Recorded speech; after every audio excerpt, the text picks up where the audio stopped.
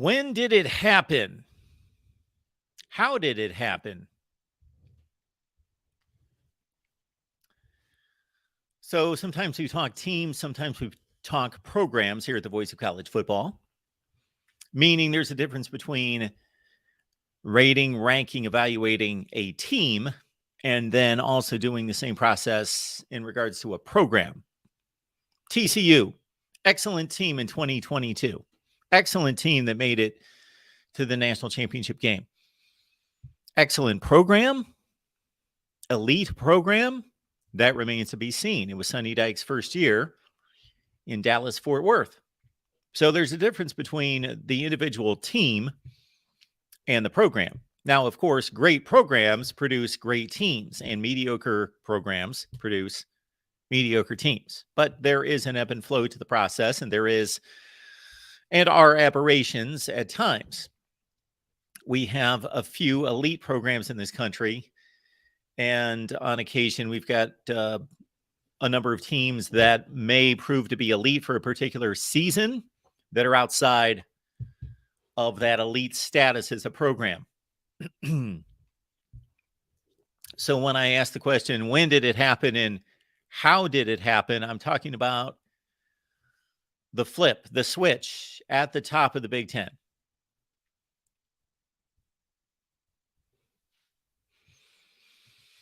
Ohio State went to Ann Arbor in 2021 and they got pushed down the field, up and down the field. They got pushed and they got outplayed and they were outmanned and they lost to a physically better and more a tougher football team, certainly a tougher football team, a better football team on that day.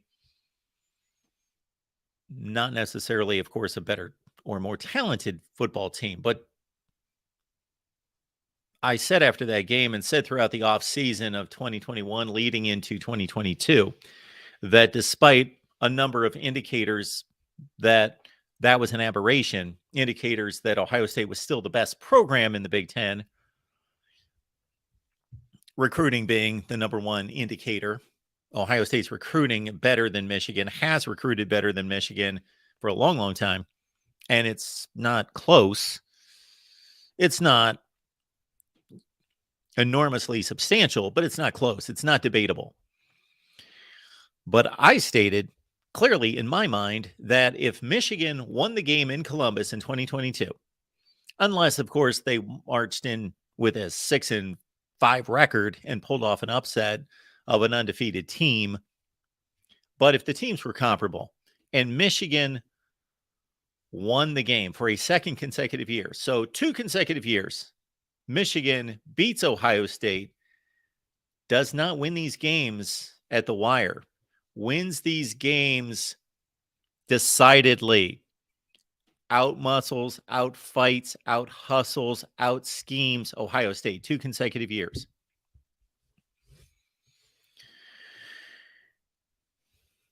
They do it in each building, and it's not a 1990s version upset that otherwise Michigan's losing 4 and 5 games during the season, and they happen to be the better team and the more confident and determined team and the more poised team on that given Saturday against a John Cooper-led Buckeyes team. No, these were equal combatants that Michigan proved to be better than on that day and therefore on the season.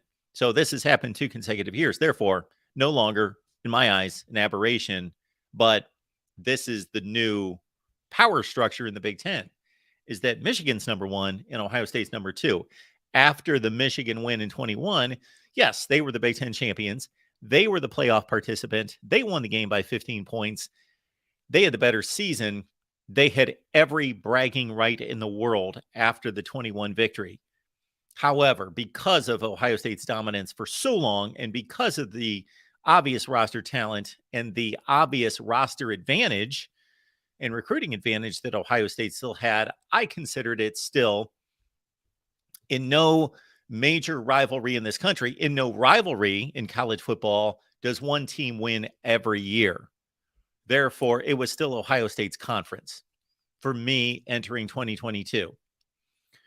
Oregon beats Oregon State like a drum in the Civil War. Alabama beats Auburn 70% of the time, but they still lose games. Therefore, they don't give up that rivalry just based on one game. South Carolina just beat Clemson this past year. Well, Clemson won 8 consecutive games in the rivalry. Maybe South Carolina's turning the tide, but it's not been backed up. It's not been confirmed. Michigan confirmed emphatically, not just on that November Saturday in Columbus, but throughout the season, outplaying Ohio State.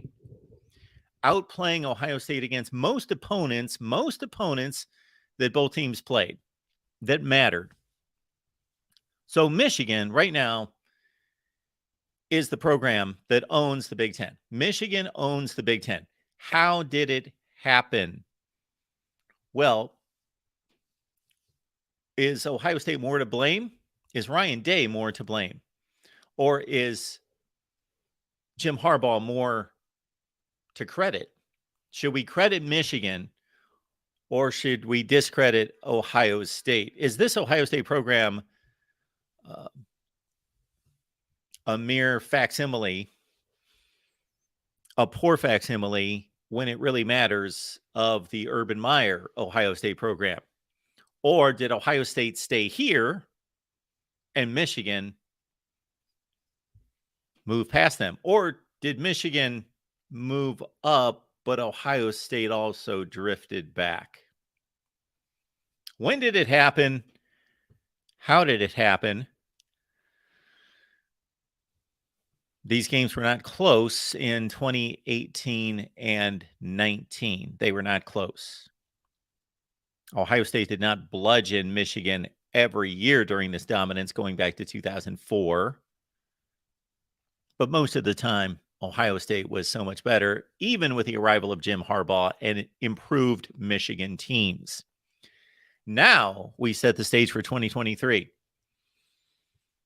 And it's not like I believe Ohio State's going to roll over for Michigan. Like this is a rubber-stamped Big Ten championship for Michigan.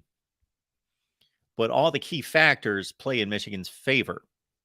All the known factors, excluding overall roster talent, all side Michigan. Michigan quarterback, Michigan offensive line, Michigan defense, Michigan coach, Michigan home field advantage. I don't know that there's much of an argument for any of those. I would say out of those that we could have a debate as to whether Ryan Day or Jim Harbaugh is the better coach. We cannot just forget that Jim Harbaugh lost to Ohio State 5 consecutive years. And really within 1 year of taking the job, to his credit, within 1 year of taking the job, he ascended Michigan to be on par with Ohio State. When they played in 2016, they were equals.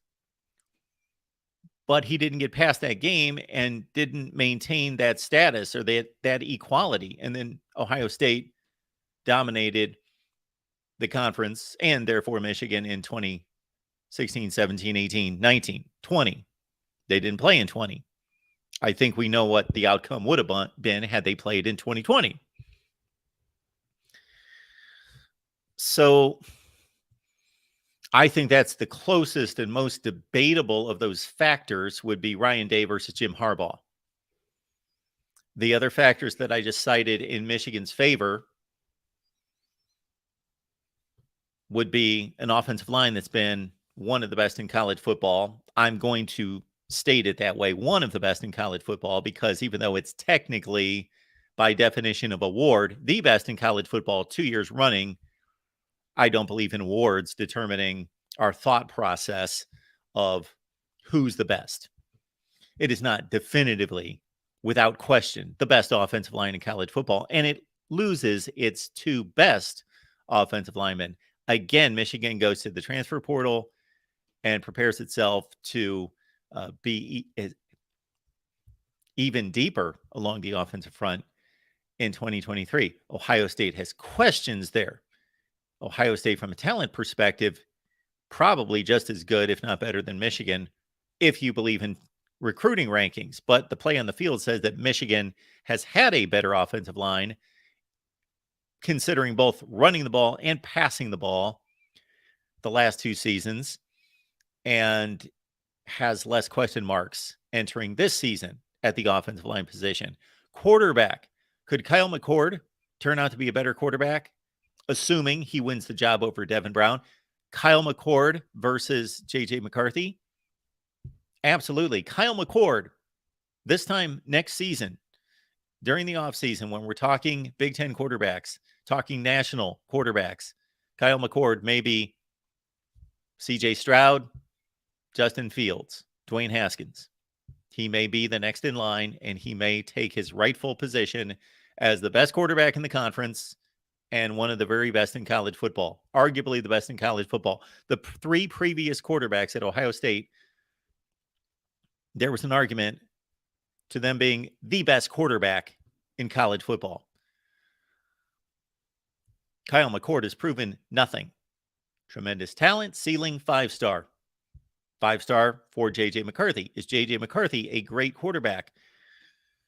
No, not a great quarterback, a really good quarterback with a high ceiling, with a tremendous skill set and athleticism. It's all right in front of him. There are no limitations to what he can accomplish, to what he can show us. And he has shown us that in spurts. Not a great quarterback, really good quarterback.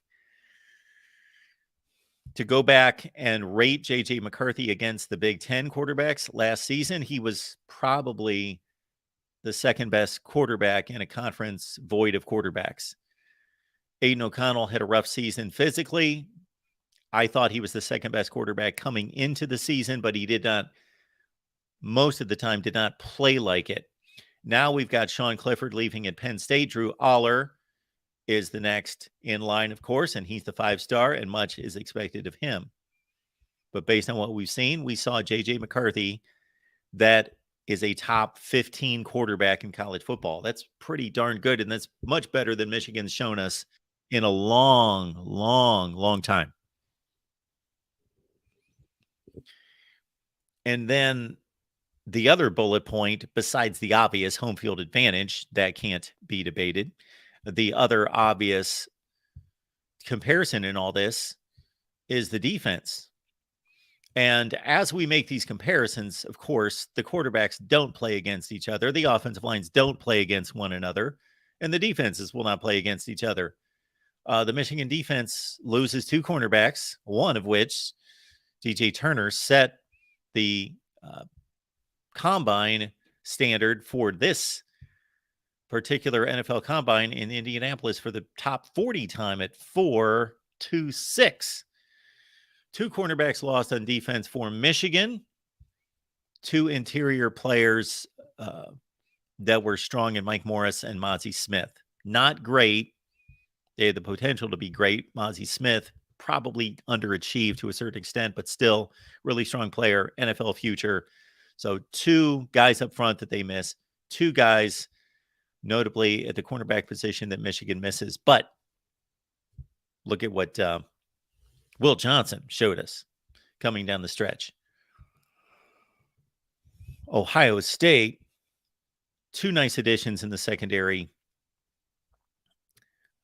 I think it's a huge, huge factor for them that Tommy Eichenberg decided to stay and come back. But you've got to trust the Michigan defense over the Ohio State defense. At this point, let's take some calls. We got our guy David Greenshield on the line. David, what's going on? Hello, Mark. Hi, and how are you? How's everything going, including the diet?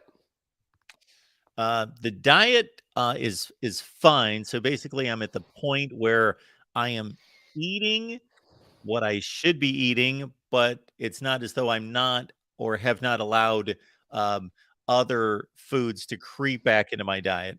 Dessert food. I haven't eaten any poor fast food, junk food from a meal standpoint. I'm eating extremely clean, but I've allowed sweets back into my life. Uh-oh. Got to be careful with the sweets, with the donuts and with the cake, the cookies and the ice cream and all that stuff, Mark. Remember. Do I? Yeah, a moment on the lips, a lifetime on the hips, my friend. You got to be Yeah. careful with that stuff. All right. Sugar can be the enemy. Um, I want to chime in on this conversation. I have a couple other comments too about the Big Ten at large. As a conscientious observer of this rivalry for as long as I've been an observer of this rivalry, which is a fairly long period of time, the one thing I will say about the Day era is, well, first of all, I think that it was interesting because the first team that he had started out with, which obviously so far was easily his best team, the 2019 team, which is a team I think if you look closely at it, didn't have very many flaws. Was about as complete a team as you can find. I mean, it had a really good offensive line. It had a running back that ran for 2,000 yards. It had a quarterback that threw for over 40 touchdowns. It had a great defensive line, and it had a really good secondary. I think it actually had the best defensive player in college football that year.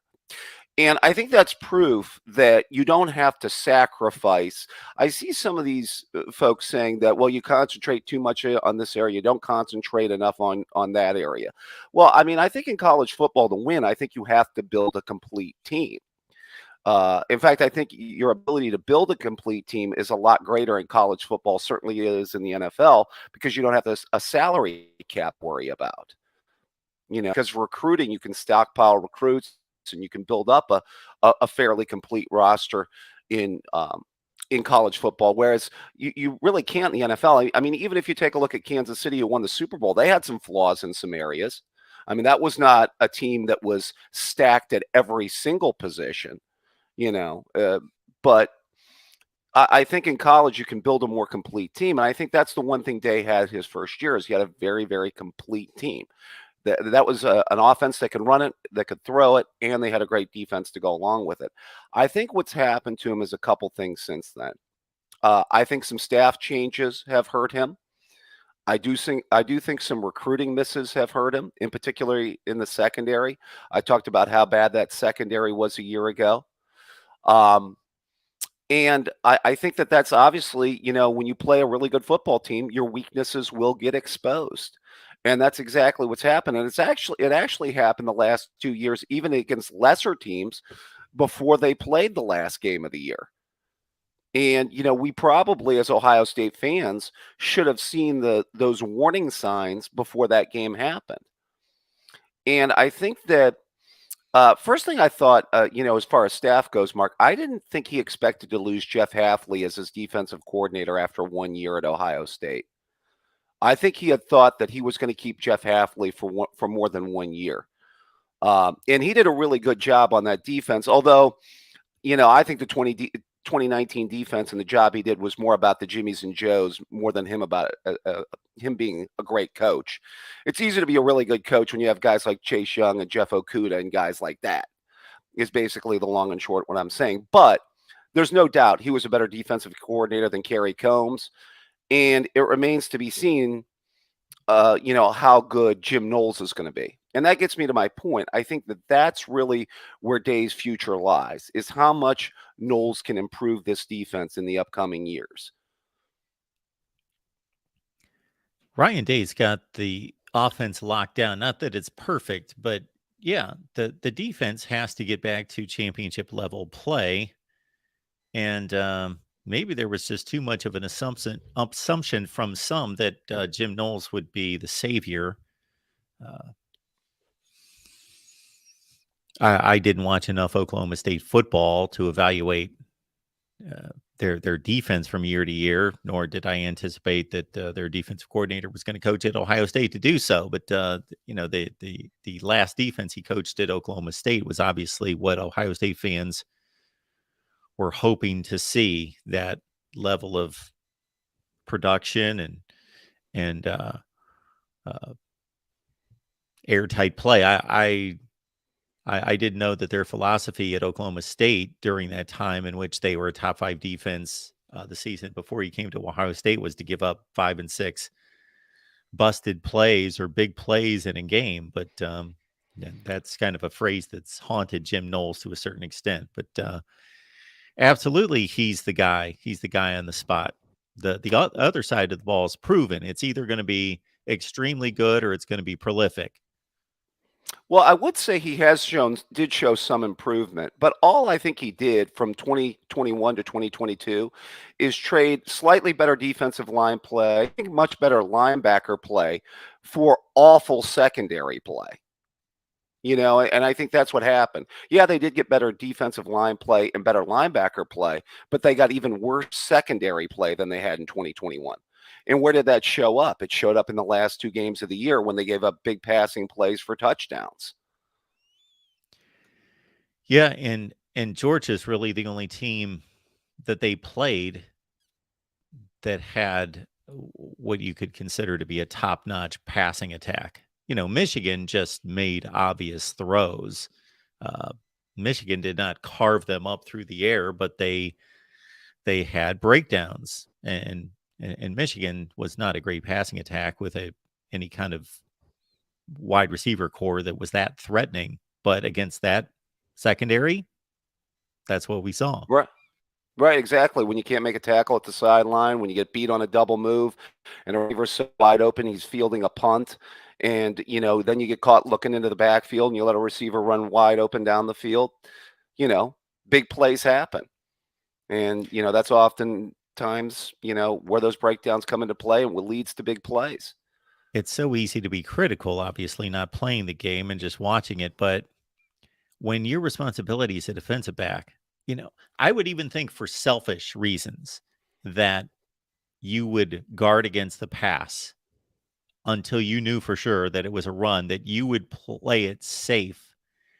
But then even on top of that, that you would play the defense that you're assigned to play.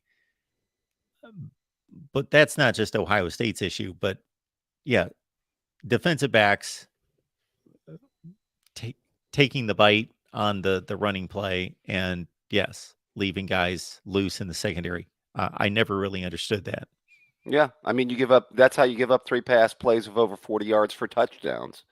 So, I mean, I will say to the offensive side of the ball, and, I make a comparison to Day's best team because, one of the things we do in a comparison sport is we compare, athletes to athletes, but also teams to teams. And you always want to compare to, when he had his best team. And as I mentioned earlier, the best thing about his best team is they had a really well-balanced offense. And as I mentioned to you, I think a time before, I think that's the other key, you know, going forward that they didn't necessarily have this year is they did not have that desired balance. I think partly due to injuries that they had at the running back position. And I think that's really the key to this season is getting back to establishing a balanced offense, an offense that can run it and throw it equally well, because that's the desired offense is an offense that's balanced. I mean, everybody wants to be able to be, 250 to 250. Urban used to talk about this year ago. I mean, I think right now in today's day and age of football, it's more like 300 to 200, 300 to the pass, 200 to the run, which is basically what they had in 2019 with Fields throwing the ball and Dobbins, running it.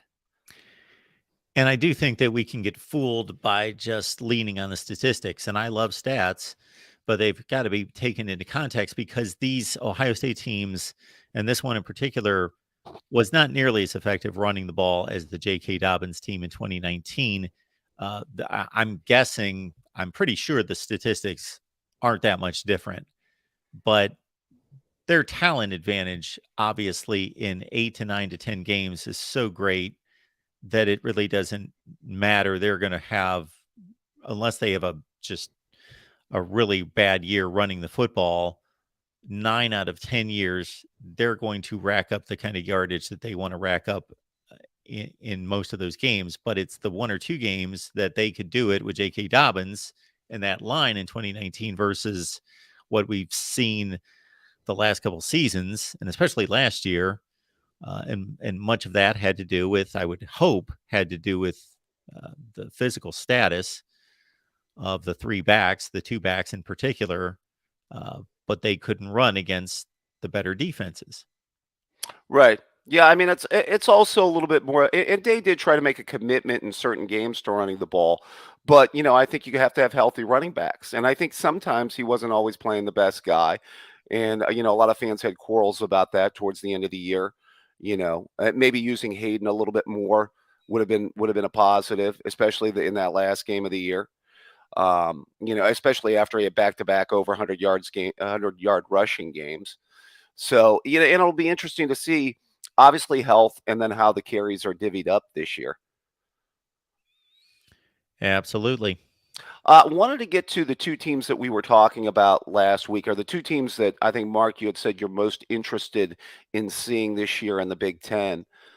I believe it's Wisconsin and Nebraska were on your list. I know we talked about Penn State last week, so let's go into Wisconsin and Nebraska since you had mentioned them. Obviously, new coaches are probably the biggest reason for that. I just want to ask you about Matt Rule. Get to him first.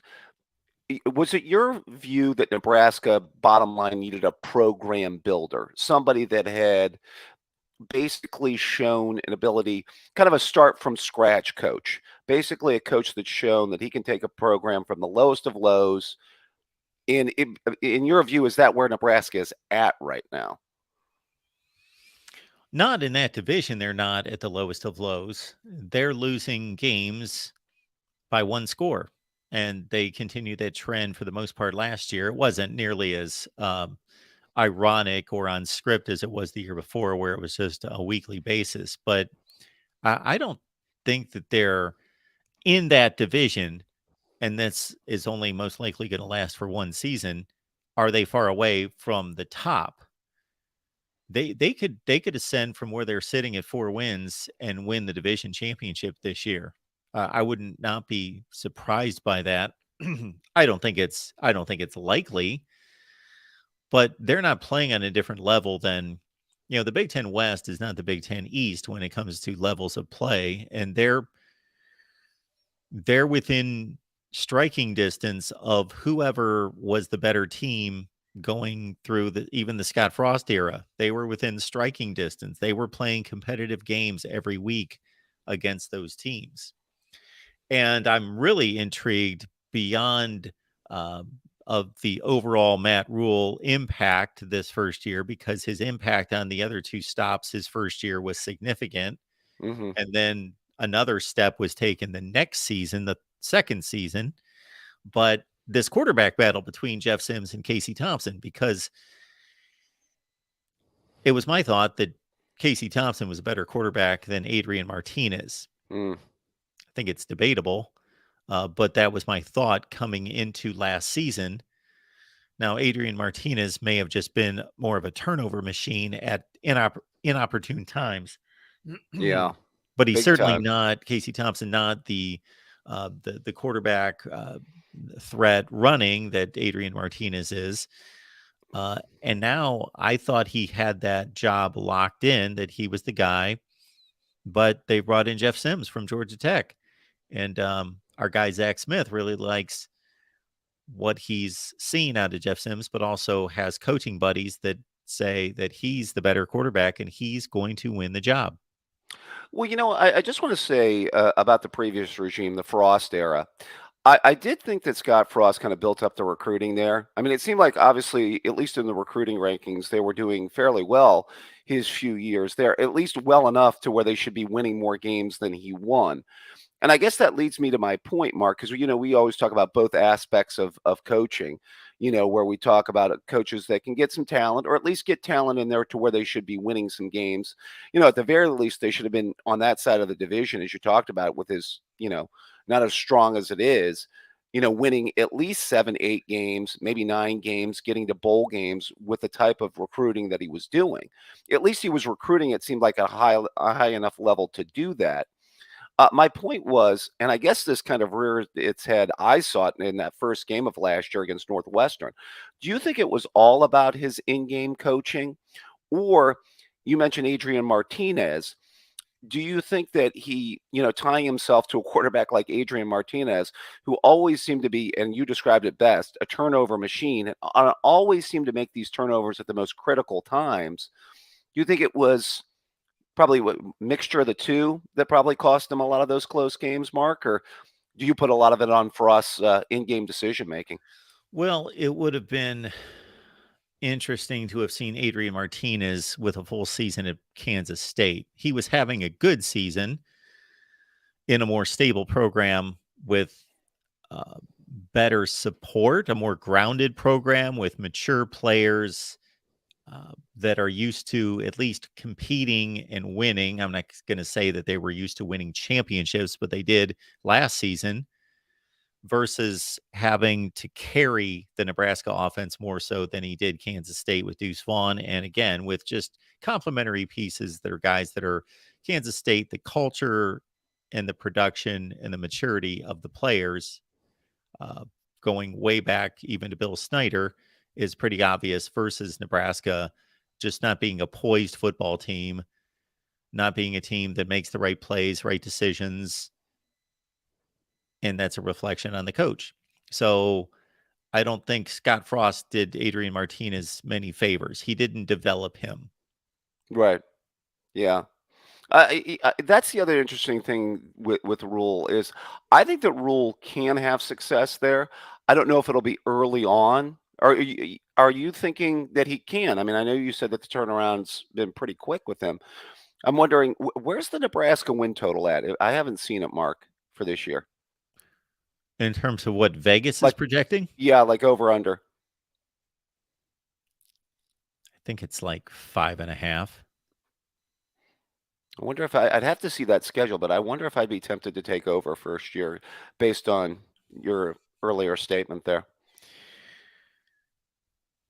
Yeah, I just think that that there's not much gap between Iowa, Wisconsin, Minnesota, Illinois, if you want to throw them in there, even after just one competitive season, and Nebraska. All you have to do is watch the games year to year. It's not a Big Ten Eastern situation. It's not Ohio State bludgeons everyone, and now Michigan has joined them, and Hmm. Penn State to a lesser degree. It's just every game's a free for all, and every game's a toss up. And the Iowas and formerly the Wisconsins know how to win and not make mistakes. And Nebraska just like clockwork under Scott Frost made mistakes that led to losses, but they were in every game. Yeah, I mean, it just shows if you have the right quarterback or a coach that doesn't screw it up in those games. Maybe you get a few more wins. You got to think that 7 wins is doable. At least 6 in a bowl game would be. But I Yeah, haven't I gotten a think chance to view that schedule, so I'm I, not. I'm I pulling mean, it up right now, and I think that should be the basic expectation or goal. Let's win 6 games. Let's get to a bowl game for the first time since 1996 well, they've played bowl games since '96, Mark. or 96. What did I say? 16, Okay, I 96. was like, wow, Mark, I didn't think it was that bad. Yeah. They did Uh, it. The Pelini and Solich eras weren't that bad, were they? relatively speaking to what they were used to, they were, but yeah, not quite that bad for Yeah. Nebraska football. I don't know where 96 came out of my mouth, but anyway, I've No, pulled up that's all the right. schedule here. Yes, 2016. That was the number I was looking for. 2016. That's the last time they've been to a bowl game under give me just a second, under Mike Riley. Yeah. And not to get to a bowl game, I believe every since Kansas made a bowl game this past year, every school in the Power Five has made a bowl game since Nebraska last made a bowl game. Right.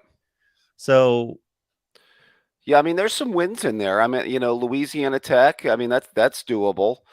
At Colorado is going to be really interesting. mhm, At Minnesota is going to be very interesting. Um, we'll see about at Illinois. I don't know if Brett's going to have quite as good a team as he had last year. no, I don't see it. I got to think that there's going to be a little bit of a decline there from last year. Yeah, that early schedule slate. I mean, you got to think, can they NIU, Louisiana Tech? You got to be able to get those. Well, You would, certainly. So if they host Michigan and they're 3-1, that's about where I would expect them. yeah, That would be a good start, yeah, but not a unreachable start. They could be 4-0, yeah. but you would expect that they would slip up somewhere. Uh, but then they lose to Michigan. Then they've got a toss up at Illinois, and again, right out of the gate, they play a game that's going to be under some spotlight because the last 2 years they played a week 0 game, so they were the only them and their opponent, Illinois Northwestern, were the only big time teams playing in a week 0 game against each other. So they kind of had the spotlight and they opened the season in a very disappointing fashion. And it's like, oh, here we go again.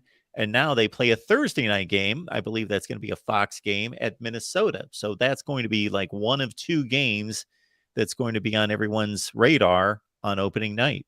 I think those first two are going to tell a big tale, Mark. Can they go 1-1 at least in the first two? Yeah, they're both on the road.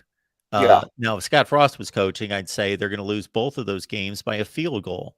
But he'll find a way in the last find a minute way. or two. Or Adrian Martinez was the quarterback. He would find a way to throw a pick or have a fumble or something. Yeah. Yeah. This Colorado team, boy, are they a wild card. Yeah. The Deion Sanders era begins. You know, they have to beat Northern Illinois, Louisiana Tech, and Northwestern. Those Yeah. should be 3 automatic wins. And then, you know, these games are just after Northwestern. Yeah, Look at those Purdue's last 5 games. doable. Those are all Yeah. toss-ups. Yeah. They are just toss-ups. I think 6-6 is really doable. So if it's Yeah. 5.5, I'd be leaning towards taking that. Yeah, I wouldn't necessarily take it, but if I had to, I'm going the over. If it's 5.5, that's what I remember it being. Yeah, I'm a lean on that one at 5.5. Hey, Mark, I wanted to get to before I let you go the other team that we were going to talk about, the Wisconsin, real quick. I mean, obviously, I think Luke is a great hire. Little surprised. Well, he wasn't going to wait on a certain job for forever, but although hopefully that's longer than But I'm not going to go there now. I'm sure the fans of the team up north will probably get a chuckle out of that one. But what are your long-term feelings of Luke at Wisconsin? The fit seems to be a pretty good one. Obviously, we know how Wisconsin's been really good on that side of the division. I did think the Christ era was kind of trending down a little bit for them over the last couple of years here. So I'm not necessarily surprised that they moved on from Paul Christ. But just what are your feelings about him, maybe more long-term there, Mark? I know he's done some work in the transfer portal here in the offseason, but I'm not only asking this question more short-term, but more long-term. Yeah. And do you think he can get them to a higher level than they've been, let's say, even when they saw in the Bielema era or even the Alvarez era, dare I say? So Luke Fickell is a shot in the arm. He's a guy that has credibility.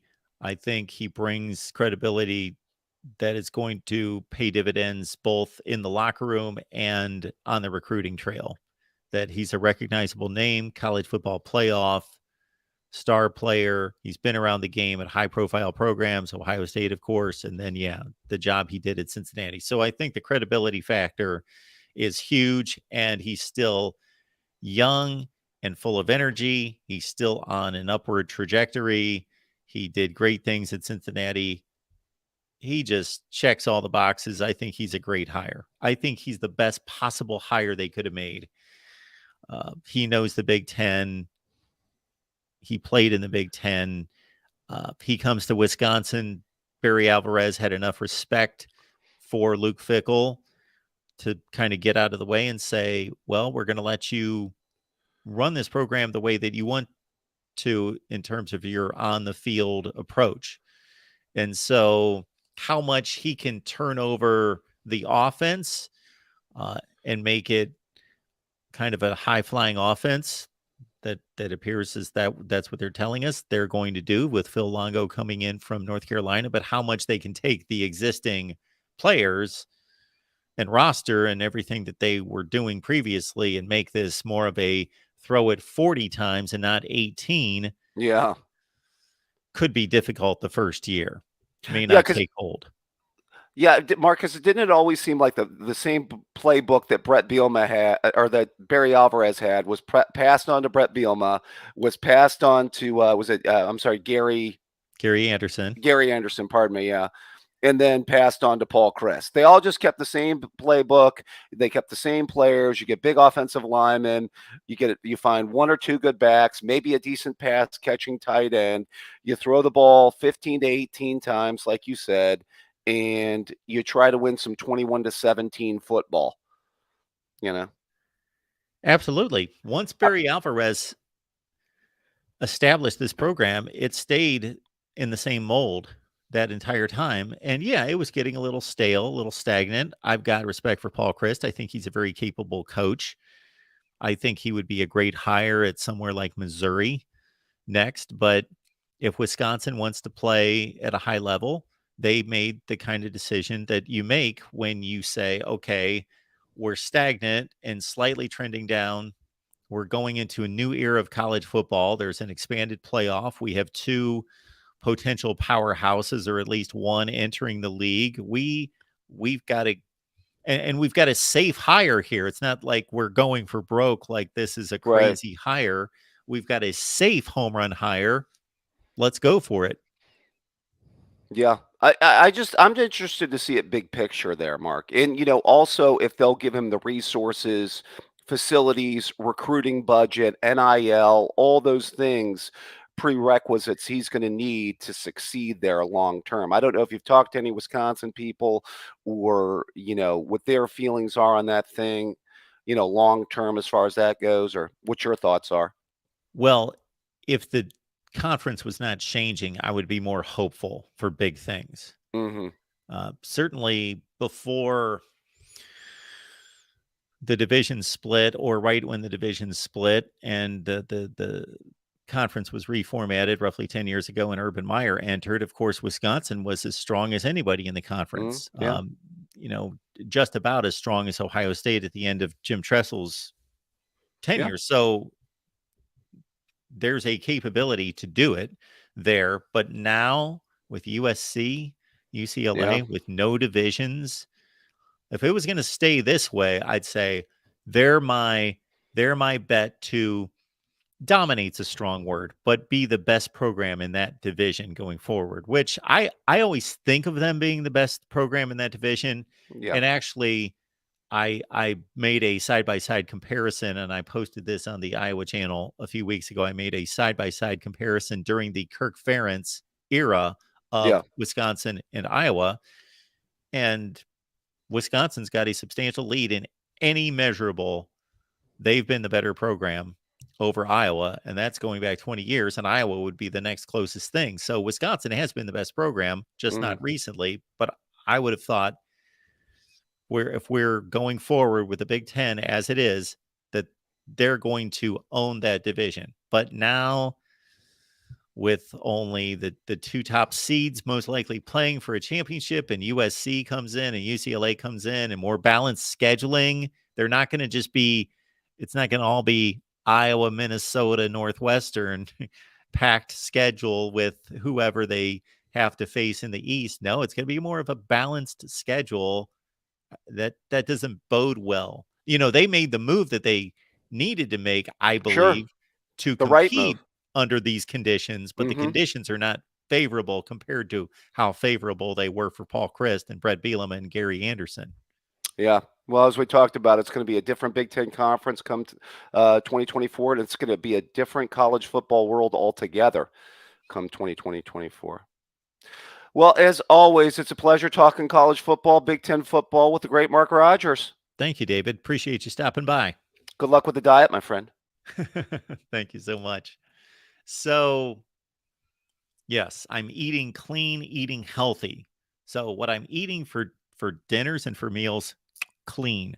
But we got ourselves some Ruffles and chip dip on the weekend, and we got ourselves some Star Crunches, some Little Debbie's kind of stuff to supplement. That's just a supplement.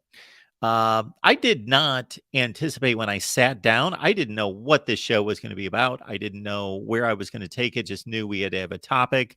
And I went through over the past hour, hour and a half, and I basically highlighted, going through the Big Ten Eastern Division, the key transfer portal additions for each team. And I was going to run through that.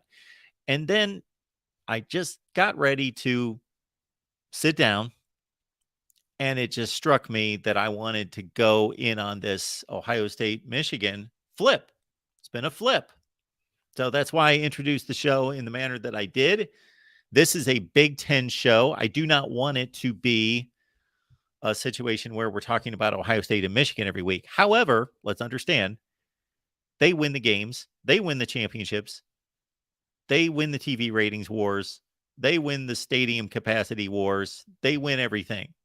So they're the two most important programs in the conference.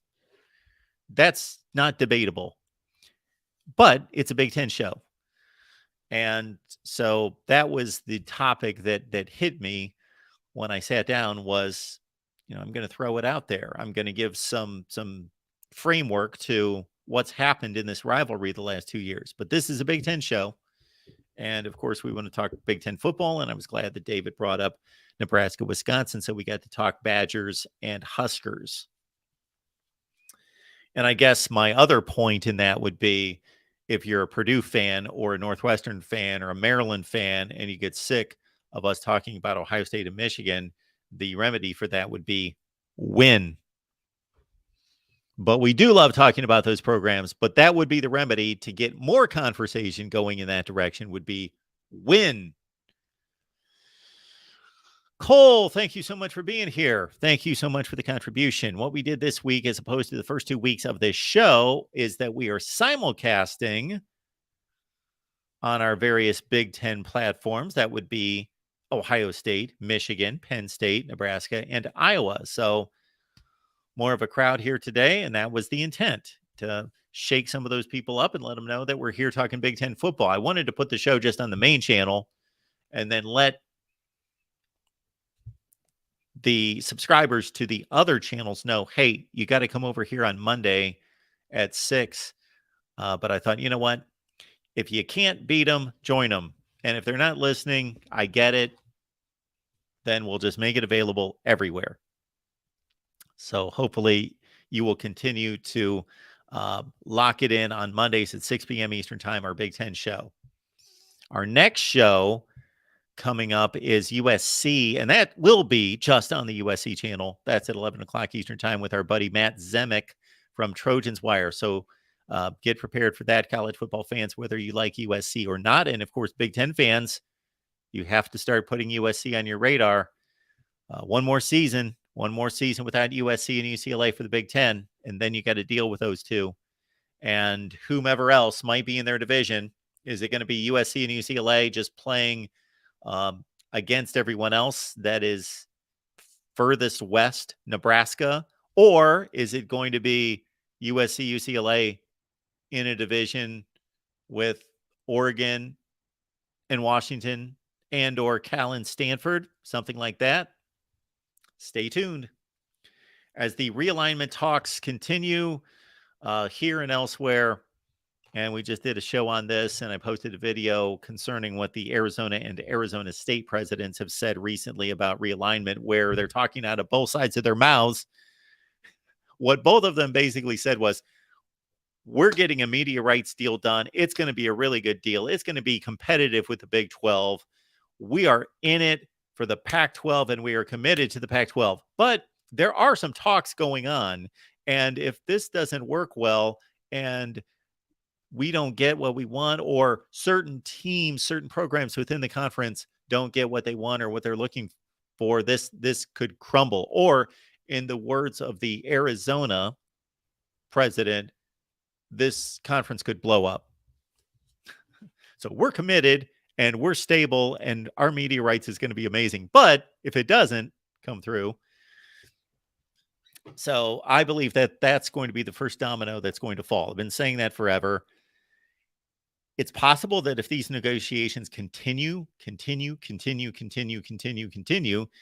the Big Ten commissioner is put in place to replace Kevin Warren, and maybe, hey, he doesn't have a decision in the factor in the situation, and it's strictly a president's move, and they've already decided, hey, Oregon, Washington, we want them in.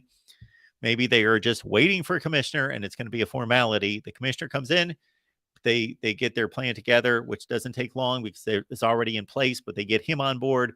Boom, they announce it, Washington, Oregon, and that predates the Pac-12 deal. Because we know that Washington and Oregon, regardless, the Pac-12 could sign a deal and it could be for $50 million a year for each school. It's still going to be a fraction of what the Big Ten schools are going to be bringing in starting in 2024. So we already know Washington and Oregon, they've applied for the Big Ten. They want to be in the Big Ten. So if the Big Ten says yes, they're gone. The question is as to whether the other schools stay in the Pac-12. The question is also that if the Big Ten says no to the Pac-12, which they said, stand by, hang on, we'll get back to you last fall, that if Washington and Oregon will go to the Big 12. I was on Jake Posey's podcast. We recorded last night. I believe he's released it, and he put me on the spot to say, we want your prediction. I love making football predictions, but predictions on conference realignment, I said, I'm going to say I'm 60% sure that the Pac-12 is going to stay together. Or I'm not 60% sure, but those are the odds I would put on it. 60% that for the time being, under the contract that they're going to sign, that there's going to be a stabilized Pac-12. But the Big Ten will get its way eventually. And that could be, I don't know why the Big Ten put off Washington and Oregon if they want Washington and Oregon. Maybe there's that lends me to believe at first it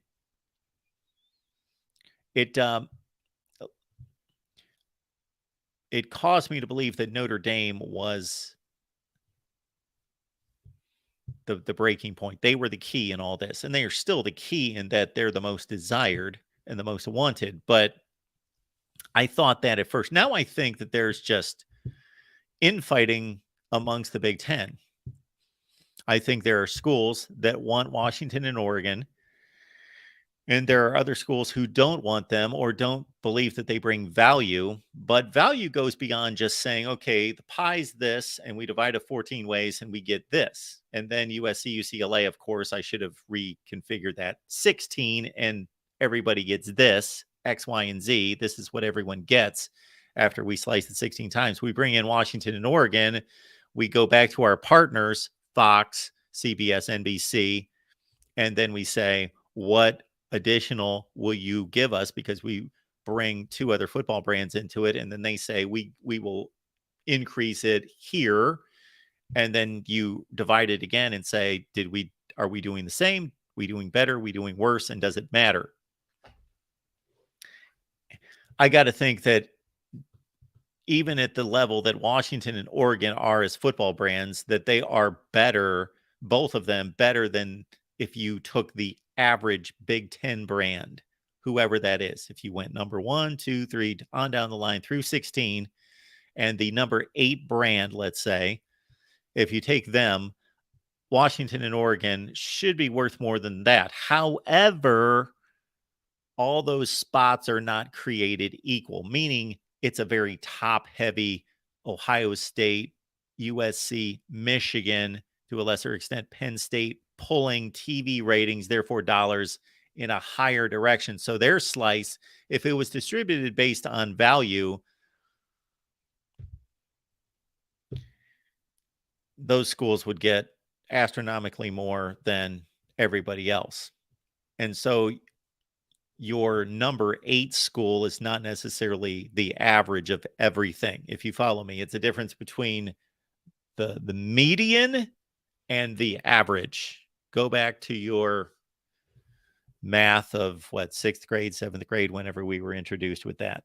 What's the median price of a home versus the average price of a home? Two different things. Sometimes close, sometimes not. Cole, thank you so much for being here. We appreciate it. Cole, probably watching us on the Nebraska channel, says Rule is bringing in 4 5-stars and 14 4-stars this weekend. So we have heard about that, and we will find out more and talk about it coming up on our Nebraska show that you can catch Tuesday night at 7 Eastern, 6 Central on the Nebraska channel. but that's impressive. Now, if they get 1 5-star, and I know which one they want, his name's Rayola, first name Dylan, plays quarterback. That's the one they want. If they get 1 of those 5 stars out of 4, that's good. That's a good result. If they get probably 3 or 4 of those 14 4 stars, that's probably a good result. Okay. Anytime Joey posts in the live chat, just automatically read it and do it. That's kind of the first rule here at the Voice of College Football. When Joey speaks, when he types, when he sends a message, we do exactly what Joey tells us to do. All right. Bam. Look at Mr. Joey Foster. He's become a new member of the Voice of College Football. I said all that about Joey, not even recognizing or knowing that this was going to pop up next.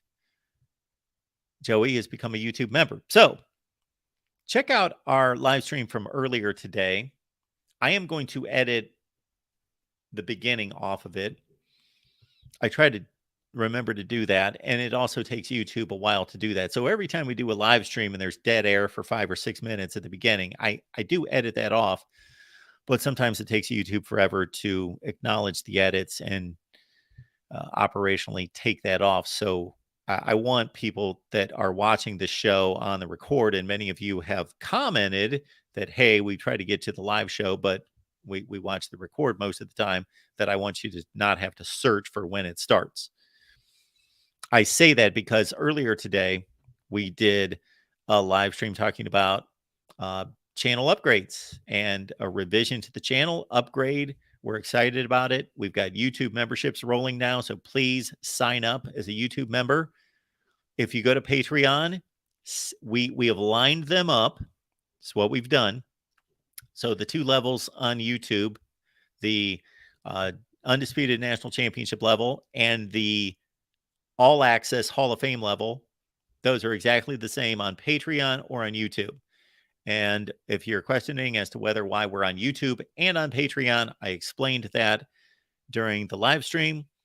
Also, we wanted to protect what is available to all our current Voice of College Football community members there on Patreon, that I did not want to disturb in any way or take away from anything that they get.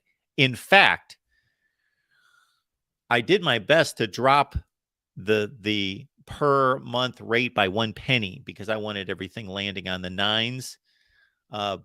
So currently Patreon's at $5. The low tier, the first tier, is at $5. I tried to change that to $4.99, and you've got to go through so much red tape on Patreon that I may not be able to do that. But that's neither here nor there. It's $5, $4.99, $5. And again, if you have been a loyal supporter on Patreon, I have not disturbed anything you've done there. I do not want to take away from your benefits at all. Just stay right there if that's where you want to be. Certainly check out the other options on Patreon and on YouTube, but stay there right on Patreon and you will be well taken care of. And also, I want everyone to know who will choose not to either join the YouTube membership or Patreon. That's fine. That's great. Just continue to join us here at the Voice of College Football. And I guarantee that for anybody who, let's say, would show up in the next month or two, that we will still be cranking out more content on the main channel. But you also have to consider all the team channels we have. So unlike a lot of other YouTubers that cover college football, I've got a main channel, but I've got even more time invested on all these other team channels. So when you put it all together, we will continue to deliver more content than anybody. I am not hesitant in saying that. We will continue, even though we're going to have some exclusive content that is going to be provided there as explained both on the YouTube membership and on Patreon, that there's still going to be more and hopefully better content here than anywhere you're going to find elsewhere. And I would suggest that you would watch the live stream, listen to the live stream. But Joey, thank you so much for that.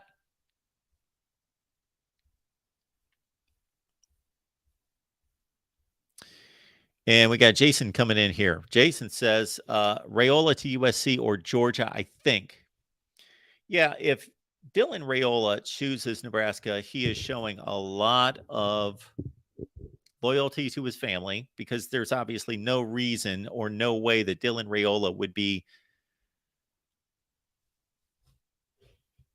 be considering Nebraska if he didn't have family ties there. Obviously, that's the only reason Nebraska is in the running. Georgia and USC have so much over Nebraska from an objective standpoint. USC has a mastermind running the offense in Lincoln Riley. He is developing and coaching Heisman Trophy winning quarterbacks year after year after year after year. Consider this: Baker Mayfield, Kyler Murray, Jalen Hurts as finalist, Caleb Williams. That's 4 in like 7 years. So he knows that he's going to set himself up to be developed, to prepare himself for the NFL and be a big star in college if he goes to USC. If he goes to Georgia, shoot, even though they're known for run, and then pass on third down, that's not reality. And it was not reality this past season. They had one of the most explosive offenses in college football. And if Stetson Bennett, bless his heart, if he could throw for almost 300 yards per game, then Dylan Raiola could go there and win national championships and throw for 300 yards a game and be a Heisman finalist and all that at Georgia as well. Nebraska, if Scott Frost were still the coach at Nebraska, I got to think that even with Dylan Raiola having the name Raiola and it having legendary status in Nebraska, that their opportunity, their odds of landing him would have been diminished, because he would know Scott Frost is there and Scott Frost doesn't win. He doesn't develop quarterbacks. He doesn't win. But now it's Matt Rule. So even though Matt Rule has yet to prove that at Nebraska, Matt Rule can sell what he did at Temple, what he did at Baylor, of course, and not that he was successful, but he was hired to be an NFL head coach. So I got to think that Nebraska is only in the running because of Matt Rule. And in addition to the obvious family connections, the legacy. So, Jason, thank you so much for that.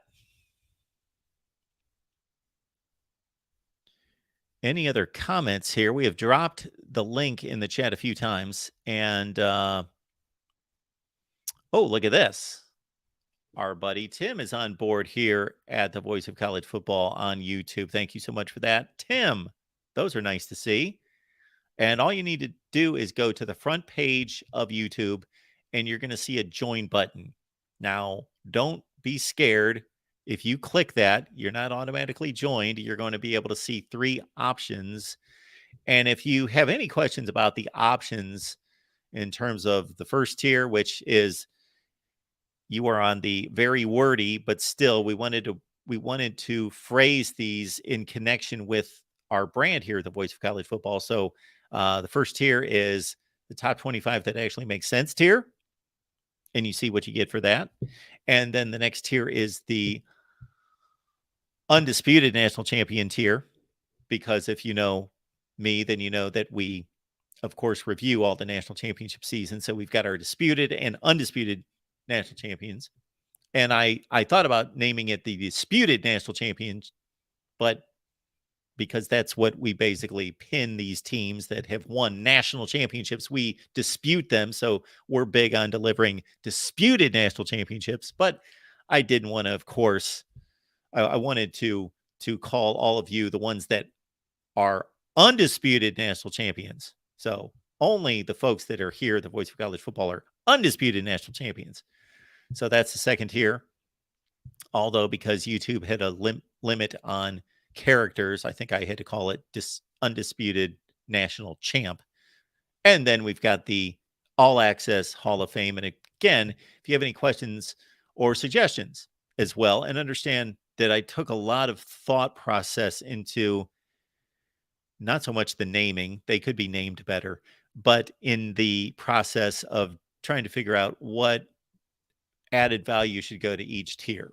And then lining that up with Patreon and making sure that our current patrons at the Voice of College Football community on Patreon, that you're unaffected and actually you're going to have a better experience. So that's my number one goal, is that you get the experience that you're looking for in terms of smart content, informative content, fun, entertaining content here at the Voice of College Football. So check out the live stream from earlier today. Super chat. Look at this. Erica's here. And Erica, of course, I shouldn't take this for granted. I will not take this for granted, but she has been so loyal. She shows up during our Iowa shows there at the Voice of College Football on the Iowa channel every Tuesday at 5:30 Eastern, 4:30 Central. Mark spoke the truth about Raiola, all facts.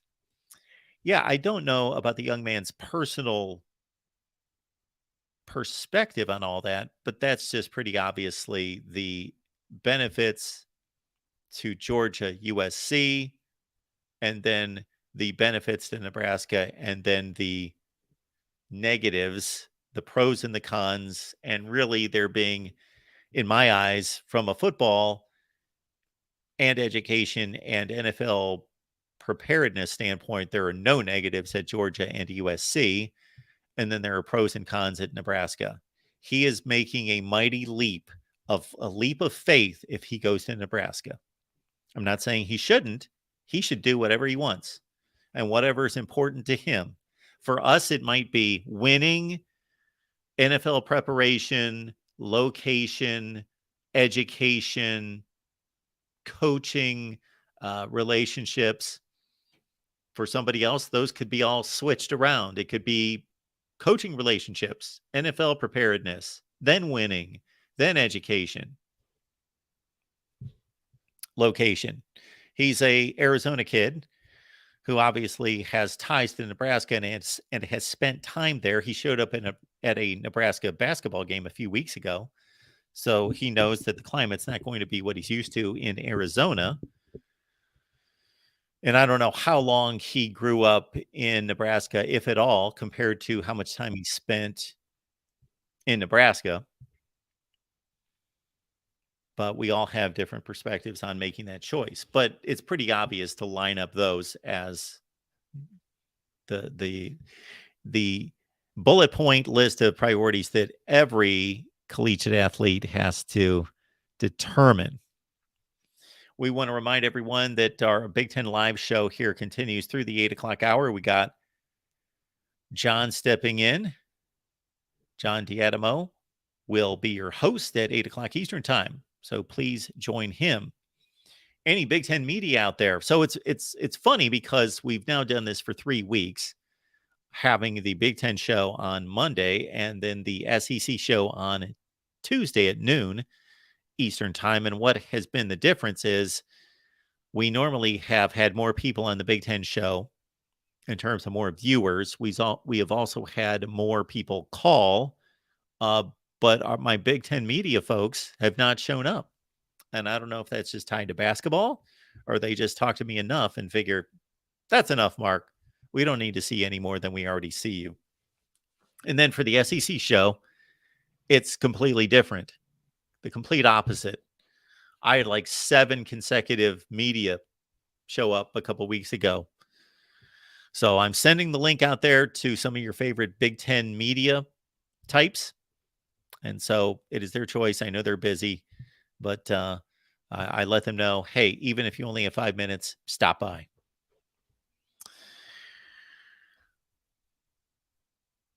We also have our friend Badger and Bournemouth fan. I hope I got that right. We have seen you recently in the chat, and we thank you so much for stopping by. We appreciate your membership. And as I stated during the live stream earlier today, if I fully express myself, every time I receive a super chat, and now these memberships as well, if I truly and fully showed my appreciation, then I'd talk about it for 10 minutes. But I know we got a football show and we want to talk about football. But uh, I got to tell you that it moves me every time I see any kind of contribution of any type. And if that means just liking the videos, sharing the videos out on social media, because there's a lot of people that follow you and are connected to you on social media that have no idea who I am and don't know that we're here. So I'm not going to be able to reach them. And maybe nobody else in this chat is going to be able to reach them. You are the one connection between them and the voice of college football. So keep that in mind. But Badger and Bournemouth fan, thank you so much for your membership. And we will deliver for you here very soon. Very soon. Keep that in mind that we will provide everything that we're stating there on the memberships. Jason's here. Jason O became a YouTube member. Thank you so much for that, Jason. We so much appreciate your contribution.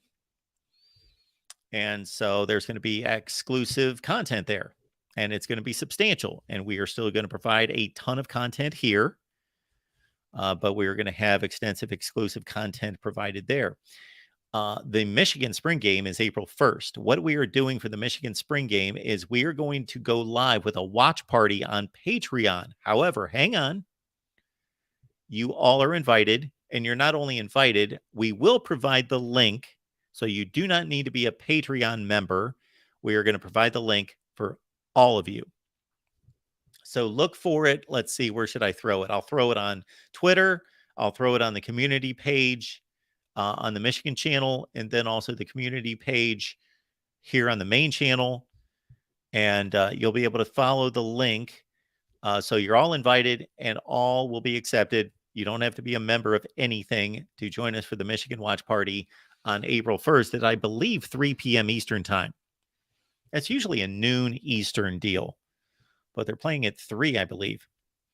And then I think the plan is going to be to go live on the Michigan channel following the game and take your calls. All right. We've got Cole coming in to talk some college football. Cole, what's going on tonight? Hey, guys. How's it going? It's going pretty well. How are you? Good. I'm arguing with some people in your chat. Oh, boy. Nobody seems to think that Nebraska has a chance at landing Dylan Raiola, but obviously it's a long shot. Obviously, Nebraska is the outlier of the final 3 schools that most people think he's going to go to. But I'm going to tell you guys a few things I learned. Yep. Well, he's visiting Nebraska this weekend, the 23rd, 24th, and 25th. That's 3 days. He visited Georgia last weekend, only 2 days. It's been on the record that Dylan has been on the phone with other recruits telling them to come with him to Nebraska. That's the reason why we're having so many of these 5-star and 4-star players come. I think that's 90% of the reason why they're even coming in the first place, to come visit, because he's the one calling them and telling the family that they need to come visit. Why would he be doing that? Why do you think a recruit would do that if he's not seriously considering Nebraska? I don't have an answer for that, because I think you're right. I don't think that means that he's necessarily coming, but it means that he's extremely serious. Also, it was released yesterday. He's coming back for the Nebraska spring game, and he's bringing his entire family, like even his grandparents from Hawaii. His entire family is coming to the Nebraska spring game. Well, once you say that, and I was going to say this even after the last bit of information you gave us before you said this, I was going to say this, while this does not prove anything, we don't know. Maybe it does prove something. Maybe that is indication of where he's going. I don't think it is on the surface, but he only knows what he's thinking and why he's doing these things. So that second statement, that's a very unique situation to have that kind of response to a spring game.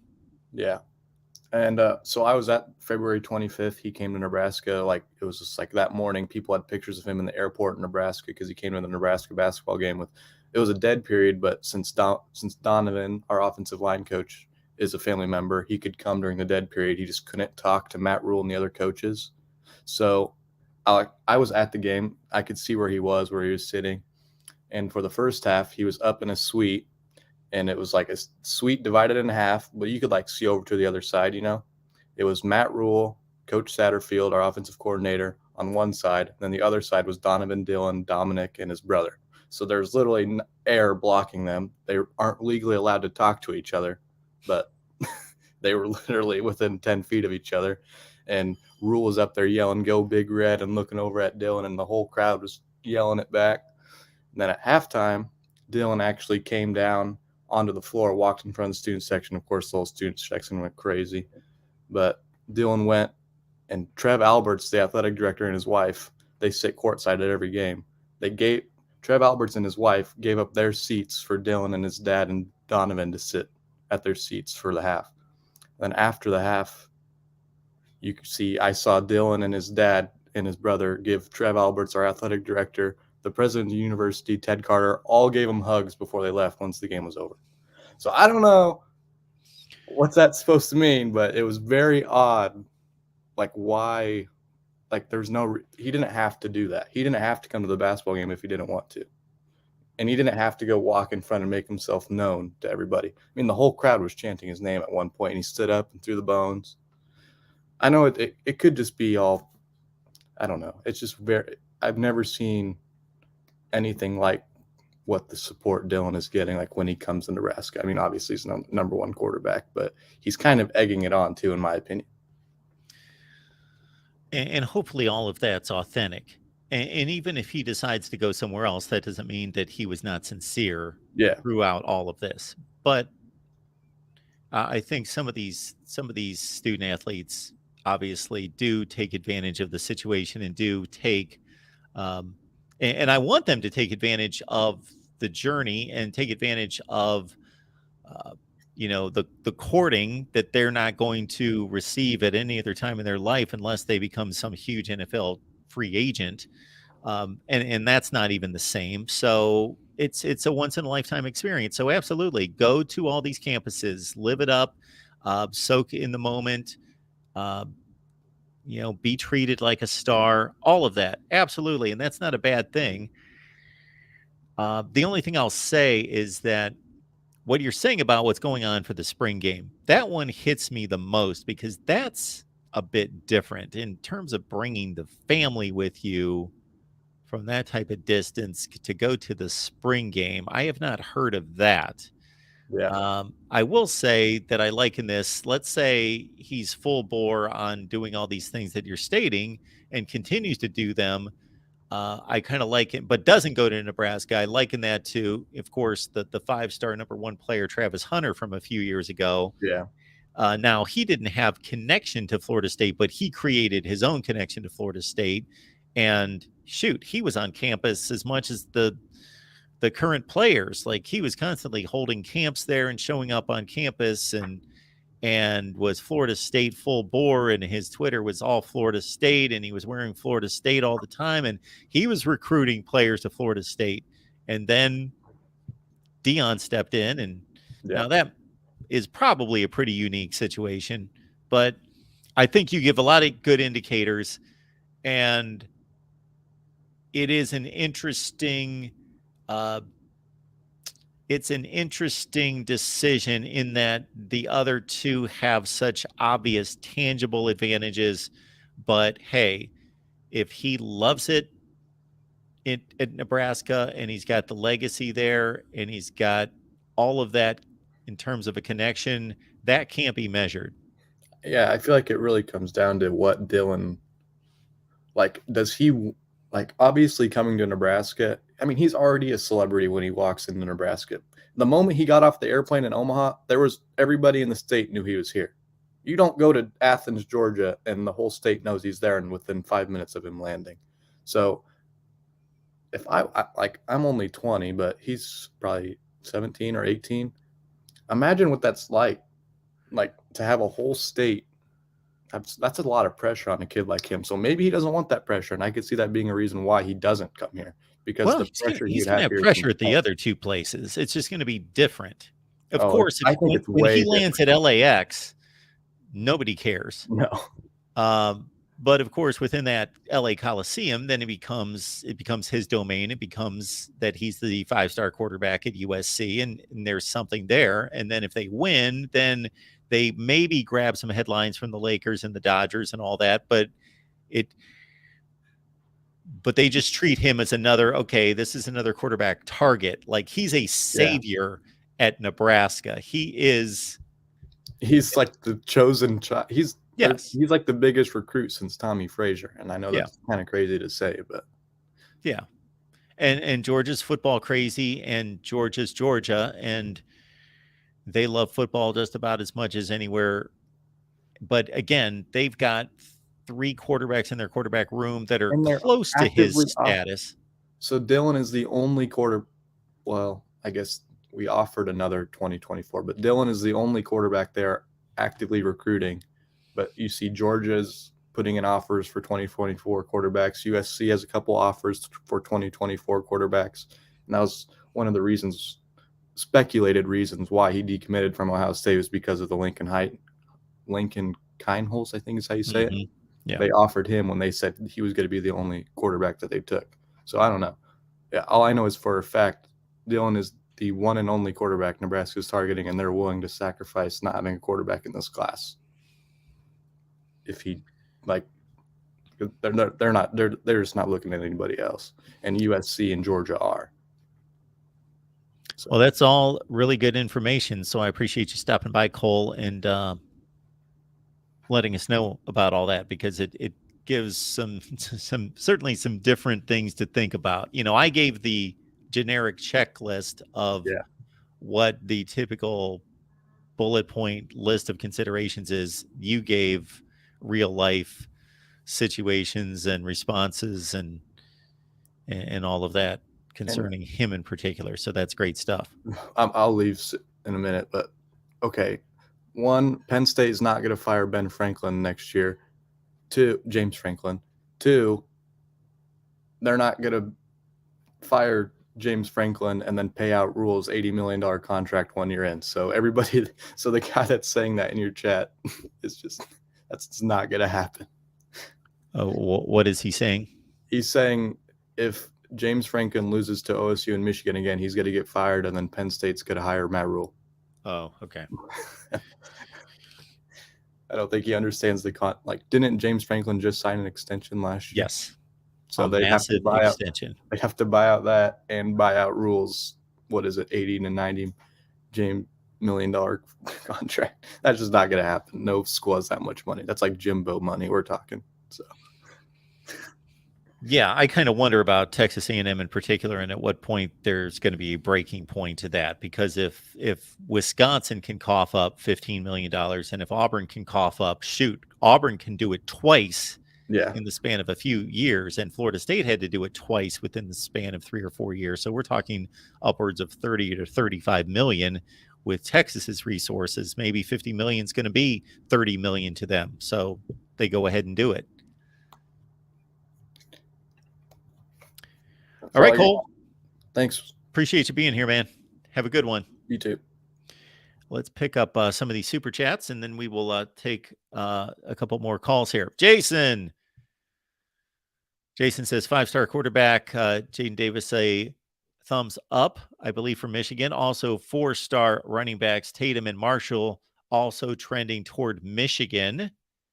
Clinks and Campbell are on fire so far in recruiting. They are for the 2024 class after a disappointing 23 class, and we'll talk about that in the next few weeks, and specifically the next Michigan show.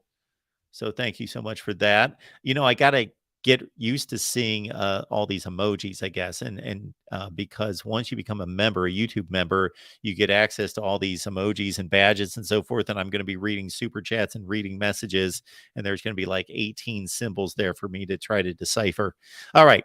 Erica, thank you so much for being here. Of course, is it better to become a member here or Patreon? So I did not want this in any way to be a point of confusion. So let me, and I knew that some people would state, and I totally get it. Why would you not shut one of them down? Okay. But there's a number of reasons. I'm not going to get into that because we're talking football. So I'll keep it directly toward your question, Erica, which would be two of the levels that I set up on Patreon and YouTube are exactly the same. You are going to get the same benefits. It will be just up to me to provide the content on each one exactly the same. All right, that's number one. The initial first tier entry on YouTube has exactly what's stated there in terms of what the benefits are. But if you're on Patreon right now, which I believe you are, I don't know. I'm sorry, I don't know. At the $5 level, then what I wanted to make sure is that nobody on Patreon that's been loyal and been there on Patreon is going to lose anything at all. You're actually going to gain more if you're on the first tier there on Patreon. So you're not losing anything, and you're actually going to receive more than you have in the past, if that makes sense. But Erica, we can hit me up at MarkRogersTV at Gmail if that didn't make sense to you, so we can have a private conversation. But I appreciate that question so much, Erica. But again, MarkRogersTV at Gmail if that didn't fully answer your question. We do have Shane on the line to talk some college football. What's going on, Shane? What's up, Mark? How are you, man? Thanks for having me. I'm good. I'm good. What's going on with you? Nothing much, man. Big Michigan fan since 1989. And first of all, congrats on the platform you've built. Very impressive. And despite you being a Ohio State fan, very impressive what you've built. And appreciate the having me on today. Absolutely. Yeah, good to see you. You know, what do you think about if Ryan Day loses to Michigan big again, like 20 plus points? Do you think his job is in jeopardy? And well, I'll let you answer that, and I want to talk to you a little bit about recruiting.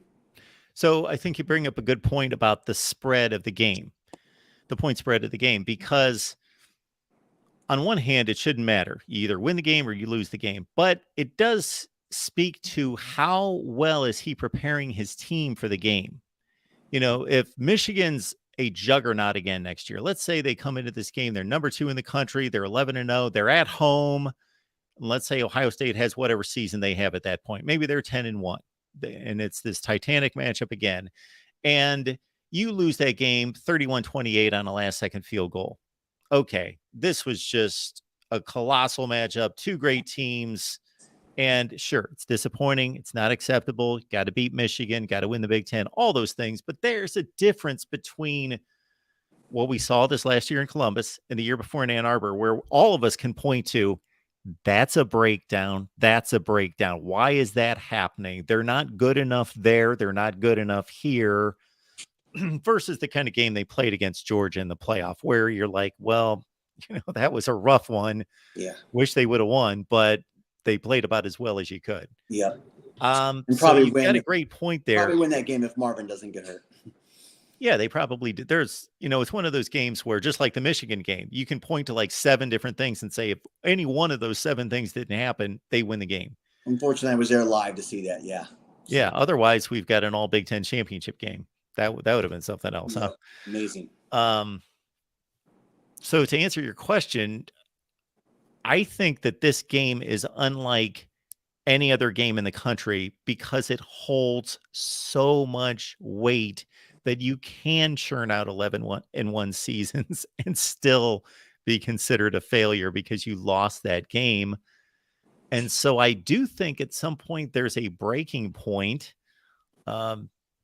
How many coaches get fired after going at that point an 11-game season? John Cooper got fired after going 8-3 because he lost to Michigan.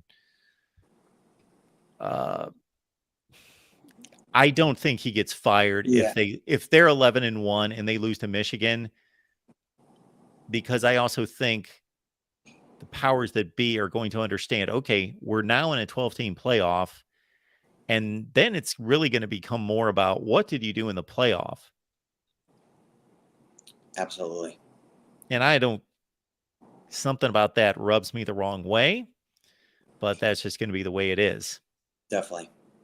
Regarding the recruiting, do you think that Ohio State, they seem to try and get the big fish first and then kind of circle back to the state when maybe they don't get some of the guys they want? It just seems like, obviously Michigan is making some inroads. They had 4 guys in the 23 recruiting class from Ohio. In the 24 class, it looks like they're probably going to take both the top 2 offensive tackles in Ohio. Hamilton's already committed. Rumor is Roebuck is pretty close to committing. I think they're 1-2 as far as offensive tackles in Ohio. Jordan Marshall is a lean right now. It's probably more like 50-50. But still, if you get the number 1 back in Ohio, the top 2 tackles in Ohio, Scott, the stud defensive back, was here this weekend.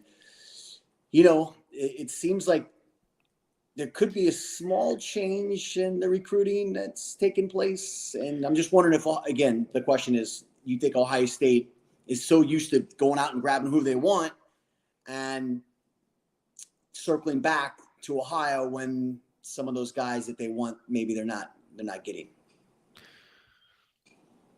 So I broke down the recruiting numbers since Harbaugh took over and posted a video a couple weeks ago about this. And one thing that caught my eye that was not a big surprise is that the difference in the number of players that Harbaugh signed from Ohio versus Meyer and Day signed from Michigan was about 2-1. It's like 80-some to 40-some, with more players coming from Ohio to Michigan. Well, that doesn't surprise anyone. But I do think that while Ohio has been a better high school football playing state pretty much forever, I think that gap is closing. Ohio is not what it used to be, and Michigan has produced a pretty high level of, at least at its top level, its top 8 to 12 players are getting pretty darn good, and there's not the gap that there used to be. And so I would think it would be a huge priority, should be a huge priority in an average Ohio high school year. The top 6 to 7 players should be Ohio State targets for sure.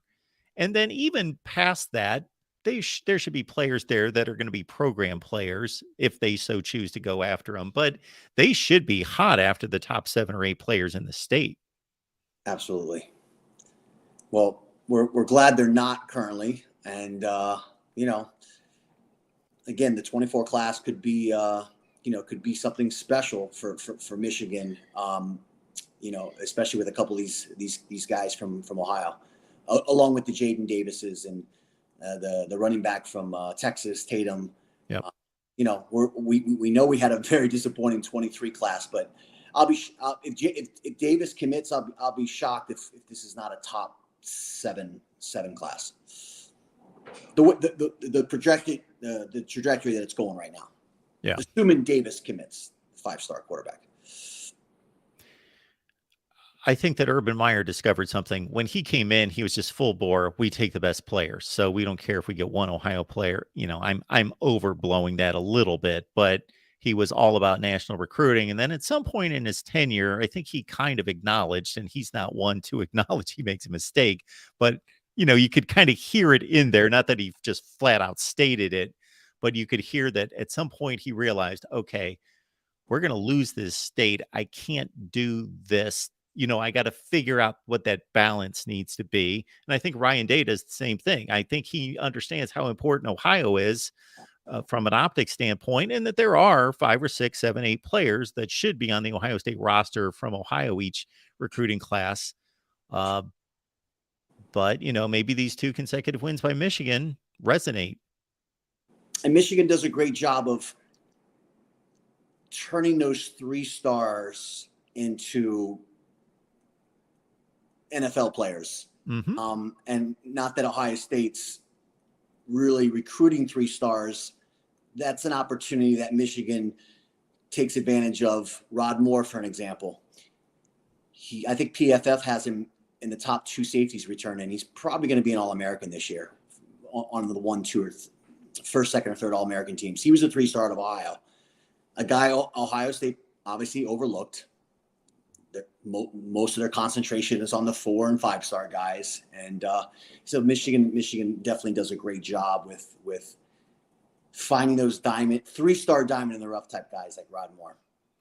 And I would be okay with any program focusing more on the 4 and 5-star guys if that's their evaluation. And I can't answer that. Nobody can answer that, instead of whether they're relying on the recruiting services to tell them who the best players are. And then I know that they do their due diligence. They don't just blindly take these kids, but certainly whether they're going, okay, we just look 4 and 5 stars, and then we go evaluate them, and then we determine out of those 4 and 5 stars who we want, versus, hey, we're going to really look at these 3-star players. And especially once a Michigan becomes, a serious candidate, or schools like that, Notre Dame, Penn State, for a 3-star in Ohio, especially in Ohio, that they should be evaluating them. And if they passed on him just because they misevaluated him, that's one thing. But if they just sloughed him off because he was a 3-star, then they're not doing their job. Well, look, man, I appreciate you having me on. It's great that the rivalry's back, because, it was boring there for a while, getting beat up every year, Mark. Was it? It's great that we're having these conversations, and the rivalry's back. All right, Shane. I'm not going to agree with that, but I totally get your point. You're right, but I'm not going to agree with that. So if you can respect that, no problem. That's where I'm at on that. But yes, the rivalry is at its best. Any rivalry, when it's intriguing and equal and all those things. So there's no doubt about that. Yep. Thanks for having me on, Mark. Thanks, Shane. Okay, man. Have a good night. You too. It's our guy Shane, Michigan fan. And we'll keep it moving here at the Voice of College Football. I believe Jason, we already hit on that super chat, as well as Erica's. I think we've caught everybody. No, we got Jason coming back with, I believe, the same super chat. Yes. So, Jason, we thank you for that. So I'll read it again. Jaden Davis, 5-star quarterback. Thumbs up at Michigan. Also, the 4-star running backs, Tatum and Marshall, trending toward Michigan. Clinks and Campbell are on fire so far in recruiting.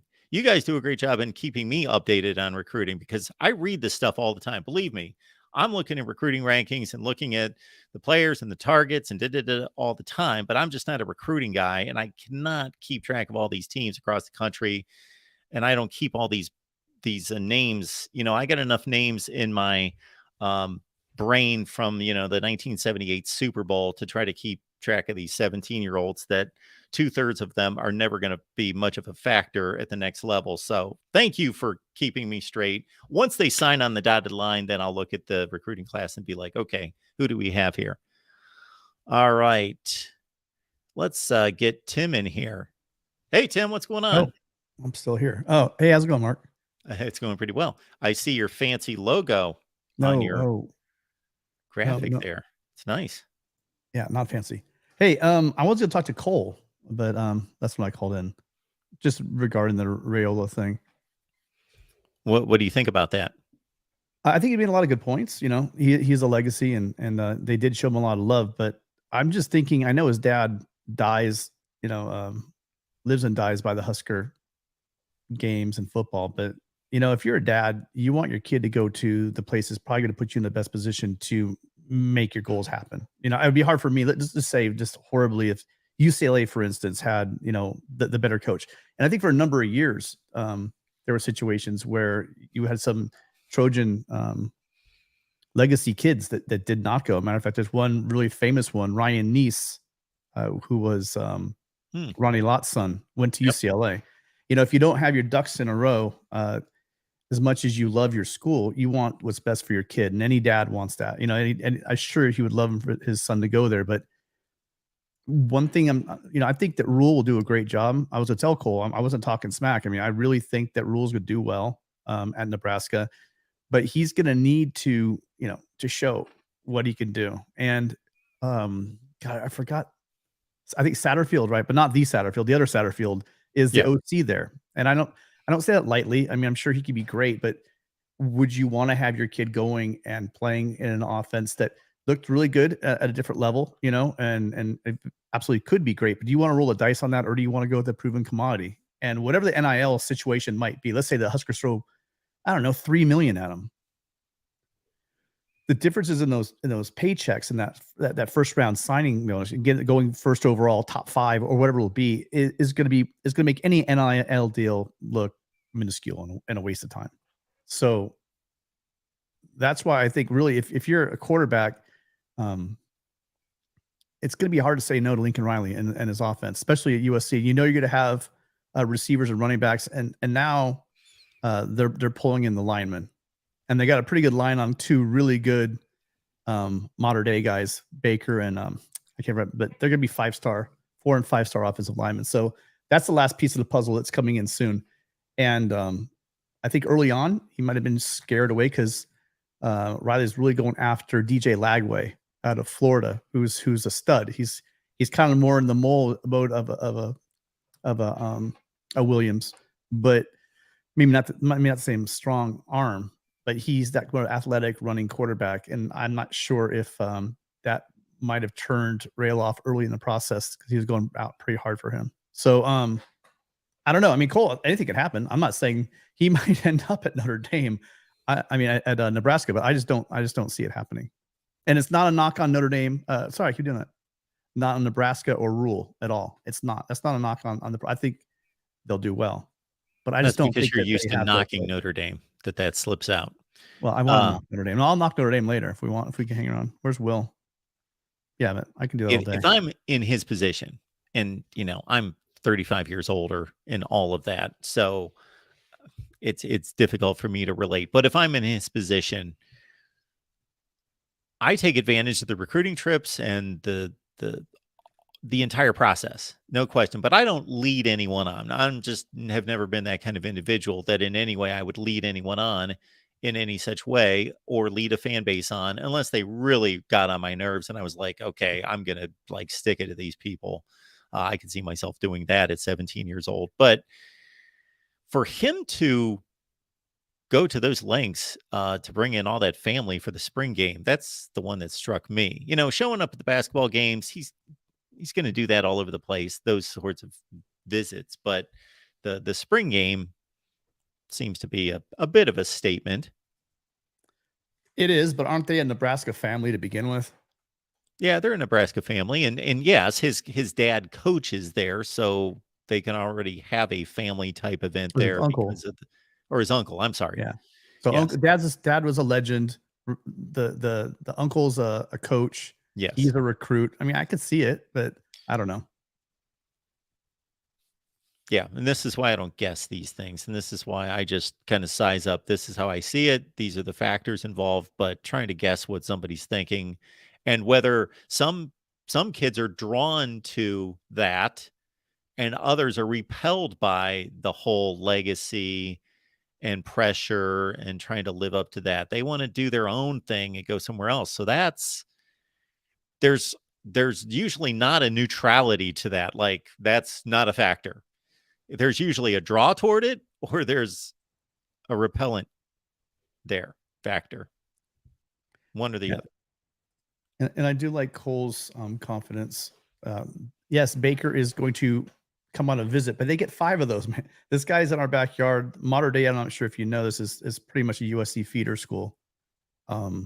Again, maybe he is going, but if I had to guess the way things are going and trending, Carter and Baker have a really much better chance of being at USC than going to Nebraska. So I don't want you to think that I'm saying there's no way he's going to Nebraska, because I'm stopping way shy of that. But there's a lot of guys that know a heck of a lot more about recruiting than me, and they're not saying it's a guaranteed lock, but they're all saying, wow, it's really trending that direction.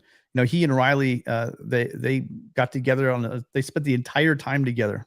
He was there for a couple of days, and apparently he was there with them the entire time, talking football, talking plays, talking everything.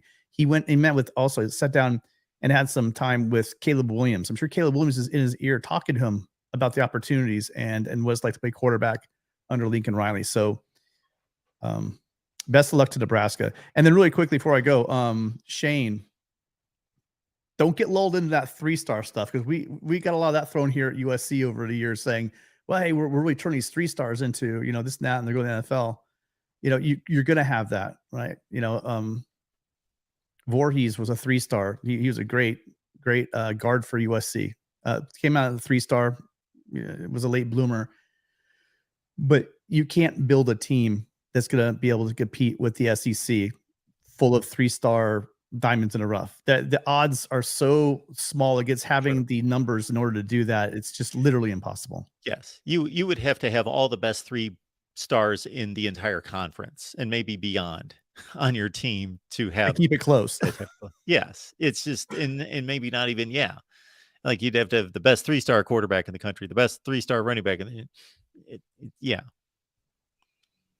So yes, just be careful falling into that trap, because I was living there for a while. Believe me, when we had that guy, I forgot his name, he used to coach USC.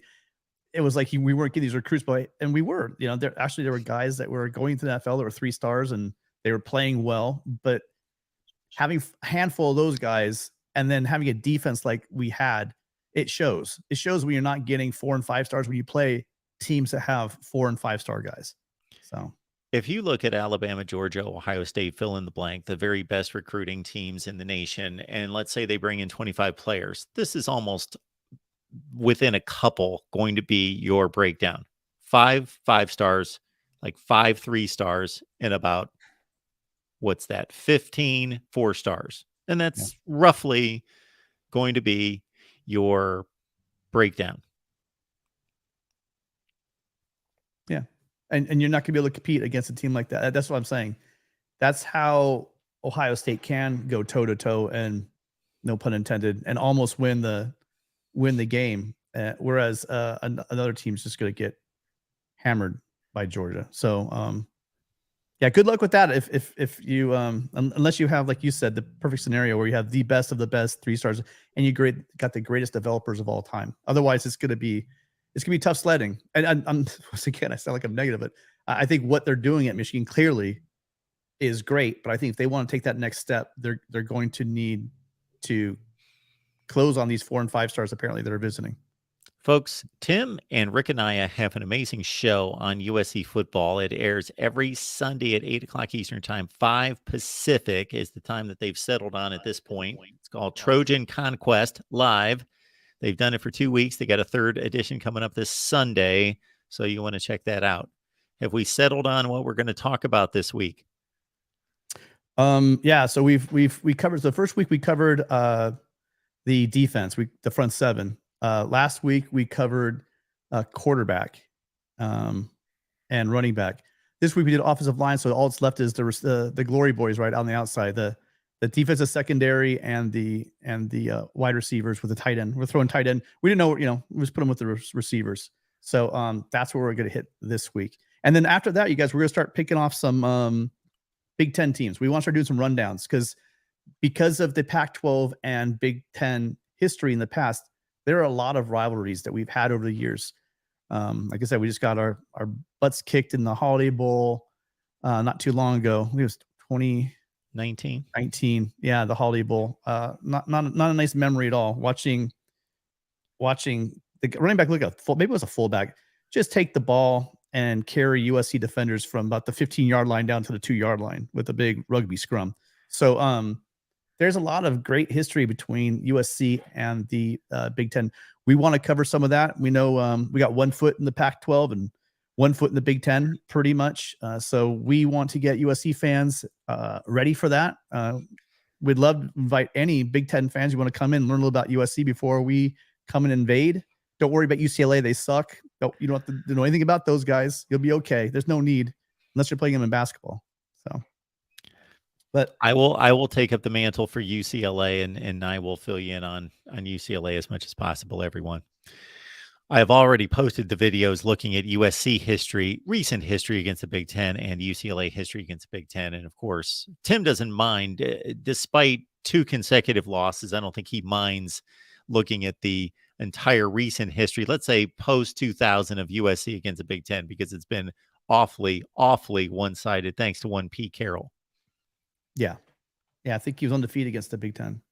Now, Helton came in, lost to Wisconsin, then lost these other 2 games to Ohio State and Iowa. They did beat Nebraska in a bowl game.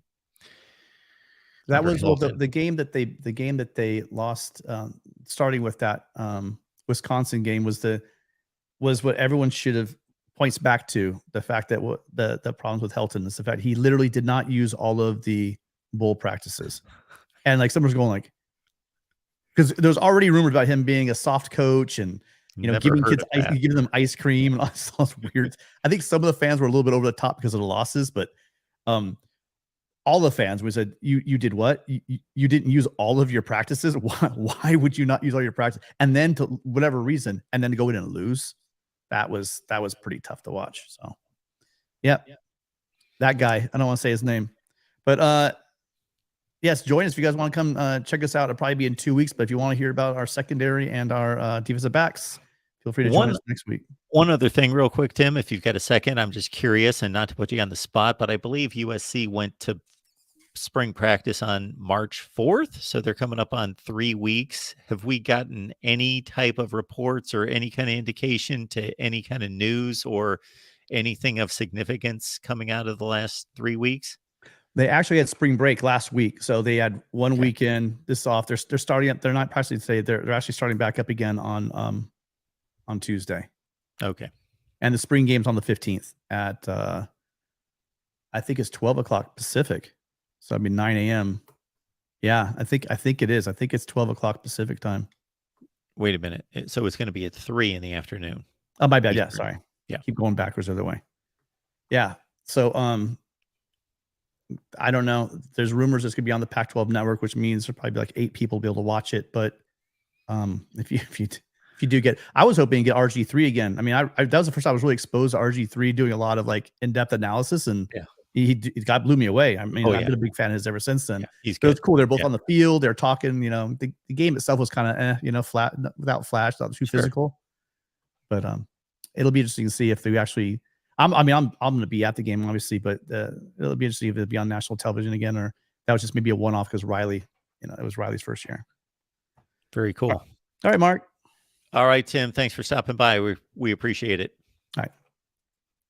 Again, it's Tim and it's Rick, and it's Trojan Conquest Live right here at the Voice of College Football over on the USC channel. So there's 2 big reasons every week you want to be locked in on the USC channel, and that's Tim and Rick getting together every Sunday at 8 Eastern, 5 Pacific. And then you got myself, and Matt Zemek is an encyclopedia when it comes to, just about everything concerning college football and especially USC. But Matt and I get together every Monday night. So guess what? That's tonight. Every Monday night at 11 Eastern and 8 Pacific. Yes. For USC Live. And that starts our week-long editions of live streams here at the Voice of College Football. And then Tuesday, it's Iowa at 5:30 Eastern, and it's Nebraska at 7 Eastern. Then we've got a big day on Wednesday with Ohio State, Oklahoma, Michigan, Florida State, and Miami on Wednesday. All right.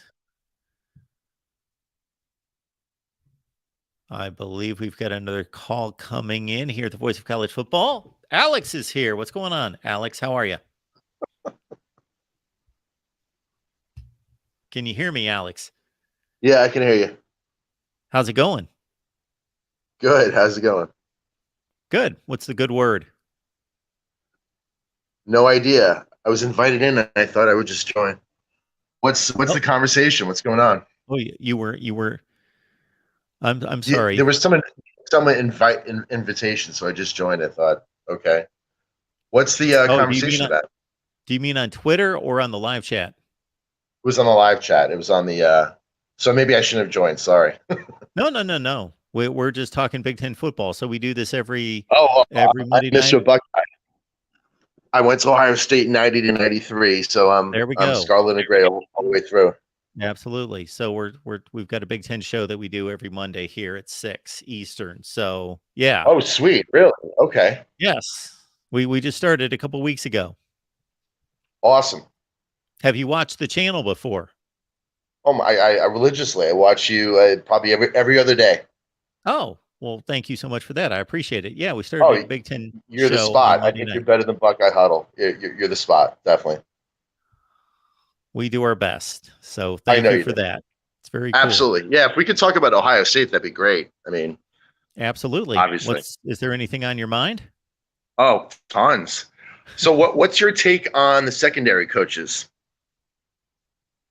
Well, my take was that I was hopeful and impressed when they were hired.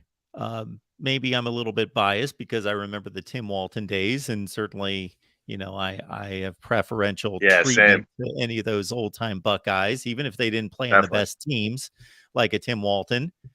But with Perry Eliano, he certainly had a great reputation, and we saw what Cincinnati did in their secondary with lesser recruits and churned out two high level cornerbacks to the NFL in Kobe Bryant and Sauce Gardner. So there was, I had high expectations, but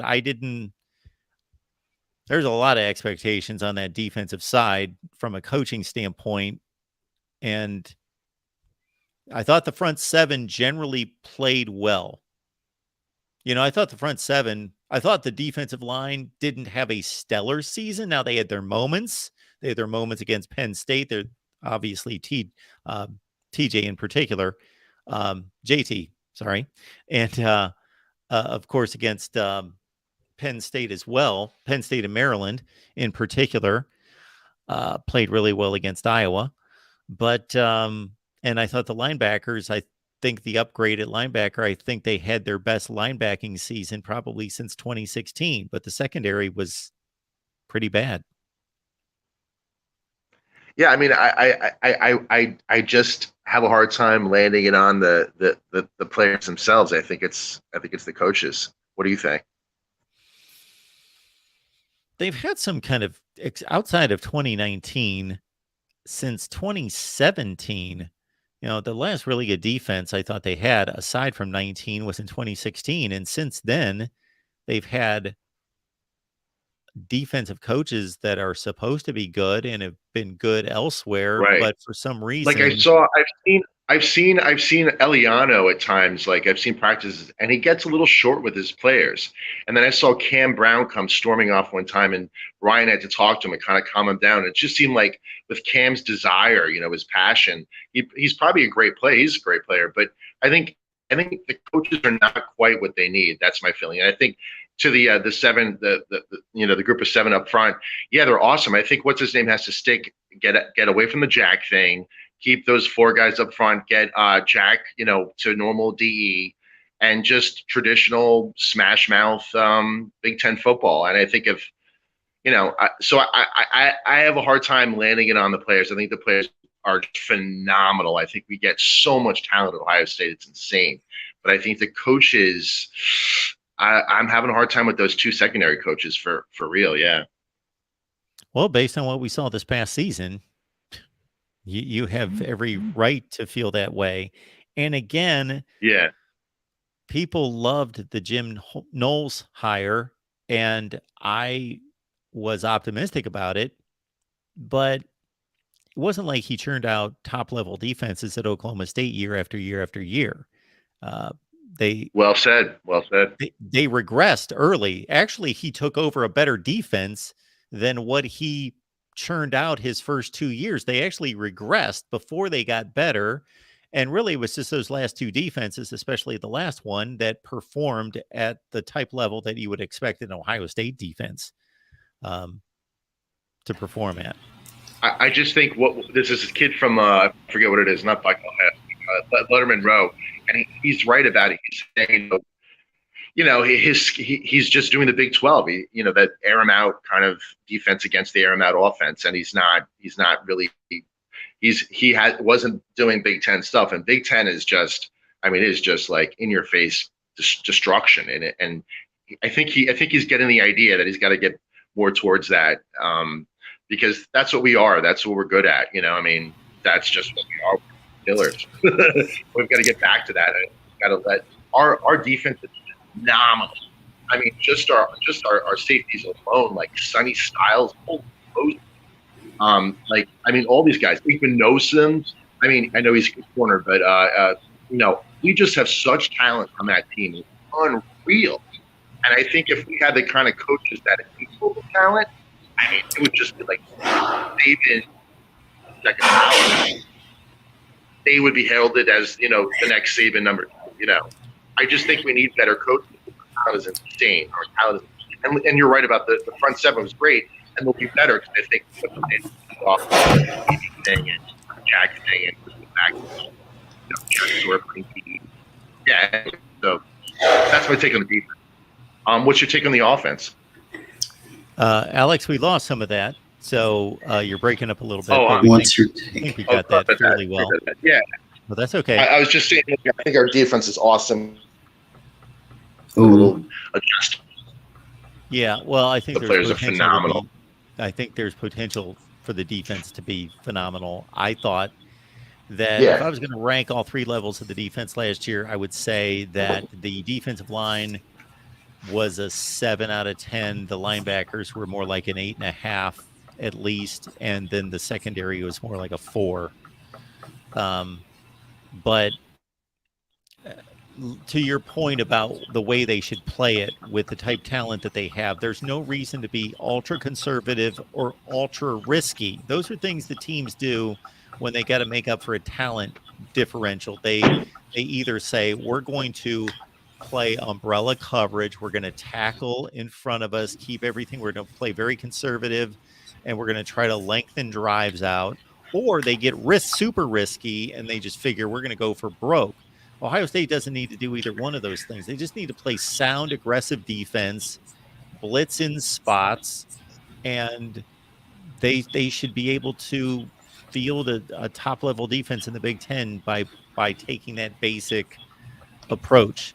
In terms of the offense, I think it's a big year for the offensive line. I think that the offensive line was really good last year, but it was concerning that they couldn't run against Iowa in particular and a few other teams in the mid to late portion So of the what's your season. what's your take on Henderson? Because I feel like, you know, everyone's pro Henderson, and I get it. He's a nice guy, but like, I mean, is he really our back? I mean, I just Fry's going to do a good job.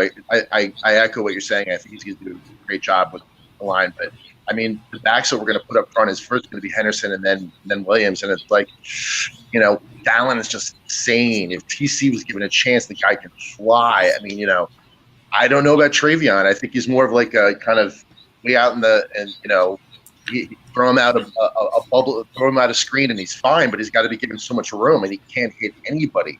He hits people and he just fumbles, and it's like, what do you do with a player like that? You know, so like, what do we do with our backs? That's the question I would have. Well, yeah, if all of us could shake whatever preconception we have about these players before they hit campus, then I think our evaluation would be much different. I think if I was just watching these players and I didn't know Travion Henderson was the number 1 running back in the country, he doesn't look like the number 1 running back in the country. He's good. I know.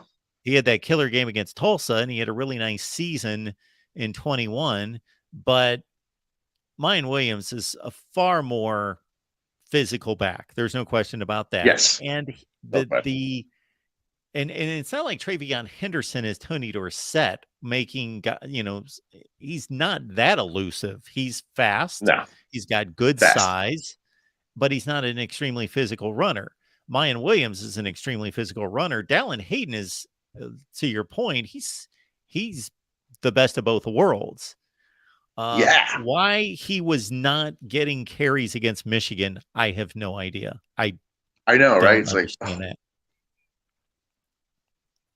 yeah. I mean, our receiving core is insane. We'll be fine there. The O-line will improve. That our tackles will figure them out. I'm excited about McCord, and of course Brown's going to be okay, and Gebbia is going to help out if he comes in. And I mean, we're just going to be solid at offense. I think the coaching is.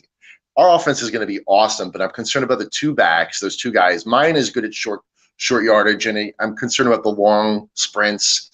But so Henderson and Williams, and then the 2 secondary coaches. Other than that, I honestly think this is I'm sure every Buckeye on the planet says it, but I'm just feeling this year, something about us this year is going to be massive. And then the game with Michigan is just going to be, wow. What a game.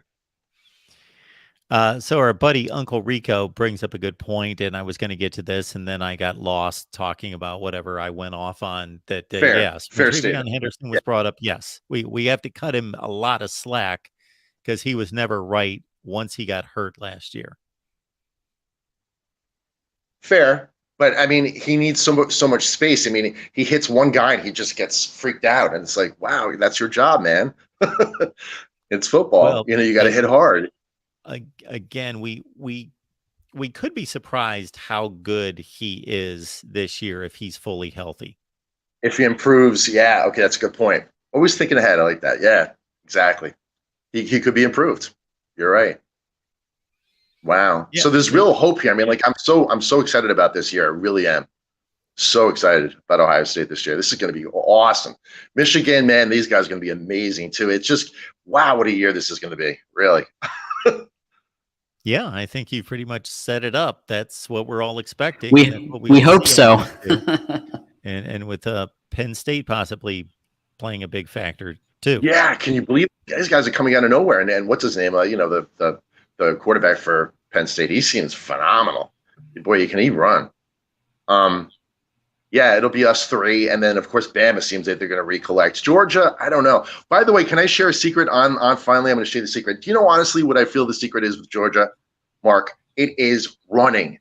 The practices are so insanely focused on running. So when they hit that fourth quarter, they're just gassing other teams. What are your thoughts on that? You mean that Georgia wears down teams with their running game? Not with the running game. In practice, Georgia practices like crazily with running. They have their players running like mile sprints all the time. So when they hit that fourth quarter against other teams, they just gas the other teams because we're just spent by the fourth quarter. They have that extra mileage, and yeah.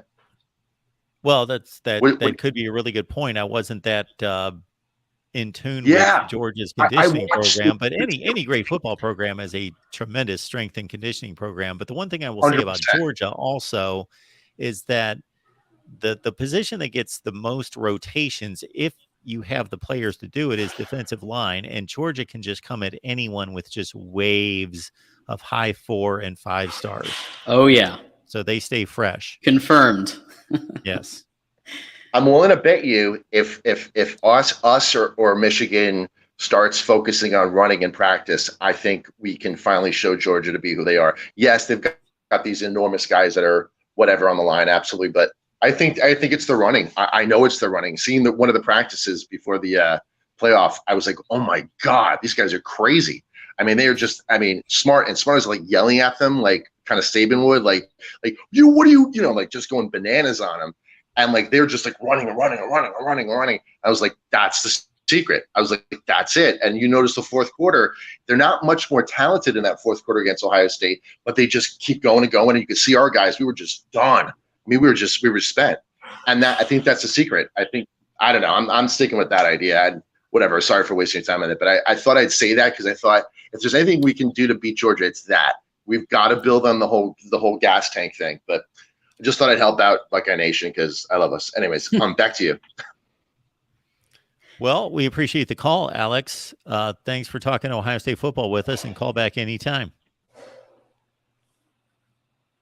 Thanks, But Alex. if you guys can keep talking about Ohio State, I'd love to keep adding to it. So let me know. Thanks, man. Well, we got our show on Wednesdays, 11 a.m. Hold on, I got the banner. So we'll see you Sweet. then. I'll try to show up. Thanks, All right, Alex. awesome, man. Bye-bye. You got it. How about that? Look at that. That's a way to usher in your Wow. Is it possible that, because I've been listening to a surprising amount of Buckeye podcasts and material. I believe in Know Thy Enemy. And there's two themes I've been hearing. One is that Ryan Day has been really positioning the team to be more of a national championship contender, as in like a postseason contender, to beat teams like Georgia, which they almost did, instead of to beat. I mean, of course they want to beat Michigan, but it just seems like there's a bit more of an emphasis on let's win a title, let's win a playoff game. And whereas I think Urban, yes, he obviously won a title, but it just seemed like there was a little bit more emphasis on the game. Like, you never lose to these. I won't say the word ever. That's what he said. So maybe it's just that shift to the postseason, that mentality of 5-star wide receivers consistently, and kind of that deep passing game to beat teams like Georgia. Maybe that's a key there. Well, I think that that's just the difference between Urban Meyer and Ryan Day as coaches and what they prioritize as coaches and how they're made. That Ryan Day is a passing game guy and he's a quarterback wide receiver guy. He just is. And he's also coaching in a time when there's been a shift in offensive football just in the last 5 to 10 years in college football. So I don't know that, certainly Urban Meyer let Dwayne Haskins throw 50 touchdowns in 2017. So Yep. I think that he recognized that what he had, what the strengths of the team were at that point. It was quarterback wide receiver driven after it being more of running quarterback and running back driven before that. But Ryan Day is always going to be invested in the passing game and in a high value placed on quarterbacks and wide receiver play. So I don't know if that's really bent at let's win. I think Urban Meyer, he won 2 national championships at Florida. I think he was Sure. geared toward winning national championships and having this thought process that, we're not thinking just Big Ten, but having grown up in the rivalry, grown up in Ohio, and being an assistant coach at Ohio State before he ever had the Ohio State job, and being as close as he was to Earl Bruce, who was his mentor, Urban Meyer. I think Ryan Day understands how much this rivalry means to everyone, but it was certainly more ingrained and inherent in Urban Meyer. And you bring up that, and I was also thinking about Zach Smith and what he was saying. I think it was like a couple of weeks ago on Menace, and they were talking about the fact that Ryan Day is looking to be more of a CEO role, like Urban was, and kind of mimic that mentality, right? So that you kind of see the big picture a little bit more. I think there was something about like maybe giving up some of the play calling duties, just to kind of have that bigger picture like Urban had, where he could kind of look at what the defense was doing more. Instead of because obviously he focused pretty heavily on the offense, on play calling, quarterback, obviously. So maybe that's a shift that will also help things a little bit, because he can kind of watch the defense and be like, I want you to be more like Michigan State's defense, like Urban said back in 15 or 16. He said, I want you to basically design your defense to be more like Michigan State's, because that thing is terrible to fight against, right? Now, our buddy Todd Gwynn here with the super chat. We appreciate that, Todd. I don't know where he's going with this. Mark, I have not heard a thank you to the USC South Carolina Gamecocks pay off. I'm lost. A thank you to South Carolina Gamecocks. Is he making fun of USC? Or he's just legitimately saying, I've not heard a thank you to the South Carolina Gamecocks payoff. He's saying playoff. Oh, playoff. Okay. I'm going to add you to the tick. I'm going to add you to the ticker, Todd. I don't really know what you're saying, but I'm going to add you to the ticker. They haven't come anywhere close to a playoff. So, Todd, thanks for the super chat, and maybe we can correct that or get that squared away or clarify the next time we jump on here. Absolutely. All right, John, I will cut you loose and let you take it from here. And all right. I'm going to grab would you like me to grab the link and send it out there on Twitter for anyone, or you just want to rely on the callers here? Hey, listen, you do whatever, to kick your feet up a little bit, enjoy the show, and I'll be watching at 11 for the USC show too. Awesome. Thanks, John. Good to see you. Have a good show. Mark. Appreciate you. All right. We're officially at the 8 p.m. hour. We had a great caller there with Alex. And it does look like Alex is still here. So maybe he wants to chop up some more, talk some more Ohio State football. So I'm going to let him back in. Why not? Hey, Alex, All you're still right. here. Excellent. So I'm John. I'm the host of the 8 p.m. Sweet. Nice to meet you. Nice to meet you too. So you want to talk some more Ohio State? It sounds like. I went there in 90 to 93 I was actually friends with Robert Smith. So it's in my blood. I'm actually from New York City. Okay. I mean, I love my Buckeyes, but yeah, any topic, I'm open. Yeah, I lived in New York for 2 years, and I can't get good pizza anywhere. Like, it's really hard to get good pizza now. Hey, Catfish Biff was the best pizza to me on the planet for a while, but absolutely. So we were just talking about kind of two pieces that I've kind of picked up from some of the Buckeye media in the last couple of weeks. One being that Ryan Day is planning to be a little bit more CEO type like Urban. So Urban was very CEO type, right? He looked at everything. He looked at offense. He looked at defense. Not saying that Ryan Day hasn't, but he has been kind of focused on that play calling piece a little more. And apparently the plan is to let his offensive staff and coordinators and Heartline handle that a little bit more. And then he takes on more of that Urban style role, kind of especially with the defense, still struggling a little. Maybe looking at ways to help Knowles, even though he is very good. There are tweaks that can be made. that'd be awesome. I think that'd be brilliant if he steps over to the defensive side. Absolutely, 100%. Yeah, it's interesting, because that was a comment made on Men's to Sports. And they were talking about that. That's genius. Yeah, you're totally spot on with that. That's genius, completely. Yeah. Oh my gosh, I didn't think about that with Urban. He probably was that way, of course. Yeah, with both the CEO of the whole team. Yeah, right. Because you're right. Really, Ryan's a very offensive, quarterback-driven kind of guy, and it's like, wow, Ryan, you're awesome at that, but we need some help, on the other side. So absolutely, you're right. And don't get me wrong, I think Knowles is a fantastic guy. He's really super smart, but Big Ten is smash mouth, and you cannot be mental about things. And I love this guy from was it Letterman Row? I forget. One of the main guys there. He's hysterical, very young guy. He's like, listen, he doesn't get it. Like, you stop thinking about things, just hit some people. And he's right. He's right. He's right. It's got to be that physical game that we are, And so back to you. Yeah, I concur completely, 100%. Well, and Urban even said at one point, like the defense that Michigan State runs, I want you to switch to that because that is absolutely impossible to fight against. And so I think he said that in the early 2010s, like when he was kind of 2013, 14, somewhere in there.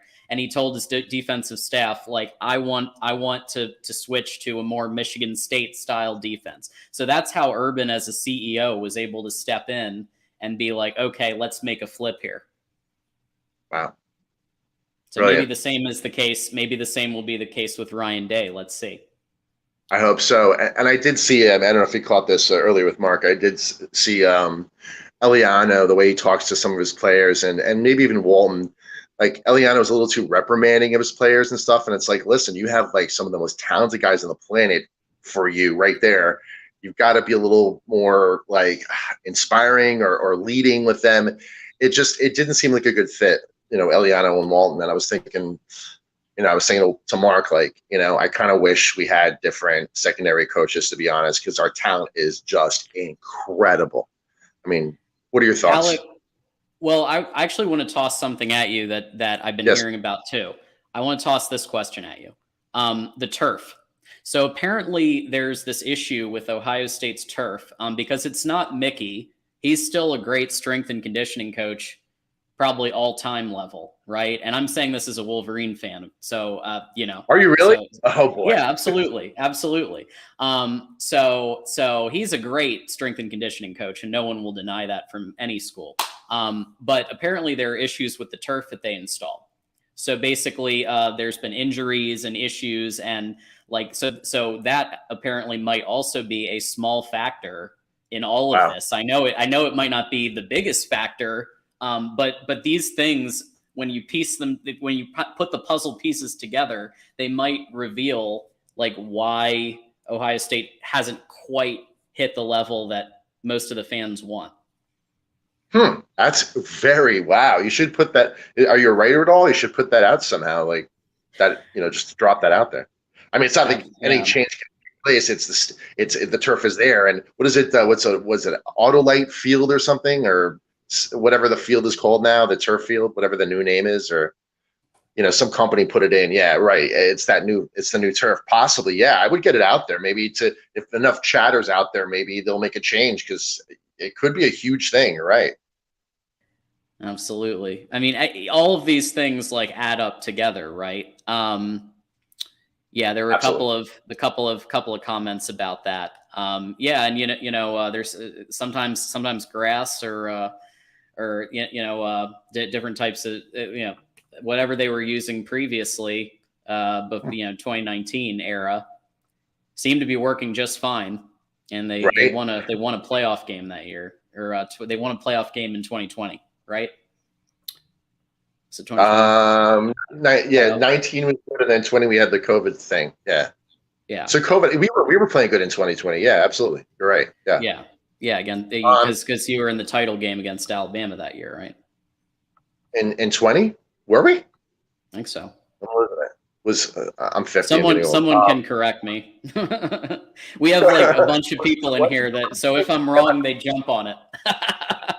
Yeah, please jump in. I thought it was 19 or something, but maybe it was 20. Anyways, but I think that's a great point. The turf thing that should be out there because I think that's probably not. Yeah, right. Absolutely.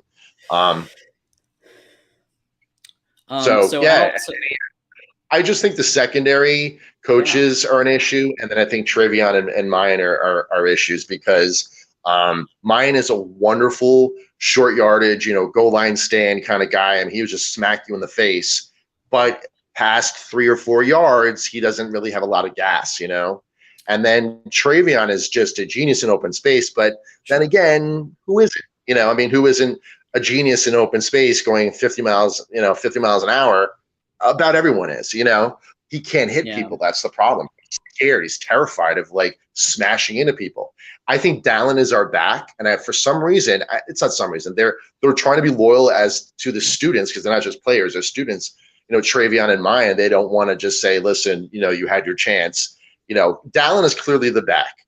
He's not very big and powerful, but man, is he elusive. And where Blake, Corum can smash the daylights out of your face if you get in his way, Dallin's going to make you miss. He's going to make you miss quick. I mean, he's just so he's really good he's a great back. And then TC, oh my gosh, TC is going to be a phenom. Mark my words. He is just, oh my God. I mean, he finds space and then he's gone. I mean, TC's an amazing back. So we have a lot of talent right behind Trev and Mai, and I just think Trev and Mai had their time in place, but it's not their time anymore. I think it's those two guys. The question becomes Hartline becoming the offensive coordinator, and Hartline, as we know, has specialized in wide receivers and recruiting 5-star wide receiver talent, right? And that's great. He's done a great job at that. But when it comes to calling running plays, that's where I'm wondering what's going to happen, because I think that one of the biggest weaknesses of Ohio State last year was not enough read option with CJ Stroud. Like, CJ Stroud can run the ball. He just wasn't given the opportunities until very late in the season. Wow. Yeah. Except against Northwestern, they decided to call read option for some reason. Because I guess they had to. Oh no, they had to. Yeah, because it was a tight game. But so I don't know. Maybe that's another thing to look at. Running backs, making sure, because you guys recruit well across the board. But the emphasis has been on the passing game, the deep passing game, and whoever wins the job at quarterback, are they going to have the same arm as Stroud? And regardless, you got to mix in some runs, some read options, some some perimeter. We've some got perimeter the runs. receivers, and we've got to add to that. We've got the receivers who are like Julian and Marvin are huge receivers. I mean, they're big guys. We need a lot of slanting right across the middle. Take those slant passes because McCord has got that rifle, shotgun kind of wham kind of pass, so he can get it to these guys right in the middle.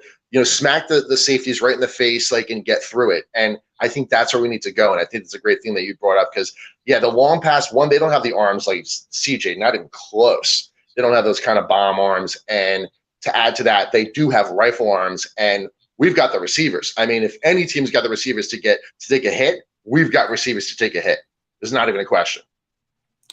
What are your thoughts on how powerful the receivers are? I think our receivers are so powerful. What do you think? Sure. I mean, you've got some of the best. Look, I mean, there's no question that the last couple of years, you've been cultivating first and second round draft picks all over the place in the wide Don't get me receiver. wrong, Ronnie Bell's a great receiver. It's just I think our receivers are very muscular, very, very strong, muscular receivers. So but to go back to you, sorry, go ahead. Yeah, well, I'm just saying. So they're very good at running their routes too. They're very disciplined, and that's I think Hartline's coaching.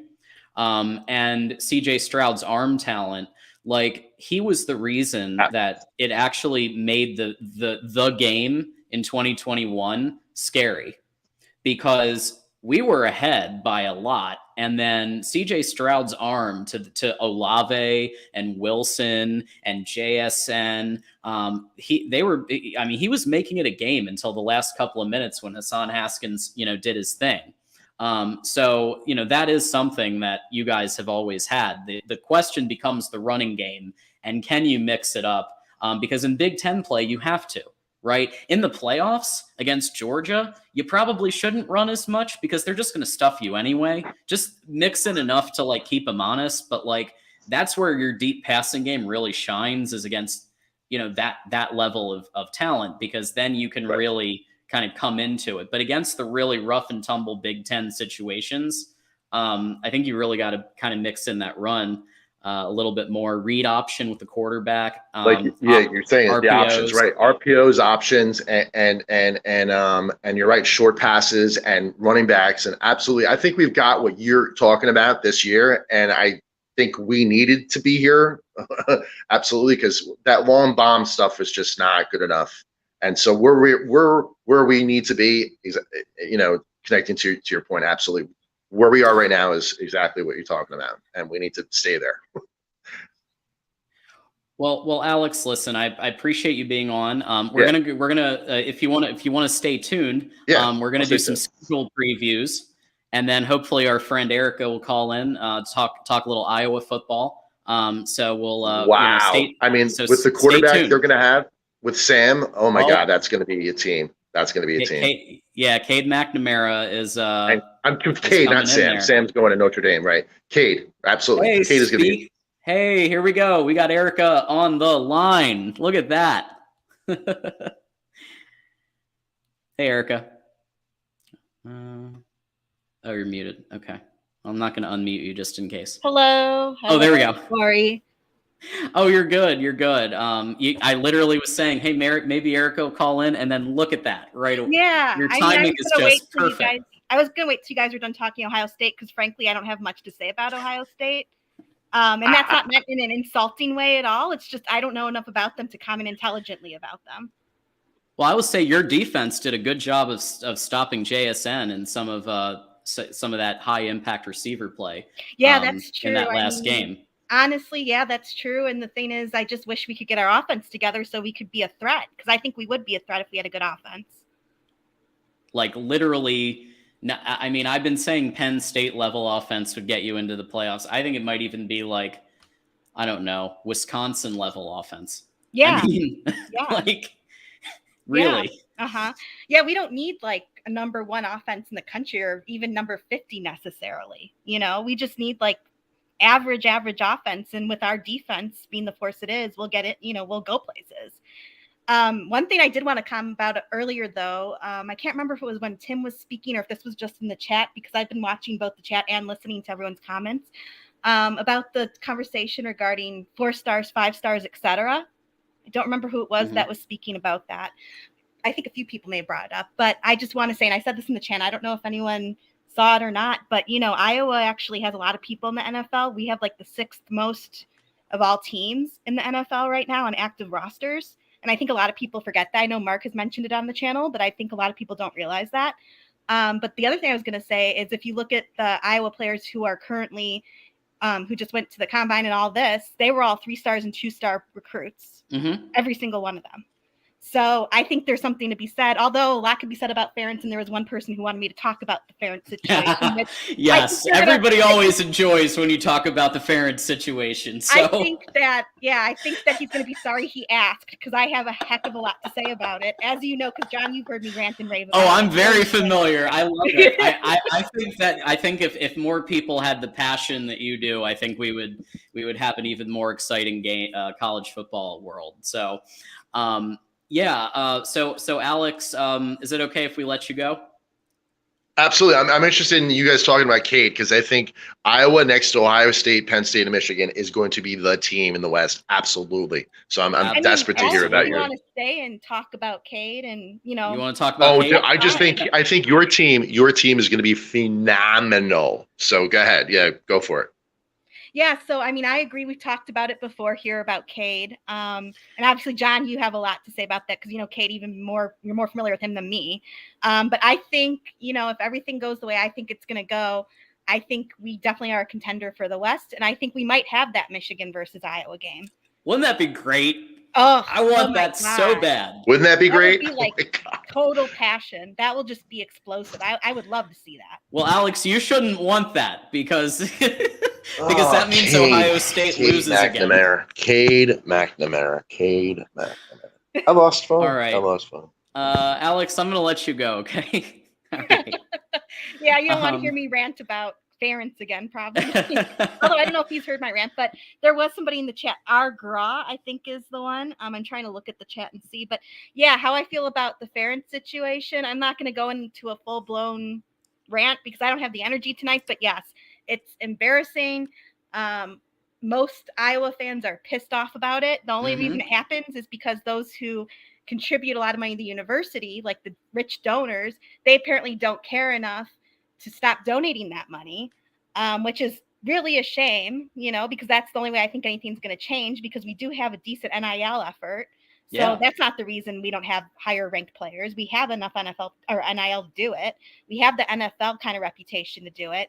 It's just, Spencer Petrash too didn't help the cause. Eric, I have a question. Yeah. I have a question. Yeah. So you have a finger on the pulse, I think, of the Iowa fan base a little bit more than I do, or that a lot of us do. Yeah. And I think it's different from what the donors think. Yes, it is.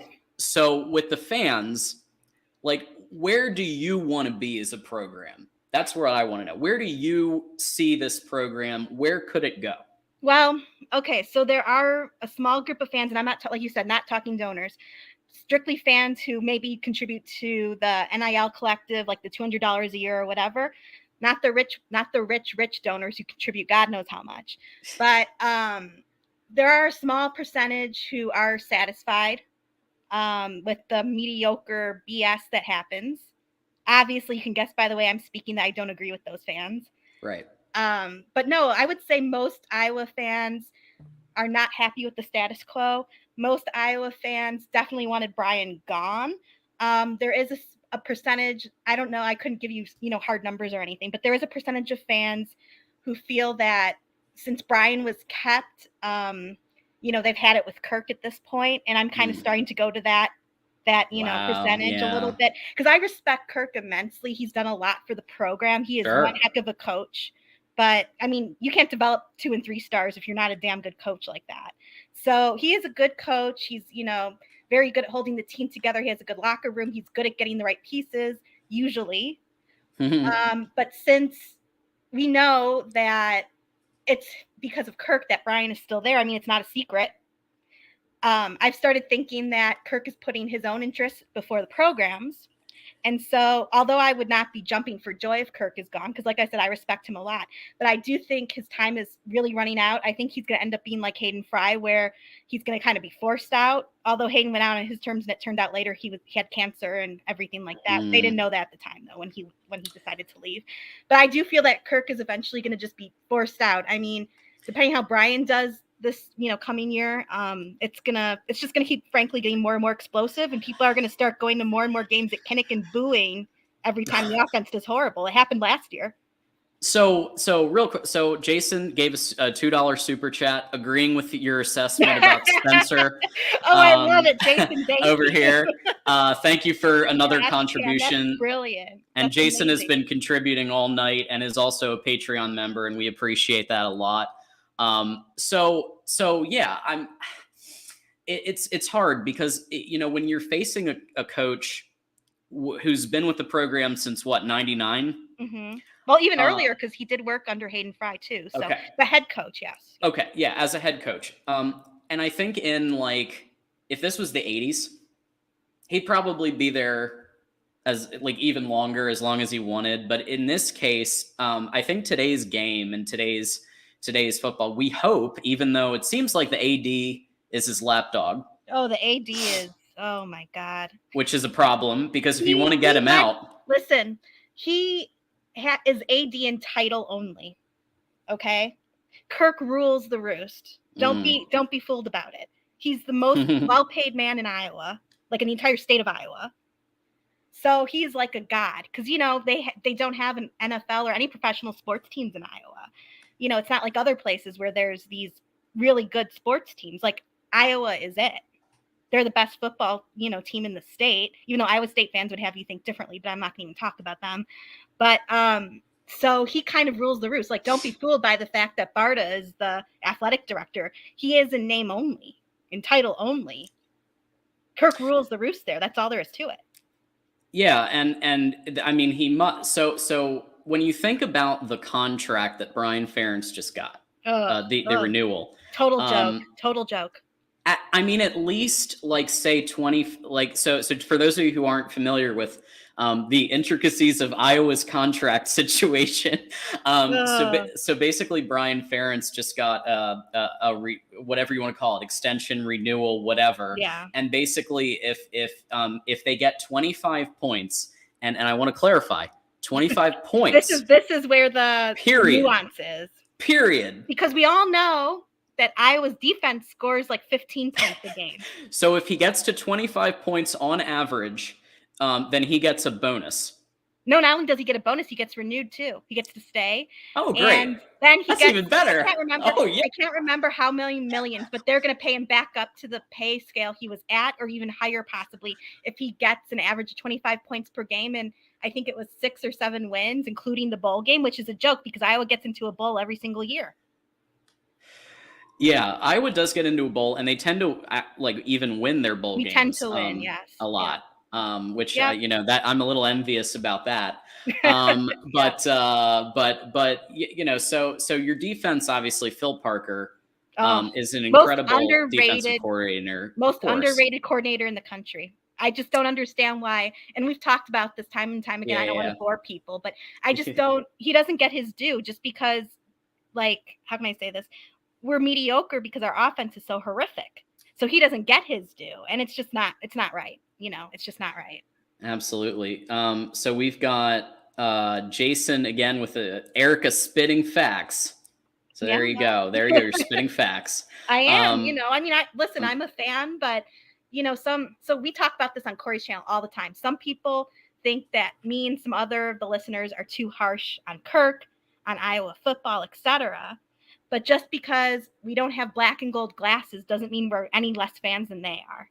And I think that the ability to step away from the fact that we're fans, and in my case, I'm alumna too, the fact that I can step away and see it objectively and know where our weaknesses and strengths are, I don't think that makes me less of a fan than anybody. And I also think that saying someone is more or less of a fan than anyone else is kind of ridiculous to start with.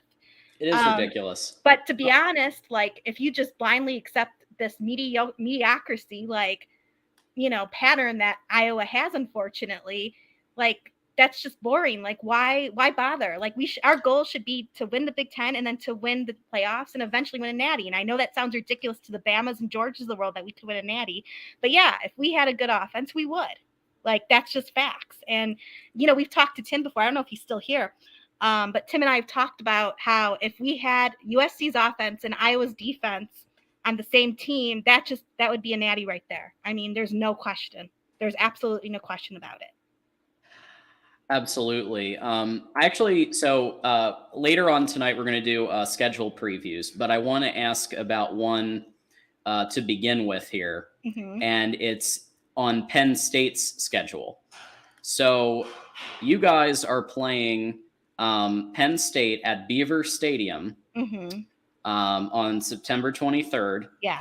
So now you do have an advantage in this game that you didn't have last year with Spencer. If this game had happened, where you do have a quarterback in Cade McNamara, who with Eric All made the game-winning throw and catch to beat Penn State 2 years ago. So I do think there's some familiarity with the offense that they run. There's some familiarity with some of the personnel. So you have that advantage that you didn't have last year. It is at Beaver Stadium, but I'm curious about your take on that game and like what you think might happen there. So I'm a little bit on the fence about this one. Yeah. I think what we have going for us, like you say, we have Cade, we have Eric All, and also let's not forget about Luke Lachey, who's an awesome tight end. Eric All and Luke Lachey, I mean, not just in this game, but in the whole season, they're going to be electric. They're going to be amazing together. They really complement each other well. But the thing that we have going against us, obviously it's not at Kinnick. That's a big deal because everyone knows about, Kinnick's the Kinnick magic. Yeah. Right. Exactly. I mean, everyone in the country knows about that. If you're an Iowa Michigan, fan or not, Michigan knows about that. Yeah, Michigan and Ohio State know about that. Ohio State does too. That's true. That's true. So anyway, so there's that. And then there's also the fact that we beat them last time at Kinnick. And we beat them and they claim, so some people may have heard this, they claim that it's because their quarterback got hurt. So they have sour grapes about that. So I believe just like Cade has a chip on the shoulder about Michigan, I believe Penn State will have a chip on their shoulder about how we beat them last time. So I think that's going to work against us too. So I'm a little nervous about it. I do think it could go either way possibly, but there's so many new factors though to think about as well, because we have so many new offensive players too. Like we're not, a top 10 recruiting team by any stretch, but we did get some really good additions from the portal this year. Kirk actually did go into the portal and get some guys, and we also got some very good recruits. So I think that we have a chance at winning this game against Penn State, but I don't think it's guaranteed, and I think they're going to have to really work hard and prepare well. I have an announcement that you'll enjoy. I have you guys winning this game. Yay! And the reason, and there's a lot to that. First of all, obviously, Iowa's defense can stand against any level of talent. They showed that last year against Ohio State. Yeah. Jackson Smith-Njigba was in that game. He did get pulled out later, but he was in that game. And the Iowa defense was able to stop him. They were able to contain as best they could the Ohio State's number one offense in the country. Right. And you know what, to comment on that as well, I think that a lot of people see that score and they think, oh my God, Iowa did horrible. Well, that's not what really happened. What happened is we had an incapable or impossible offense. Our defense, though, they did the darn best they could, and they did stop Ohio State on a number of occasions. Like during the first half, I think it was in the second quarter, one of our defensive guys, and I believe it was Noah Shannon, just totally, he knocked down the Ohio State quarterback, like boom, like it was beautiful. And they showed Ryan Day on the sideline just like shaking his head like, oh my God, what is happening? So it's a false narrative to say that, Iowa's defense couldn't hold Ohio State, because I have heard people say that. That's a false narrative. They did the best they could. And, frankly, the way Iowa plays, unfortunately, it's so uneven. We have an elite defense. We have an elite special teams unit. But without offense, especially in this day and age, you're not going to win all the games. You're not going to get all the best recruits. So I think that goes back to the thing about Kirk as well, that he's a very old school traditional type guy, which is why it took him what seemed like 15,000 years to adapt to the portal and to NIL and all this type of stuff. So I think that that's not going to change until Kirk is gone, as much as I hate admitting it. I think that regardless if it's Brian Ferentz or if it's anyone else running the offense as offensive coordinator, it's still going to be Kirk. Ultimately, it's still going to be him. So I just want to make a couple of quick housekeeping notes before we continue. First of all, Alex, so love you. Since you've called in twice, we're going to let you go to the next call-in show, just because we do call-in shows all the time, but feel free to keep listening in.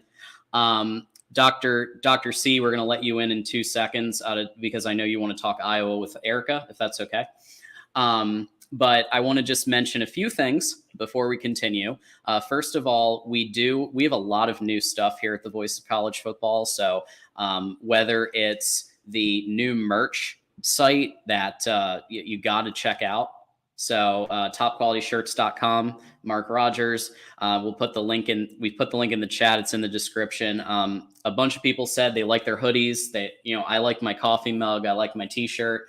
So it's good quality merchandise. And if you order multiple things, you actually will get a percentage off. So get yourself some Mark Rogers merchandise and get some for your friends, your family, your neighbors, your Uncle Ronnie. Everybody, and definitely do that.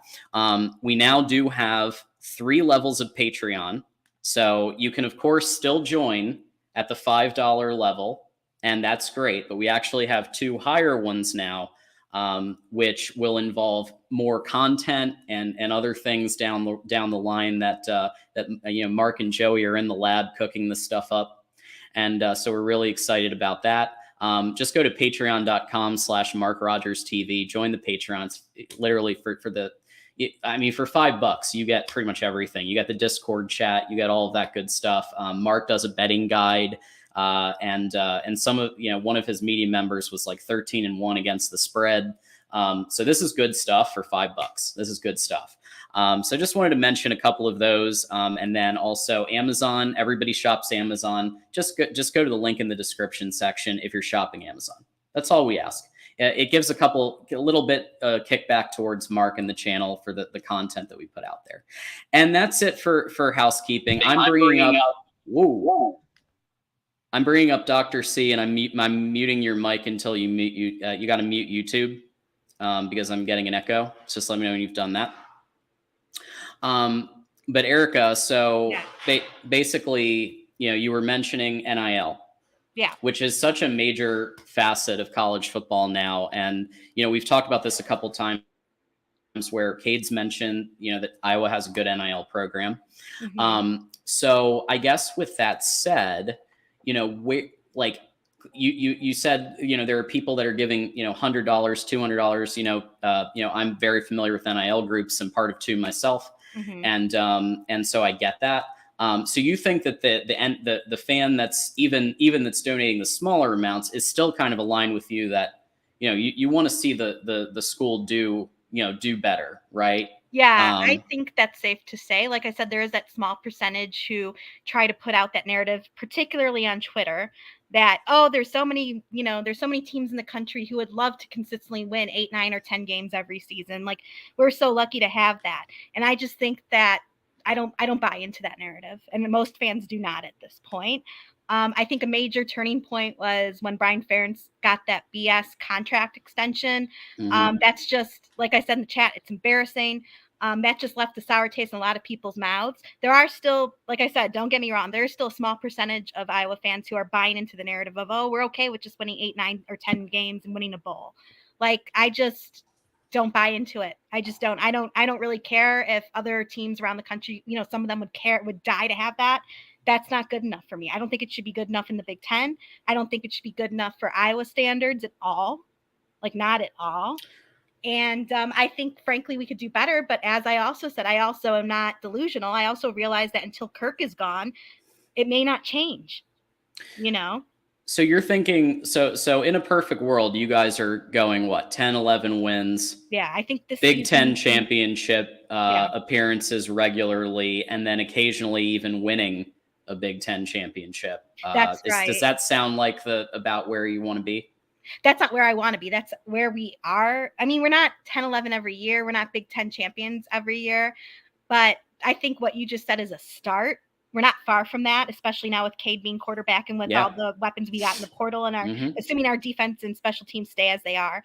I don't think we're far from that now, but I don't think that should be the ultimate goal. I think that's like a short-term goal, like for this year maybe. But I would like to see us do better than that. I would like to have us have, a much better offense, better recruiting classes, and then we'll be able to compete in playoff level and natty level. And a lot of people, like I said before, a lot of people, when I have said to them, oh, it's crazy that Iowa would ever win a national championship. It is not that crazy. We already have 2 out of the 3 parts of football, like parts of the team, elite. We just need one more. We just need a push in the offensive side. And of course, it's just like somebody in the chat said, I'm trying to find it.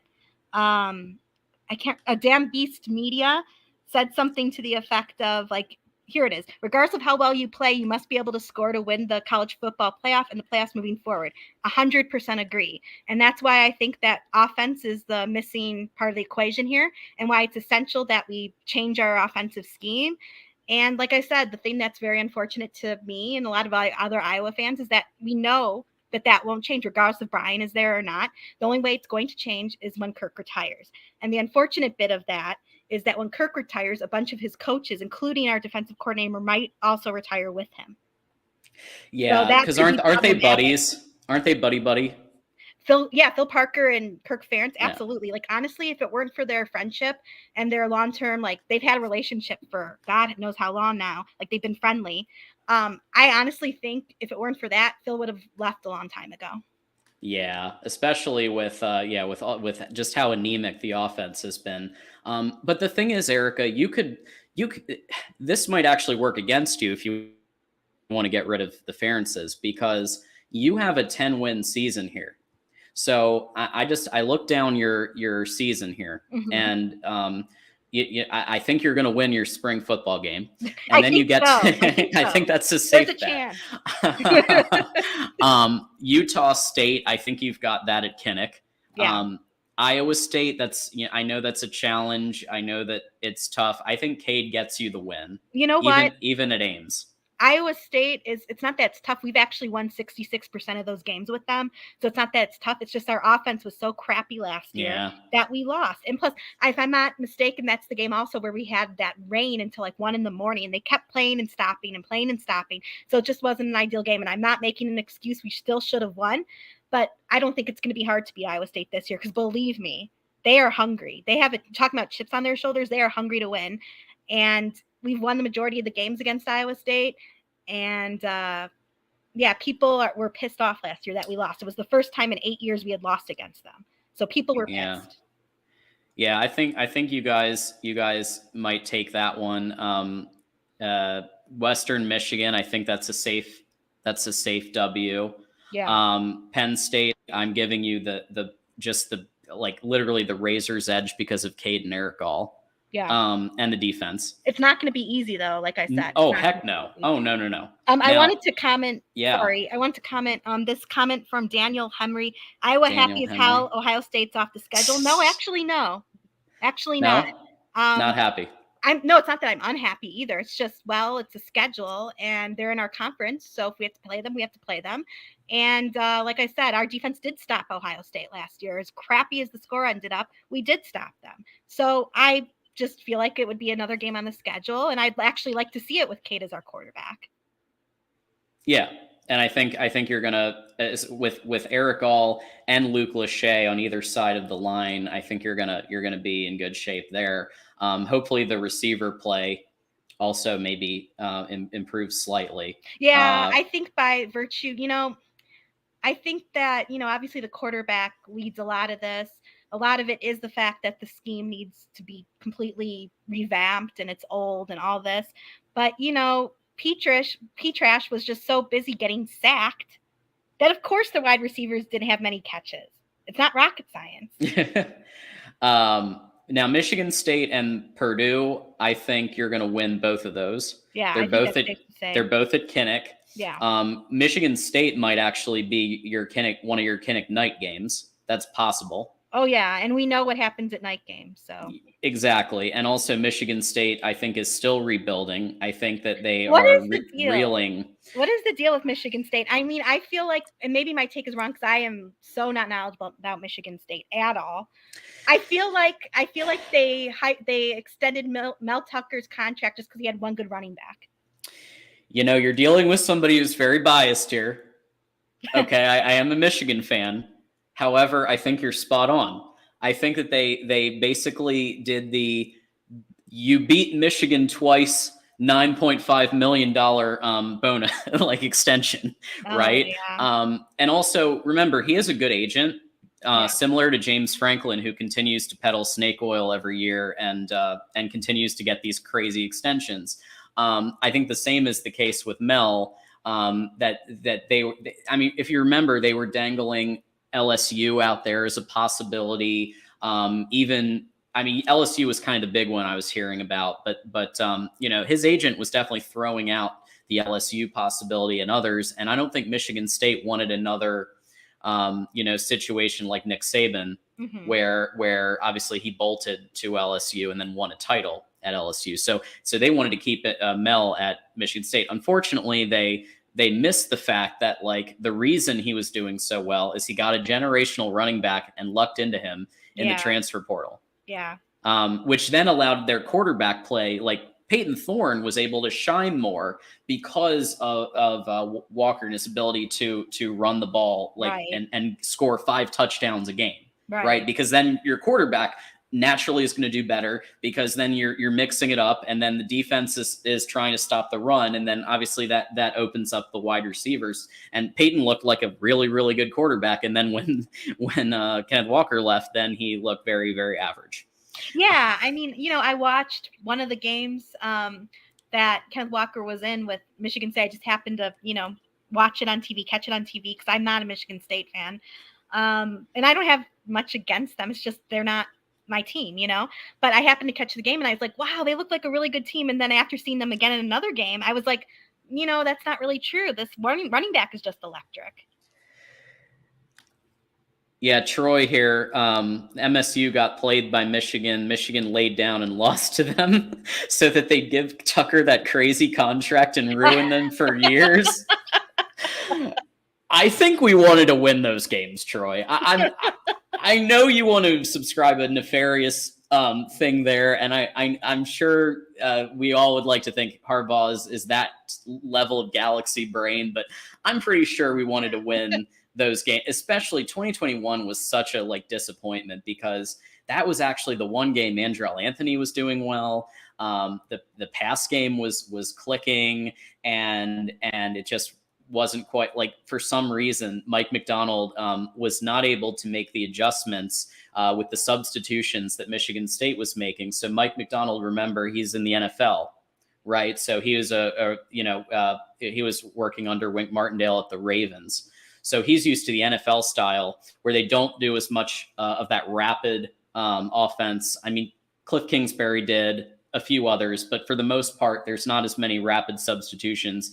And I do think that was one of the few games where Mel Tucker outcoached, because it was literally let's just get them all discombobulated and bank on the fact that Mike Macdonald is not going to be able to adjust because he's not used to it. Of course, that was actually Michigan State little brother did us a solid, because then when Ohio State came around, we were ready.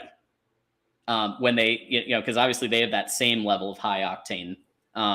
So anyway, yeah, we wanted to win those games. Dr. C is back and wants to talk Iowa. So we'll see it. We'll try this again.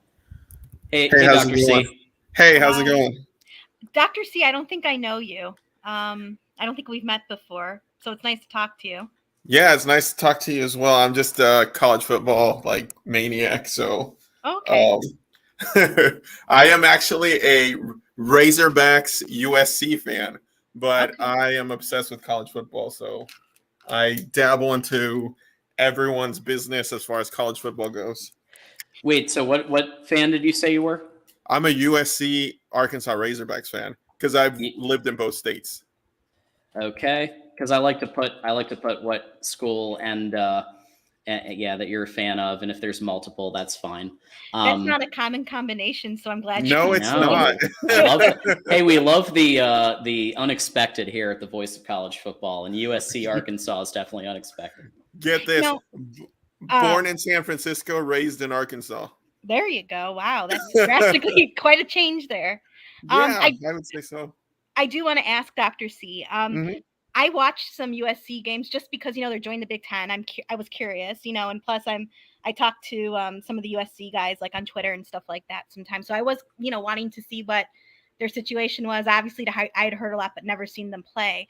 So I watched the USC Utah game. I watched a few other, caught a few minutes of other games.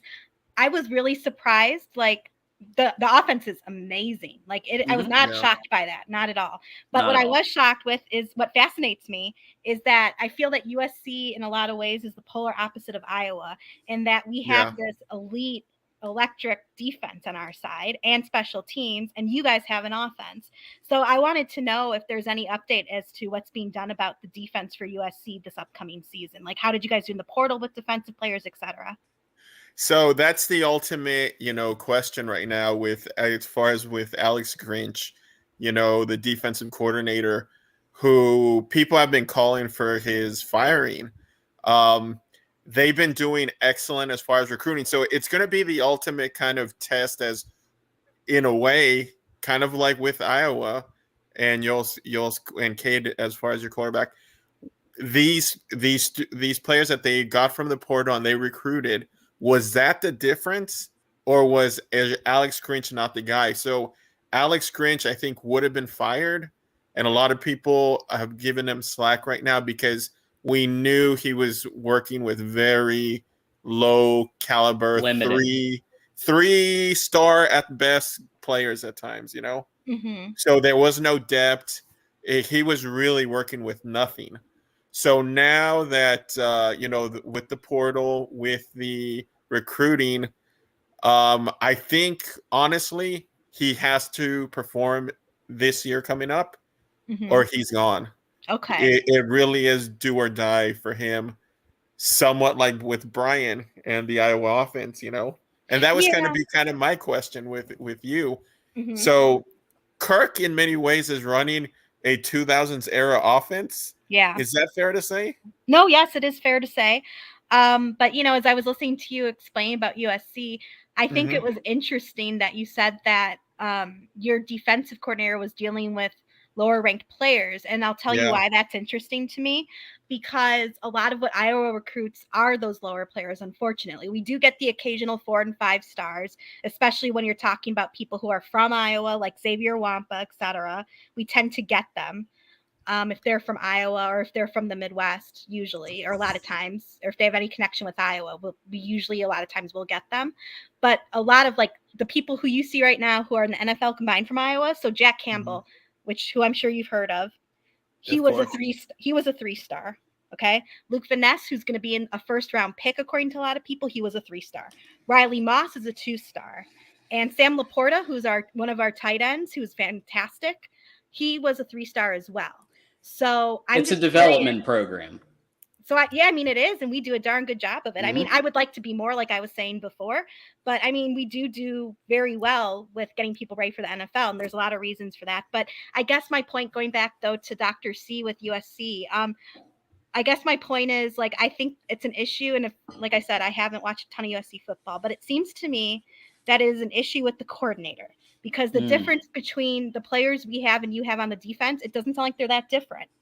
Except, some of them were underrated, I think, completely. However, the difference is in our defensive coordinator, Phil Parker. He is like a star. He's amazing. So I think that is the big difference from what you've described. Yeah, and I think one of the other frustrations that I think USC football fans have had the last couple of years is that Southern California has some of the best recruits in the country. As you see, Matter Day went out to Allen, Texas, the powerhouse, and beat them like 54-7. In fact, I don't know if it's true, but I heard that they're banning what is it? What is it? Not Matter Day. St. John Bosco from playing in Texas again. because Wow. yeah, Okay. because they Wow. felt that they're probably doing some not so, as far as recruiting players. But what was it? Was it the year before? 4 out of the 5 players that were Heisman candidates were all from the Los Angeles area. Uh-huh. So when you're losing all that talent to, they're going out to the SEC and whatnot, it was Mhm. so frustrating to see those 4 and 5-star kids not come to USC, like they would back in, 2004, 2005 when you'd get those stars, Yeah. when you'd be able to even grab someone like Brian Cushing from New Jersey, Mhm. and to see how it's depleted into, what it's become. So this is in many ways, is it Grinch or is it the players? And I Yeah. think this year we'll find out. Yeah. Yeah. Yeah, I think you're right. And, I think that in both USC and Iowa's case, like, we're just missing one element, because in order to win a natty, you have to be a well-rounded team. Yeah. And as close as USC got, and with all the offensive talent they had, like, that must have been frustrating as a fan to see that the defense held you back a little bit. Because I Oh, know it that as was. an I Iowa was. fan, with the offense. Well, can I just jump in? So Dr. C, I'm gonna give myself a little bit of pat on the back. Here at the Voice of College Football, we like to predict things, and sometimes we're right, and sometimes we're wrong, and we mention when we're wrong too. I did predict that you guys were going to go 11-1 back in August, and here's why I thought you were going to go 11-1. Number one, Caleb Williams. I thought you guys were definitely he would really gel with Riley's system. I thought that your schedule was really not that strong, and you had basically 3 games that were really tough, and 2 of them you had to win in order for my prediction to come true. And then on the defensive side, Alex Grinch, even though he had a rough first season, he was working with patchwork, and I get that. Yes, we know that the inside and outside linebacker play has to improve. But if you notice statistically, Grinch's defenses at Oklahoma skyrocketed. So if you look back at the statistics of total defense, total everything, when Grinch came in, he immediately improved the defense, and then year 2, and you kept until the final year, you kept seeing it go up every year. So I think that he will improve. However, if the secondary continues to struggle, I think you're going to. What do you think about Jim Leonard? Thoughts about Jim Leonard? I'm curious. Oh, he's Oh boy. that would help you guys out. That would help you guys out. That would be the dream. I mean, I honestly thought we would see that happen. And soon, like after the Tulane loss, I thought that like Monday we would hear that Grinch had been fired right after the game and Jim Leonard was taking over Monday. Obviously, I think, Lincoln Riley has always been a loyal guy, but you have to see, he also made that tough call to fire Stoops, right? When he wasn't, that was a gut. I mean, you fired the brother of the guy who handed you the keys, right? Yeah, but he was really stinking it up, man. He was really stinking it up. I mean, Baker Mayfield had to literally will himself to overtime against Georgia by the skin of his teeth because the defense just wasn't doing anything. And if like obviously Baker Mayfield was a Heisman winner and really obviously really talented player, but they were it was very obvious that he had to go, and so it wasn't as tough of a call. I think in this case it's more on the bubble where it's like you got to kind of give him like Stoops had a bunch of years. Like he had the control of defense for a while. This is Grinch's first year at USC, so I think you got to maybe see what happens in the second year and see if the secondary gets shored up, and then maybe make a call on Jim Leonard. And that was that's what I have hope in. When he comes to Oklahoma after they let Stoops go, and Riley had to. It's a tough call, not because it's a call of the quality of the product, but he had to cut out nepotism, right? Oh, So- nepotism. Oh yeah, Erica knows all about that. Please, no, please. We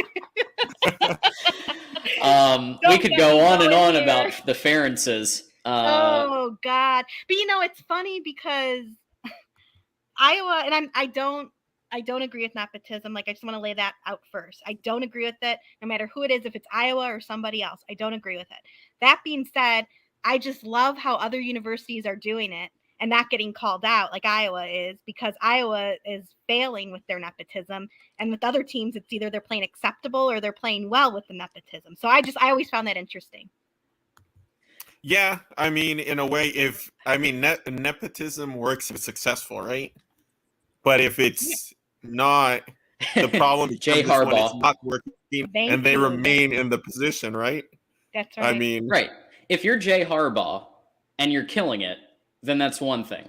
Listen, And Jay Harbaugh had other experience too, like so he wasn't just with Jim the whole time.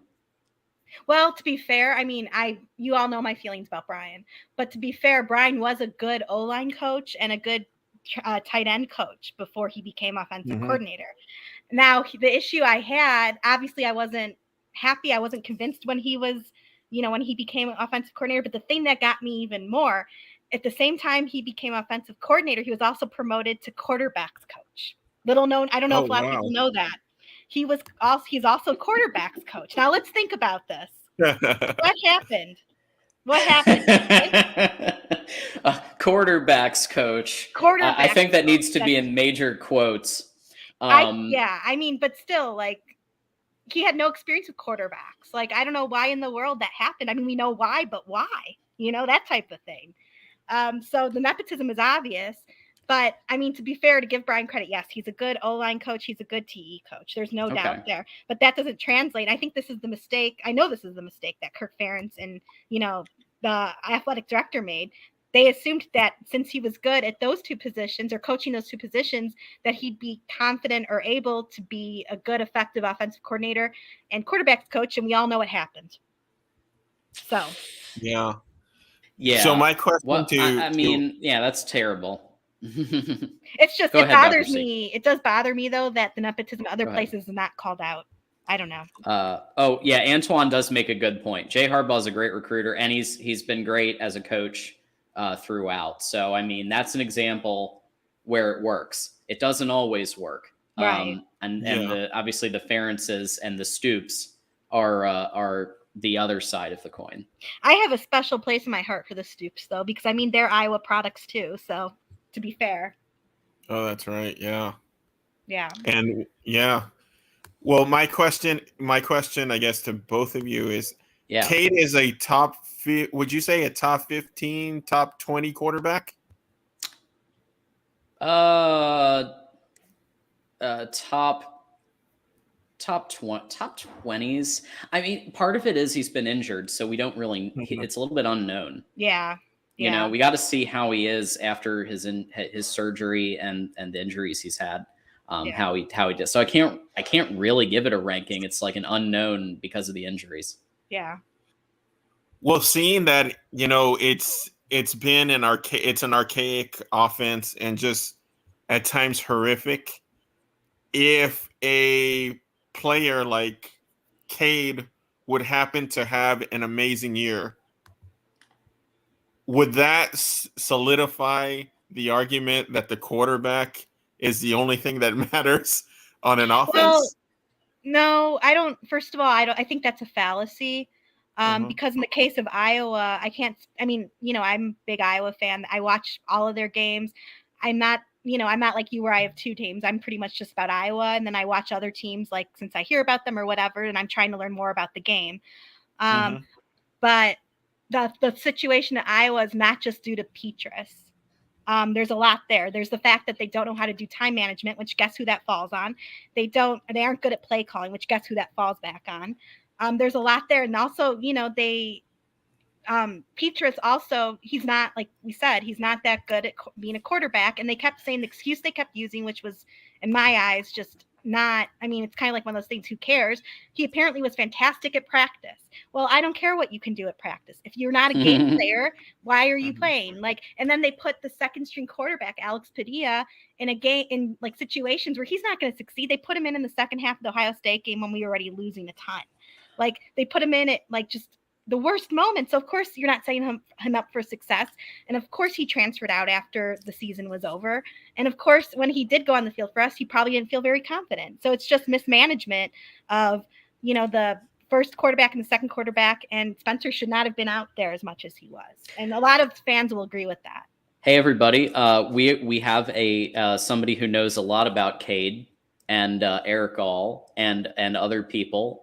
We have friend of the show, generous donator, Patreon member, Jason Moose in the house here. Oh, Jason, hi. We got Jason. How we doing, man? What's up, guys? Can you hear me? Yeah. Yeah, we can hear you. Absolutely, we can. Is it too low or am I good? No, you're good. No, you're fine. All right. What's going on, guys? It's good to have you here. We're just chatting up some Iowa football, and obviously, you and I know a thing or two about Cade and Eric All, and of what they were able to, what they could contribute to Iowa, but also at the same time, what other pieces are extremely important besides quarterbacks. So O-line.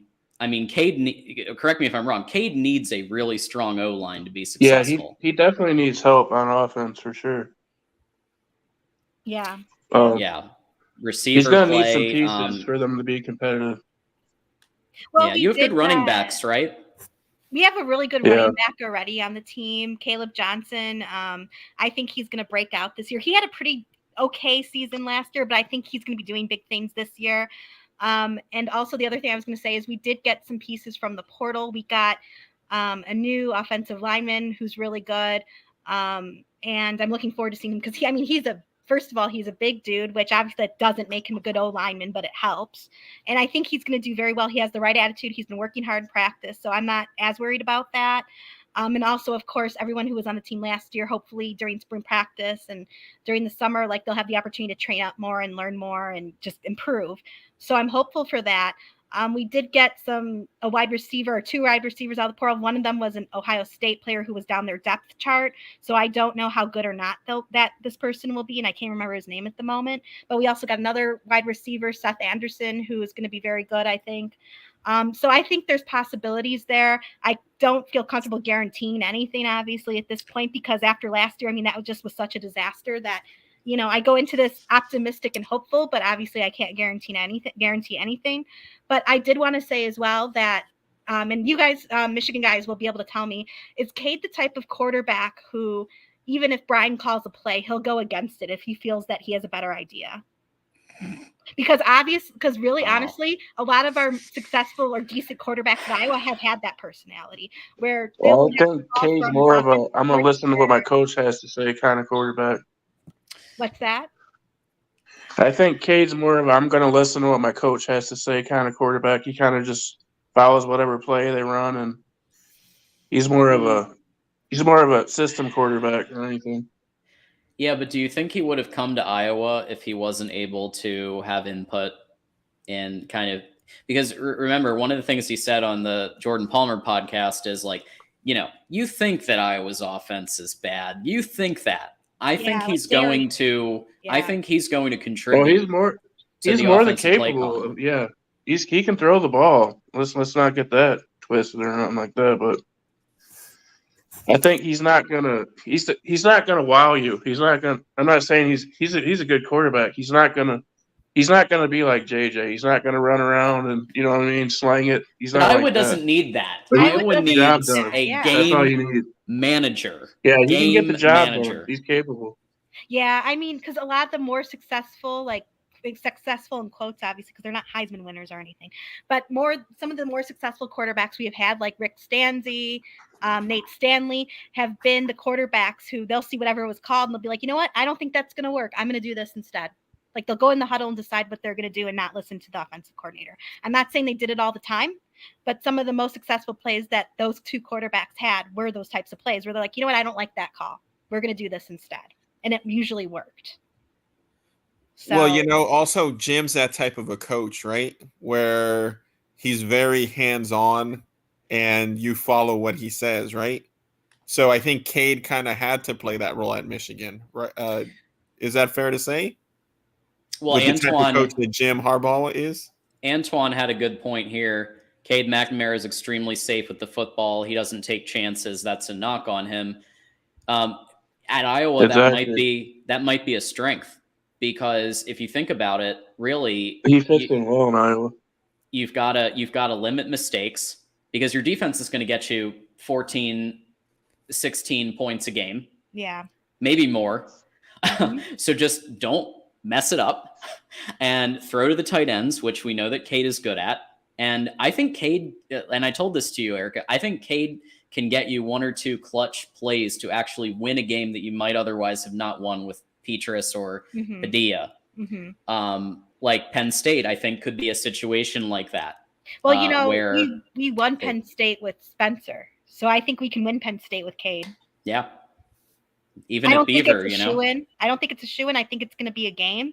I think it's going to be, we need to have a damn good game. Tough one. It's going to be tough, but I think it's feasible. See, that's going to be real tough for Iowa to win, I think. Well, that's where I was saying, the concern is, what if Cade has an amazing season with horrible play calling, right? See, that's exactly right. That's a very possible. Happy Valley is crazy, man. That might be the danger of because like the Ericas of the world, and apparently a lot of the fans that want the Brian gone and the Ferentz is gone. Cade and Eric all coming in might cover up some of the lack of coaching ability. Yeah, and there are fans who are I don't want to say nervous, but kind of conflicted. Like, they want Brian gone, right? But they know, just like you said, that Cade could hide Brian's shortcomings. And if your not main goal, but you know what I mean? If the people want him gone, Cade could come in the way of that in a way, which it benefits us, but it doesn't. So, I mean, it's kind of one of those things where, and that's why I asked the question, if Cade is willing to go against play calls. I would say no. If I don't, from what I've seen, I know that what was it? He seems like not the personality to challenge a coach. I may be wrong. I know that you know Michigan better than I do, but I don't see him challenging Brian on calls. Going, hey, I don't see that personality. You can see it. I can see it, and furthermore, I think there's a world in which Brian Ferentz knows that he was basically gifted an extra year that he shouldn't have had. Right. And if he knows what's good for him, he will let Cade run the Michigan playbook. Eric Gall knows it. Luke Lachey will pick it up. And I'm not saying it's going to be as complex. I don't think they're going to be doing the double passes or anything like we did in the 2021 Big Ten championship game. But I do think like the basic Michigan playbook would work very well. In terms of running it up, in terms of basic slants and basic tight end option and things like that. I think that would work really well for you guys. And if I were Brian Ferentz, I would eat a little bit of humble pie, realize that I'm here because my dad is the head coach, and basically just let Cade run the Michigan offense, and you utilize Petrus as a QB coach as well. That's what's going to happen. Yeah, that's what's going to happen. Yeah. And honestly, I know. Look, he's proven he can't do anything on the field. No one's going to argue that. But I can actually see him being a very good coach. I know that sounds strange. Mm-hmm. No, I agree with you. Sometimes the best coaches, they know the fundamentals of football, but if you put them on the field, they can't do it. And I think that's exactly what Spencer is. Like Erica was saying earlier, Ferentz is he's a god in Iowa, man. He is. It's gonna take a hell of a lot to get rid of that guy. I mean, they love him in Iowa. He's a legend. So it would take a lot for them to get rid of him. And the problem is that Gary Barta has decided that he's okay with the mediocrity as long as those rich donors are giving. I mean, and look, let's be honest, Kirk runs Iowa. It's not Gary Barta who runs the athletic program. It's Kirk. Everybody knows it. It's not rocket science here. Everybody, even if you're not a fan or you don't follow Iowa, everybody knows it. He's the longest, playing coach in the league right now, I think. Like, not just in the Big Ten, but I think in the entire league. Yeah. So I think you're right. Yeah. So I mean, no, it's not a secret. Everybody knows that he's the dean of college football. They say that every game like 15 times. Well, I think the fear will always be, and I've heard it mentioned even here, and I thought about it, it's what happened to Nebraska, right? Oh God, don't. Oh boy. Oh boy. Yeah, that is the other extreme. That is the other extreme. That's always going to be in their mind when they're thinking about the rule. With our That's a defense, great point. we will not be Nebraska. There is no way we're going. Well, to I think what he's saying is like once Ferentz, like if Ferentz was ever retired or booted or whatever, that someone would come in like a Scott Frost at Nebraska and basically tank the program. See, I don't know. Like, I've thought about that too, and I think we're taking a risk if we got rid of Kirk for sure. I think there are those fans who are they hate Brian, but they're still Kirk faithful. So those fans, that percentage won't be happy. But it would depend. I mean, we'd have to see who's on the market as far as coaches go at the time too, to be fair. I think if we're the right coach, I don't think we'd become Nebraska. Right. It depends. I mean, who would you get? Who would you get that would come to Iowa and could recruit? I mean, even if they kept it at that recruit, I mean, we're talking USC. Look at our recruiting classes, right? Yeah, but Iowa, you have to understand though, like Iowa, and I think you're alluding to this, Iowa's not a blue blood, unless you're someone who usually someone who's from Iowa, like Xavier Wampa, perfect example. He could have gone anywhere he wanted, and he chose Iowa. Another example, AJ Epinesa from a few years ago from our defensive side. He too could have gone anywhere he wanted. He chose Iowa because his dad played for Iowa. So, there's that. But I think as well, a lot of fans want to see one of the current coaches become the head coach. So like LeVar Woods, who's our special teams guy, he's a special teams coach. A lot of people could see him doing it, and I could see him doing it. I think he'd be a very good head coach. He's got the energy. He is good at recruiting. He's got the personality. He has like a winning mindset. Like he's constantly wanting, talking about how he wants to win. And I think he would be fantastic. So I think there's that possibility. There's other scenarios like people talked about Mark Stoops coming from Kentucky. I was going to say Mark Stoops would be my choice. I'm not sure. You know what? I was on the Mark Stoops train a lot, and I still wouldn't be against him coming to Iowa if Kirk were to leave. I'm not against it. But seeing how it's gone with Kentucky, I'm not. And DeReal, if he's on here, he's going to kill me. I was going to say, DeReal, come on in and talk about Mark Stoops and his fit for Iowa. Yeah, I would love that. I would like to hear his perspective. I don't know if he's in here. If he's here, please call in. If you're here, DeReal, call in. Jesus, DeReal lost again. Oh my God. But seeing how Mark has done at Kentucky, I'm not certain that he's the right guy for the job. And it pains me to say it because I love the Stoops brothers, but I'm not. I mean, I think it would end up maybe okay, but I don't think it would be a big improvement. So would you take your special teams coach over Mark Stoops or Paul Christ? Paul Christ was another one that I was kind of thinking. It's funny you bring up Paul because a lot of people were thinking that if Brian were to leave, which there was a point where a lot of people thought he was, because there was a whole thing where Bill O'Brien came back to New England in the NFL, and the word on the street was he needed a TE coach. And as I said before, Brian has proven that he is a good tight ends coach. So people thought that he would leave Iowa to go work for Bill O'Brien because there is the Iowa connection there. He worked for Hayden Fry. So a lot of people thought that was going to be it with Brian being here, but that didn't end up happening, unfortunately. But in any case, so yeah, as far as who I would want, I would like to see LeVar Woods become the head coach, I think. Because I think he has a winning attitude.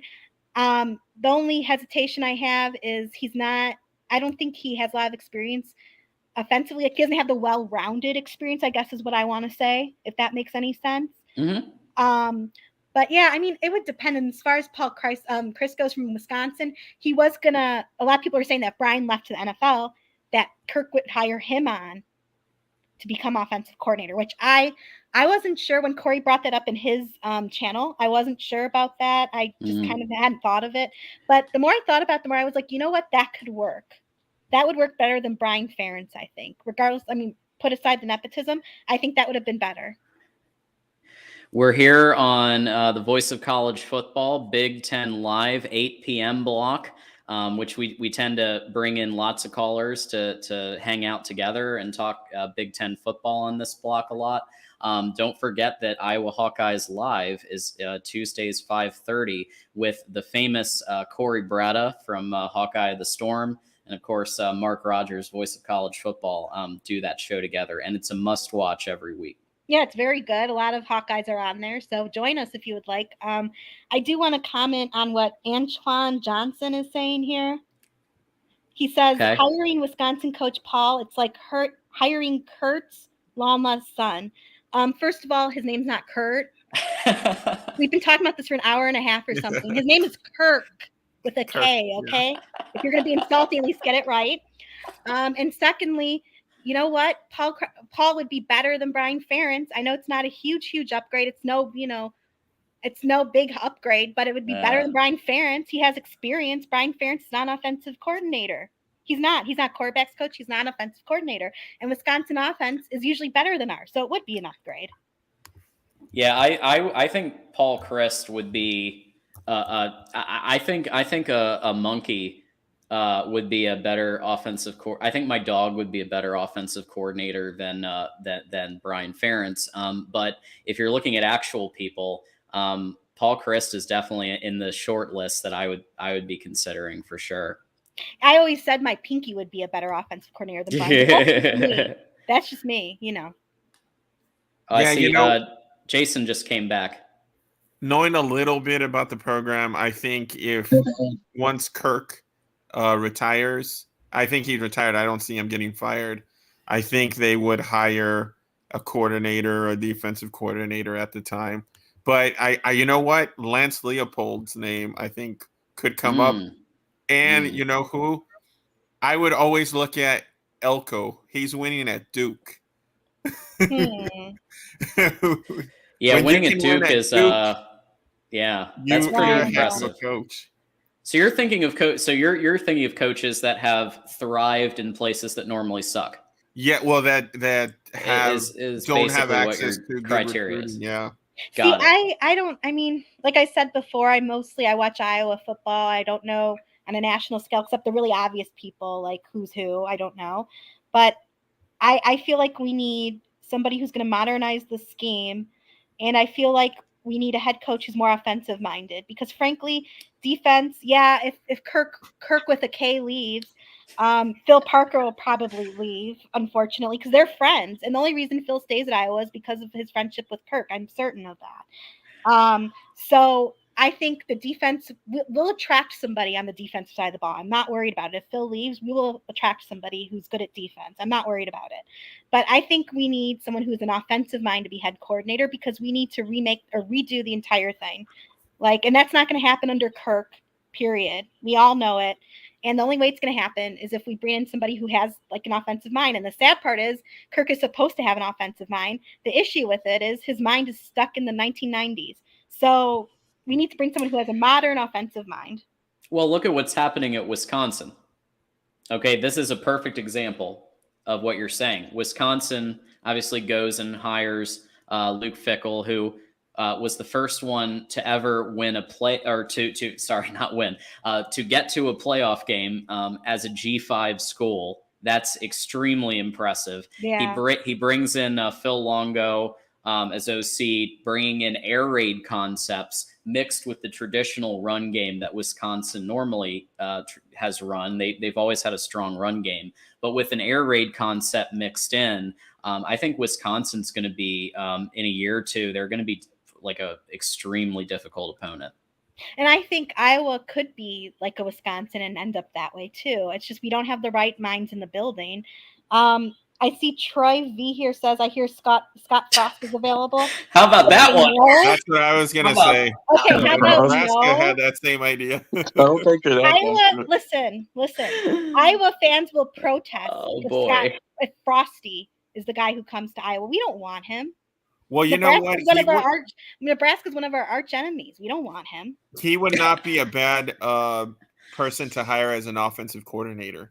I don't think know if he I would buy be that great. seeing what he did. I don't know. I would no. He was The a good Navy OC at quarterback. Oregon. Yeah, at He was a Oregon, good yeah. OC at Oregon. He did When fantastic was in that? Oregon.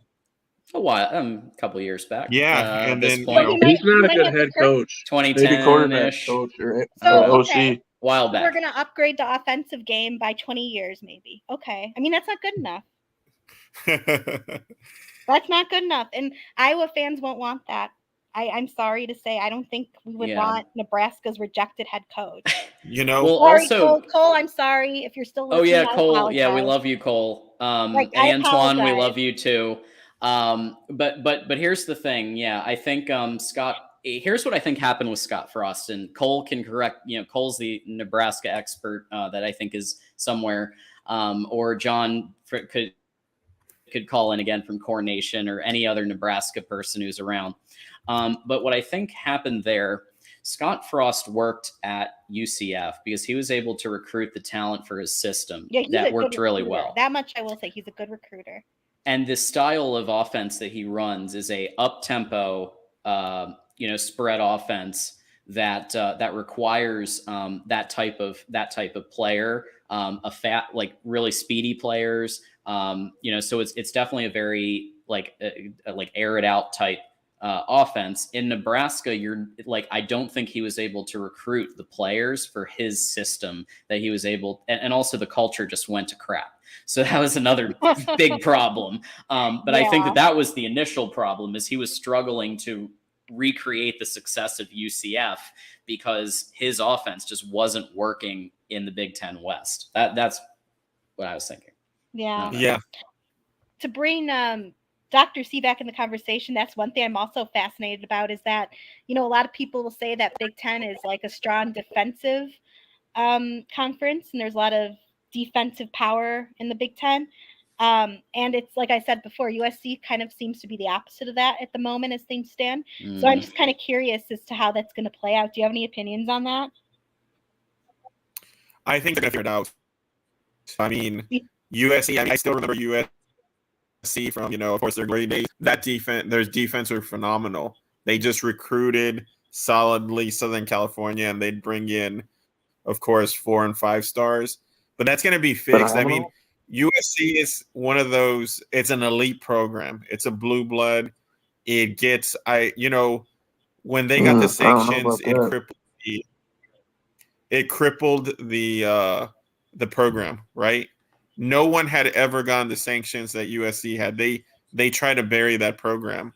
But I mean, it's in Southern California. There is no cooler place in the country, in the world, really, than Southern California. If you go out there, so the recruits want to go there. We have huge NIL deals. I mean, USC is going to be a powerhouse from here on out. I really do believe so. So I think when they join the Big Ten, they're going to be very good defensively, and it's just going to get better. I really do believe that. And Jason, did you just say you don't think that USC is a blue blood? Yeah. I mean, no disrespect. And me and Tim had a talk about this too. I think USC is going to be very competitive in the Big. I just don't see it right away because, their defense is not where it needs to be right now. And I think they're going to have a lot of trouble in the Big Ten. I think it's going to take at least 1 or 2 years before they're competing for a Big Ten title. Yeah, at least one, I would say. It's going to definitely. So right now, Tim is going to jump in here in like 2 seconds. They're capable of getting good players on defense, but right now it just there's no way you can tell me they're going to be competitive with that defense right now. There's no way. Not right the now. Defense is a struggle.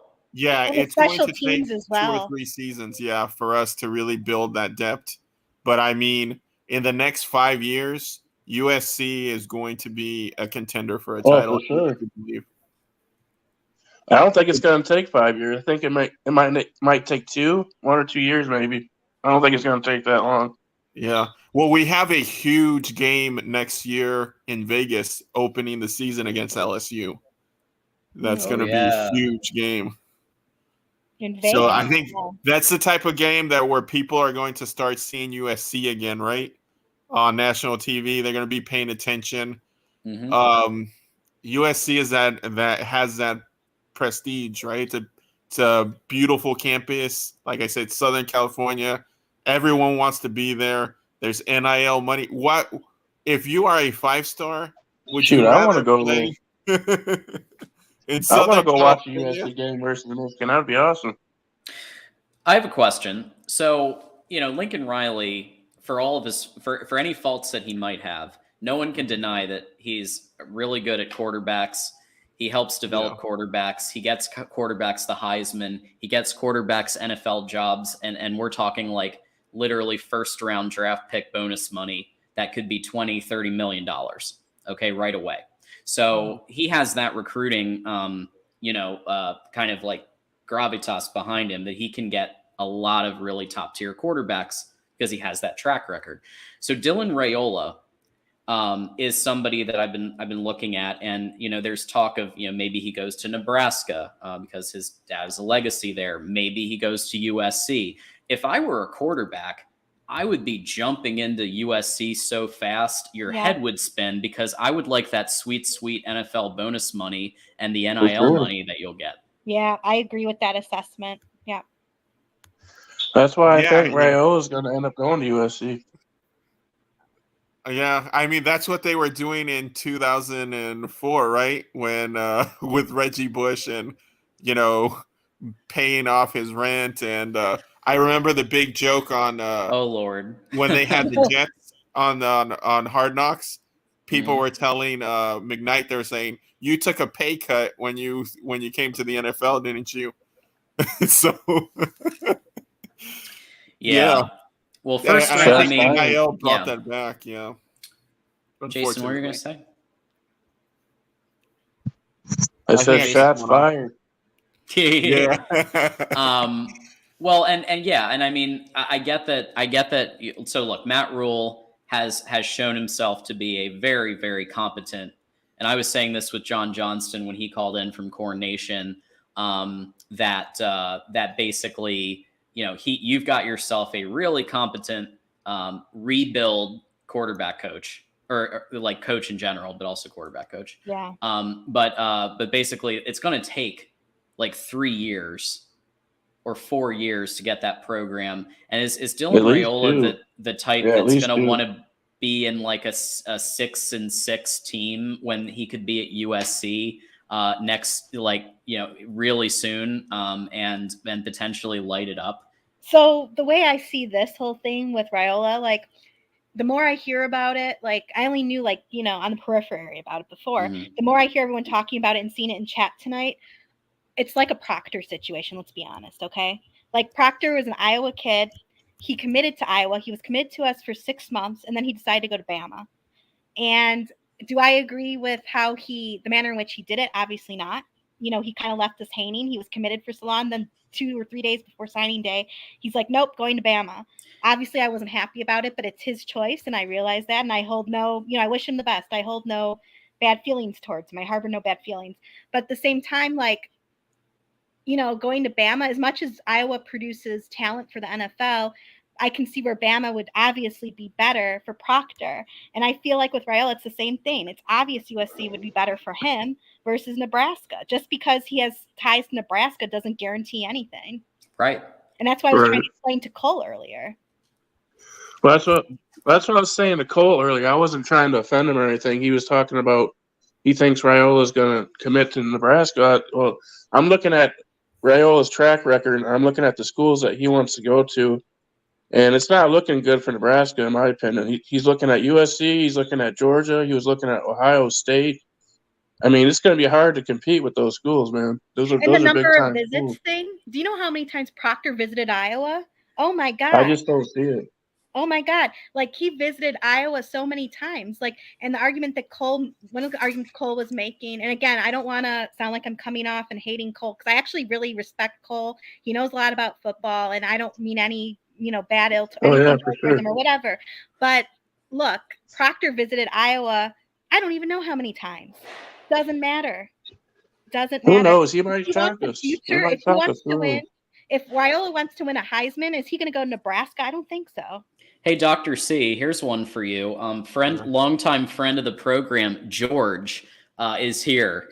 and he's asking a question about. He's giving us a math problem. Yeah. So what is the average? We love you, George. What is the average number of miles of that all the sports teams in the Big Ten are going to have to fly every year because of USC and UCLA joining the conference? Is it like 100,000 miles? I think it is. Uh-oh, George is in the house. Man, That sounds like a lot.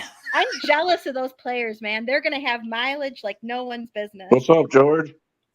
You know, and that's part of the reason. You know, I don't. You know, I wish the USC would have stayed with the Pac-12, and I wish football was regional, right?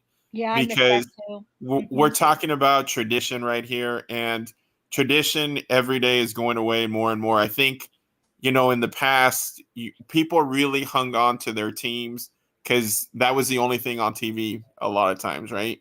Yeah. So you'd only get to see your market's team. Rarely did you ever see someone outside of your market.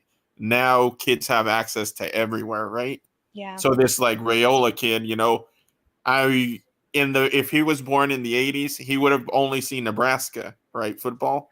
And he might have probably chosen it. But now, you know, with the internet, Twitter, NIL and everything, I think, and you see it with the teams. The USC going to the Big Ten makes absolutely no sense, right?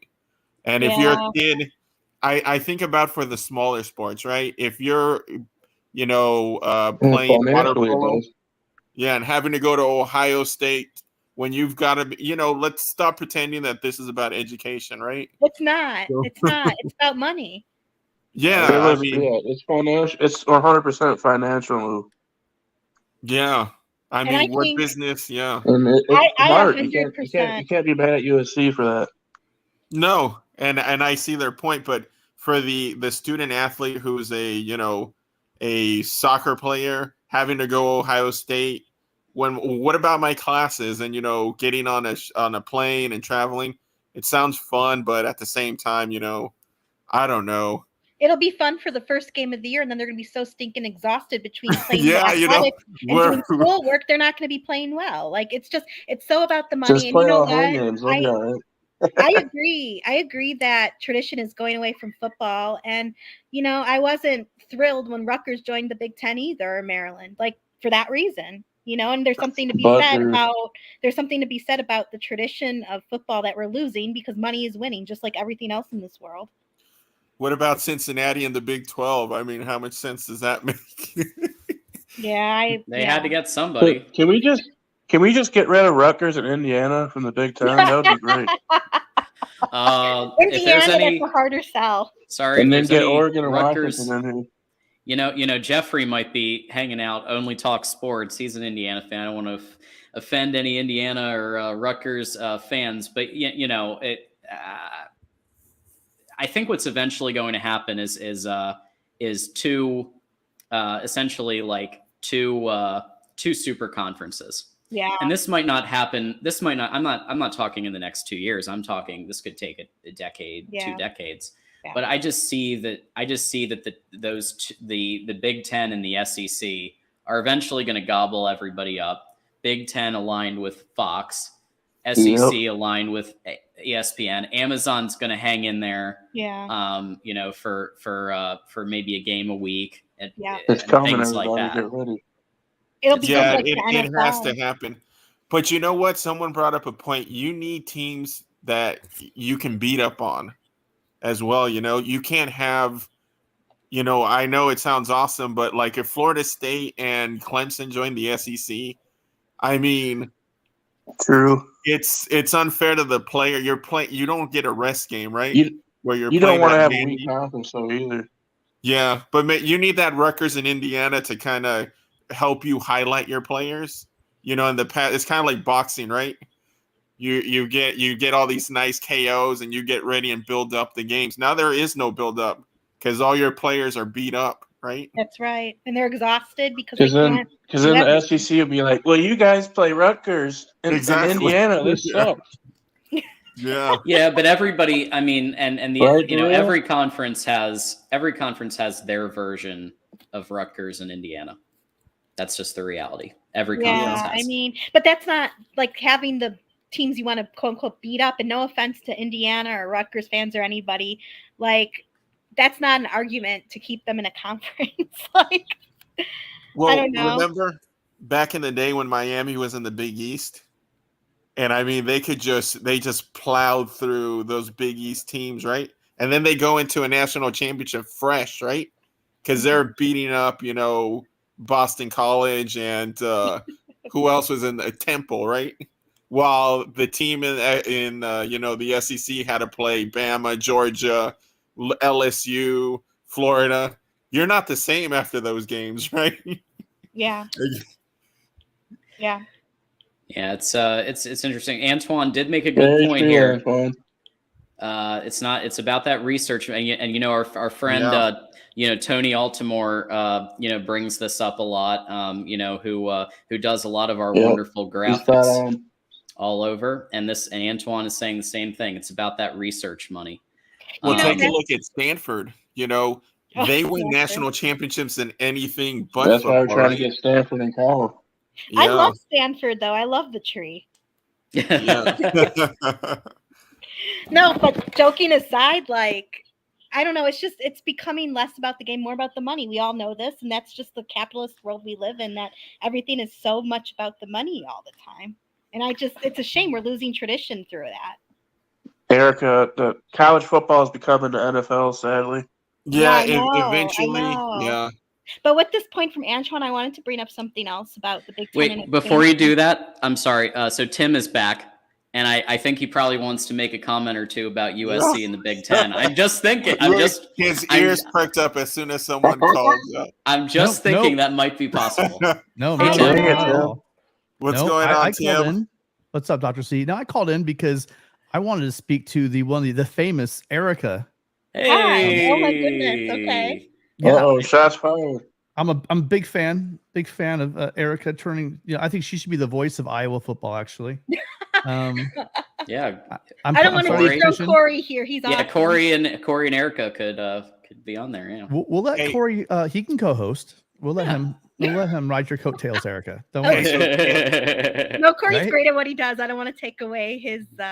Yeah, he's cool. He's great. I got a question for Tim, which Erica asked me earlier in the broadcast, and I don't know if you heard it, but I know you know way more about it than I do. As far as USC's defense and how do you see it going into the Big Ten? And I told her, Grinch, it's a do or die season. He had no one this season. Next season, this season coming up, he has to show that he's the man for the job, right? How do you feel that's fair that this season it's it? Or do you think he gets another one just because the talent pool he had was so poor? Look, I don't know. I said that every year that Helton's get fired for about 4 years in a row. So what do I know about coaching decisions and changes? But if he doesn't get his act together, I would imagine unless they have a top 50 defense, top 50, and we're not shooting too high here. Top 50 defense, I could see them making a move. Yeah. Yeah.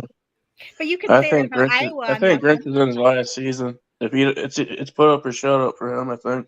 Well, I mean, I'm not going to say. Listen, they brought in some pieces, and it's where I had some questions. And if that's the personnel you had, why were you leaving guys out of island? If you couldn't get disruption of the backfield, a pass rush, they could not get a consistent pass rush all year. Why were you leaving guys on islands? Why were there so many explosives, right? There are a lot of reasons that you could question no matter what he did. And you can say, oh, well, he didn't have the players. But a lot of the teams we were playing didn't have 5-star players. So, again, that's not too much of an excuse. That's Erica's point about Iowa's defense being so solid with just 3 stars, right? Yeah, exactly. Like, I don't know, Tim, if you heard me talking about it, but all of our guys who are going to the NFL draft, all of them are 3 stars except for Riley Moss, who was a 2-star. And we saw how awesome they ended up being in the defensive side of the ball. But don't you play in the Big Ten West? Yeah. I'm just kidding. Yes, they are. Okay. Yeah, we do. And that's, Mark and I always go back and forth on that. Is it a function of? So I do think it's a great defense. I think Iowa's always shown that they do. Oh yeah. They're like. We were number 2 last year, only after Georgia. Yeah, they do. Well, yeah, they do a lot more with less, and there's a lot of development. And clearly, whatever schemes they're running, are working, right? So I'm not here to say anything about that, but I think Iowa's gonna be fine. I don't know. I mean, I think that might surprise people this year, even with that guy at offensive coordinator. So No, Brian Ferentz, yeah. I mean, maybe. Who knows, right? you hope That that JJ guy, effect. Brian Ferentz. Man, if he made royalties after all the times I've said his name, he wouldn't have to be offensive coordinator anymore. Right. He could just sit on his butt and collect royalties. That's right. Which is probably what he should do. Is find a bet. Yeah, I'm really surprised, and this is, I know some people don't want to hear about Brian Ferentz, so I won't talk too long about it. Yeah, but I'm really surprised that I'm really surprised that Kirk wasn't able to get Brian like an NFL bench warmer job at the Patriots or something. Like, just get him out of there. Well, listen, you know, maybe they need a water boy in Indianapolis. The other part of the equation is that there was that lawsuit going on. Yeah. So now that's been settled, and that whole thing is a whole nother. I don't want to get into it. I just don't have the energy. Yeah. But that's another strike against that Brian had. Now that that's over, perhaps next season, like, he'll get to be somewhere else. You know, Erica, maybe you just need to tell him that his dad's really rich and life as a trust fund baby is not exactly as bad as people make it out to sound. You know, he can just I don't think he's going to listen to a little traveling, buy a mansion somewhere, right? He'd be okay. Yeah, no, I agree with you 100%. But I just don't think he's going to listen to Erica Goldberg, an alumna from Illinois. I just don't think he would care. Well, he should. That's right. Damn straight. He should. Well, maybe you and Corey can get together and convince him. Yeah, we could try. We'll try. So just a reminder, y'all, we've got a lot of folks in here. We're talking about stuff. So definitely, if you want your comment, bump to the top and we'll talk about it. Send a super chat. Always helps, even $1.99, whatever. And we'll put your comment and question up and we'll talk about it on air. Well, John, I saw our friend DeReal MVP was in the chat. Yes. And I'd love to hear what he has to say about Mark Stoops. Hey, DeReal. Yeah, get on the chat there, DeReal. Want to talk Mark Stoops? I would love. You're always so talkative when I'm not here.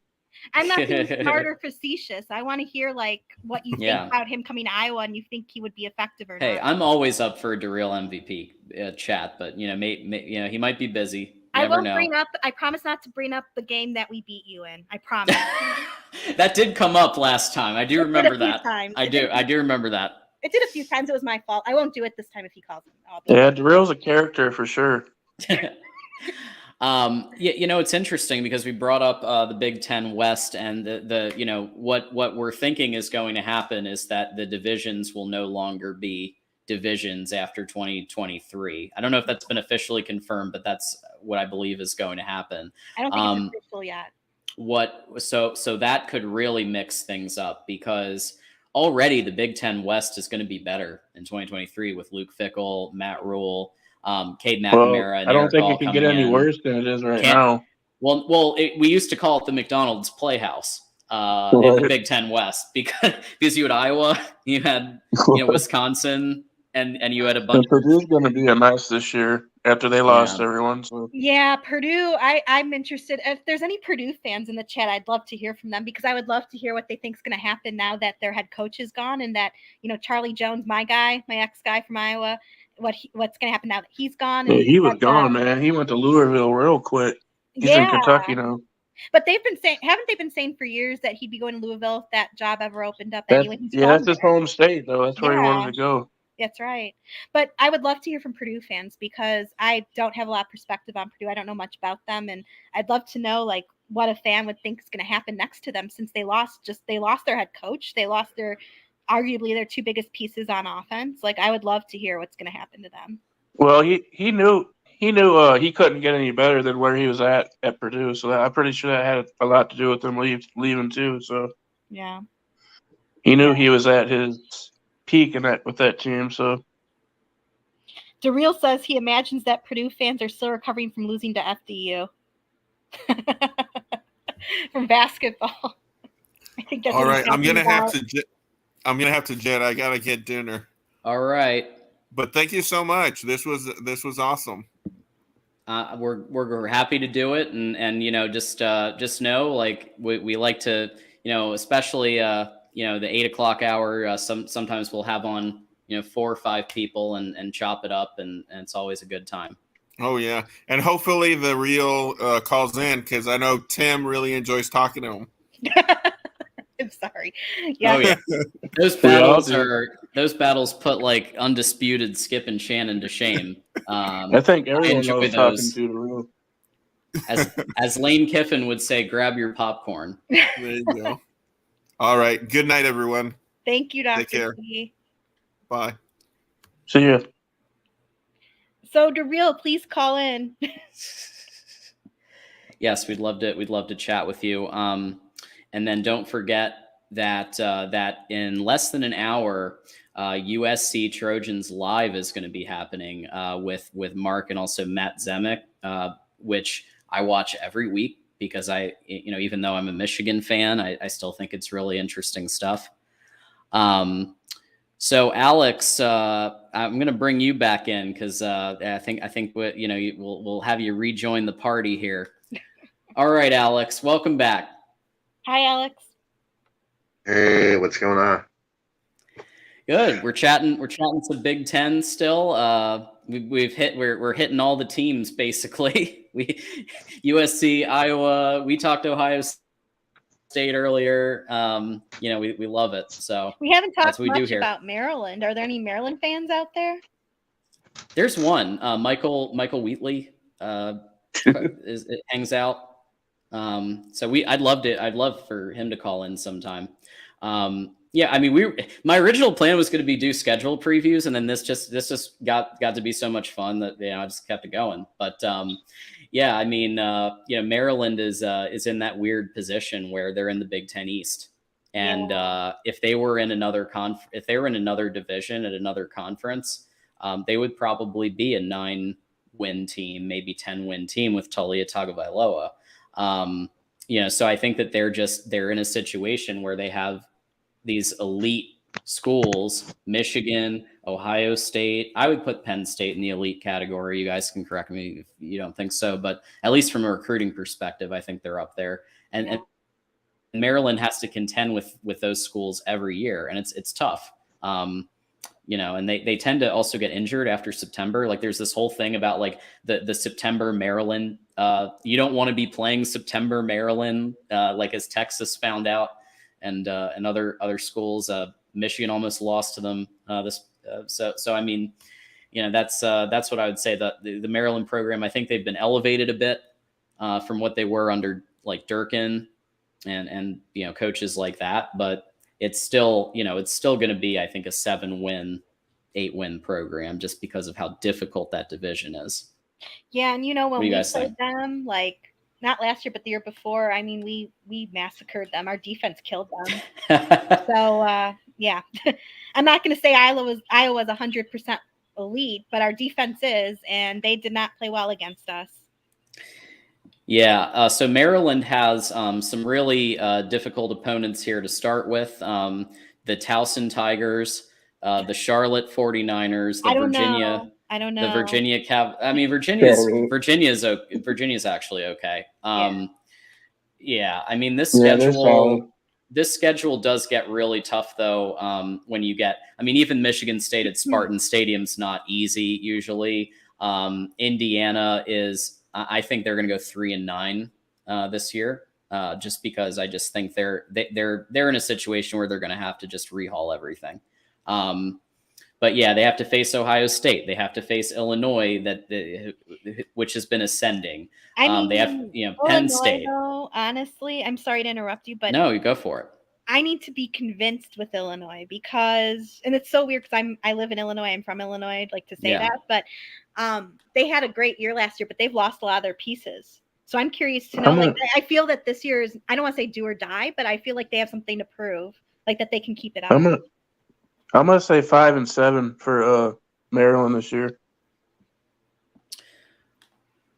A Damn Beast Media, we always love you and appreciate you, and thank you for supporting us. I was on the fence about calling Penn State elite. I don't know if you heard. Don't throw around the word elite like recruiting services. Throw around 5-star ratings.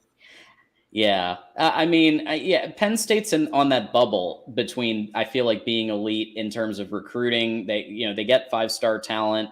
James Franklin just is not a great in-game head coach. He's a fantastic recruiter, and so that's where I kind of struggled. But compared to, I think they're on the top end of the Big Ten East. I think that's fair. Yeah, I think that's fair. And I also, I don't. Like I said, I'm not the most knowledgeable about other teams besides Iowa and a few of the other Big Ten West teams. But when I've seen him in a press conference, I don't feel that he handles press that well either. I don't know. I mean, I know that's not a huge deal in the big grand scheme of things, but yeah. Yeah, let's look at Penn. So Penn State, I actually have at 9-3. Okay, So if we look at Penn State, obviously you've got you start right away with West Virginia, and I talked to Joey Foster about this one, and he thinks Penn State's gonna win. I was giving him a little bit of a benefit of the doubt where it could, maybe West Virginia can come, but at Beaver Stadium, it's probably going to be a Penn State win. Then you've got the Delaware Blue Hens, so everybody can get right. They can get some practice in against the Delaware Blue Hens, and then you have some real and then you start to get into the tougher opponents already. Illinois is not easy. They're going to lose a lot of talent from last year's squad, but they're still going to have a good defense. I think they've got something to prove. I'm not sold on that Illinois team. Yeah. This could be a crazy situation where like Illinois beats Penn State and you guys Illinois beats Penn State, or Penn State beats Illinois, and then you guys beat Penn State. It could be one of those things where those two games could go either way. It's basically what I'm trying to say. Yeah, I can see that. Because again, Illinois is at Illinois. It could be one of those things where we trade away and away, where even though they're away games, like the away people win both. Northwestern, they're gonna crush that one. Well, going back to the Illini, I'm not convinced that their stadium it's not Kinnick. I mean, I'm sorry to sound snotty, but I agree. There aren't very many that are like Kinnick. I guess. That have that magic of, especially at night. You got your UMass Minutemen in here. So obviously you got, but I think they could drop. I already said that you were going to probably win the game, Erica. So that's one loss right there. And then I think they're going to also drop to Ohio State at Ohio Stadium. They're gonna lose that one, but it's gonna be a competitive game. It always is. James Franklin, the one thing he does do is he does know how to keep it competitive against Ohio State in the situations. I'm gonna Isn't that say, weird? I mean, they're not the biggest team, but you're right. They're always competitive against the Buckeyes. Always. It's weird. I'm gonna say 10-2 for Penn State, maybe 9-3. So my prediction is 9-3. I think Jason, you just said maybe 10-2. Yeah, 9-3 or 10-2. Yeah, I think it's gonna be 9-3. I just think until they prove otherwise, I don't think they can beat Michigan and Ohio State this year. Now, once you get Drew Aller some more experience in 2024. That could change. Now we do have to play them at Beaver, and so those of you who are Oklahoma State people, but yeah, so I think that does give a little bit of advantage, but we might get saved because if Michigan and Penn State are both top 10 teams at that point, then they'll probably give big noon kickoff to that game, which saves Michigan from having to play Beaver Stadium at night. Yeah. And so I'm seeing 9-3 all over this. I don't know. And then Rutgers and Michigan State. Well, Rutgers we already know. I mean. Yeah, those are both dubs. Yeah. Yeah, they'll beat both of them pretty easily. The run game alone is gonna go a hot knife through butter through Rutgers, and Michigan State. I think their defense is a little bit better-ish. It depends on what happens with their personnel and offense. If they can find some answers, because they really haven't found answers since Kenneth Walker. So I don't know. I just think I think that they're in for a. I think I gave them like a 6-6 or 5-7. I just think they're going to have another year of kind of crappy play, and then we'll see what happens after that. A damn Beast Media says that Franklin is a fraud. Franklin is a fraud till he proves otherwise, and you are spot on, Ray Franklin in the media. Yeah, I think you're. I mean, I'm gonna. Damn Beast. Sometimes we agree, sometimes we disagree. I'm gonna massively agree with that one, because basically his entire career he owes his entire career to a fluke play. Well, I mean, he did well at Vandy. I'll give him that. But at Penn State, he's still there because of a fluke, basically a fluke win against Ohio State to win the Big Ten championship in 2016, and Saquon Barkley. So Franklin should give some checks, send them in the mail or electronically to Saquon, because I think he owes some of his success to that situation and the 2016 game. Jason O says the Penn State disrespect is real. He's a great recruiter, and I've said that repeatedly. He's a fantastic recruiter, but his in-game decisions are just not great sometimes. Well, in 2016 with 6 Saquon and Barkley, 6 and he 7 dropped the and 5 for game Michigan that he probably State. should have won. They choked down the stretch. What did you say, Tim? I didn't hear you. I don't know. Someone's talking. I couldn't. I don't know. Go ahead. Yeah, Franklin will always get out coached. I mean, but he also has a historical tendency of winning a game he probably shouldn't sometimes. And so, I think there was if you remember the Michigan game from this past year, Michigan was dominating in every single aspect of that game except just a couple crazy plays had Penn State ahead, basically. And then obviously Michigan's superiority reigned in the second half. But Franklin is known for some of those like just wacky, out of nowhere type of situations. And then Todd Grin also said he sees the Penn State hater, hears it. I mean, listen, Todd, I don't know if you're a Penn State fan, but call in. Convince us otherwise. Call in. Yeah, man. We always love, and I know there's been a Penn State fan or two commenting in the chat. We'd love to. I would love to get more school perspectives that we don't hear as much. We always hear Michigan. We always hear Ohio State. Yeah, go for it. I'll throw something about Penn State. Who's the running back? Not Nicholson or whatever. The other guy. What's the other running back for Penn State? You mean Singleton? Not Singleton. The other one. Is that the one you? Okay. The other one.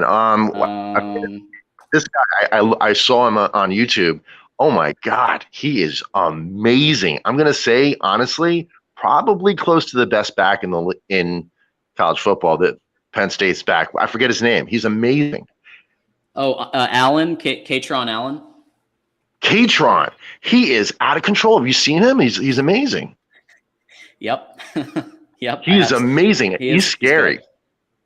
Yeah. I feel like, wow, like I know Ohio, I know us, I know how we work, and we're gonna be sleeping in that game. I just know it. And Katron is gonna shove it up our rear ends. I know it. I just know it. And then Drew is like, what a runner. My God, he can run. He can really run. Have you seen him run? Yes. Yeah. Penn State is going to be that. We're going to be like, oh yeah, whatever, and just get smacked in the face. I know. I can see it. I didn't see much of him in the Michigan game though. Where was he? Which one? Who in the Michigan game? Which one?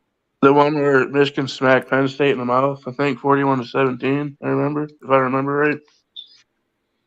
Oh, okay. I don't know. You mean was Katron Allen playing? Corum and Edwards had 418 yards rushing. You remember that game? Was Katron playing during that game or not? I think so. I think they both were playing. Oh, okay. All right. So then there we go. So I guess they're not a team at all, but but I don't know. Says, how do they see Illinois beating them? Well, actually, I said I don't think Illinois is going to beat them. I think the Illini have stuff to prove this year because they're losing so many people, and a lot of those people they're losing are their strong players. So I don't necessarily agree that Illinois is going to beat them.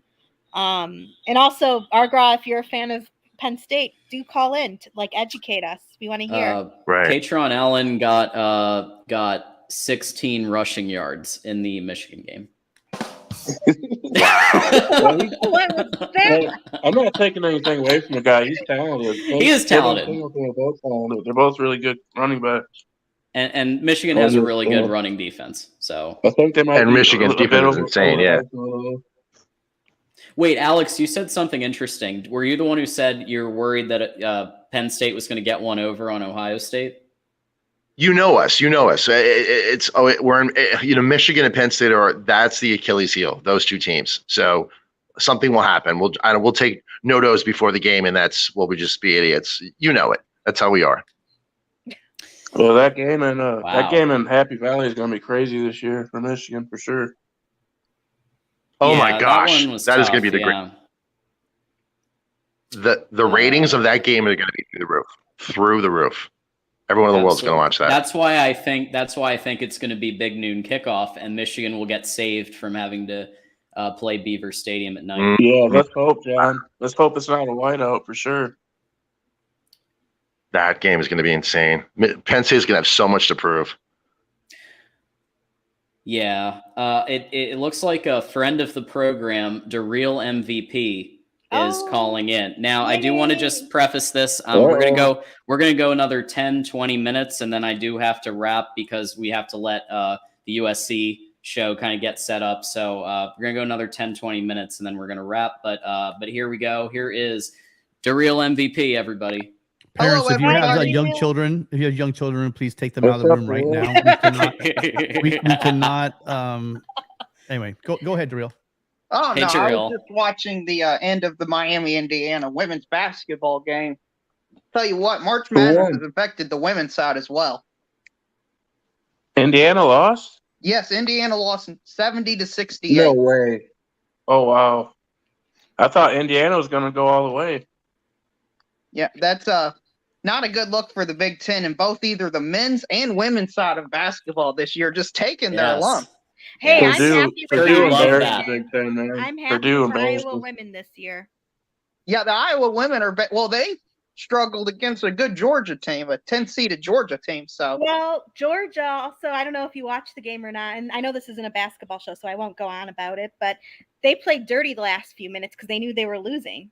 It was just so obvious. But anyway, DeReal, I wanted to ask, we were talking earlier, I don't know if you heard this part of the show, but we were talking about Iowa, and we were talking about when Kirk eventually leaves, who would be some candidates to replace him, and Mark Stoops was brought up, and I wanted to get your opinion if you think that Mark Stoops would do good at Iowa as head coach. if you saw Kentucky before Mark Stoops is there, you would understand. I believe he can do good at literally anywhere in the country. Literally anywhere. Anywhere.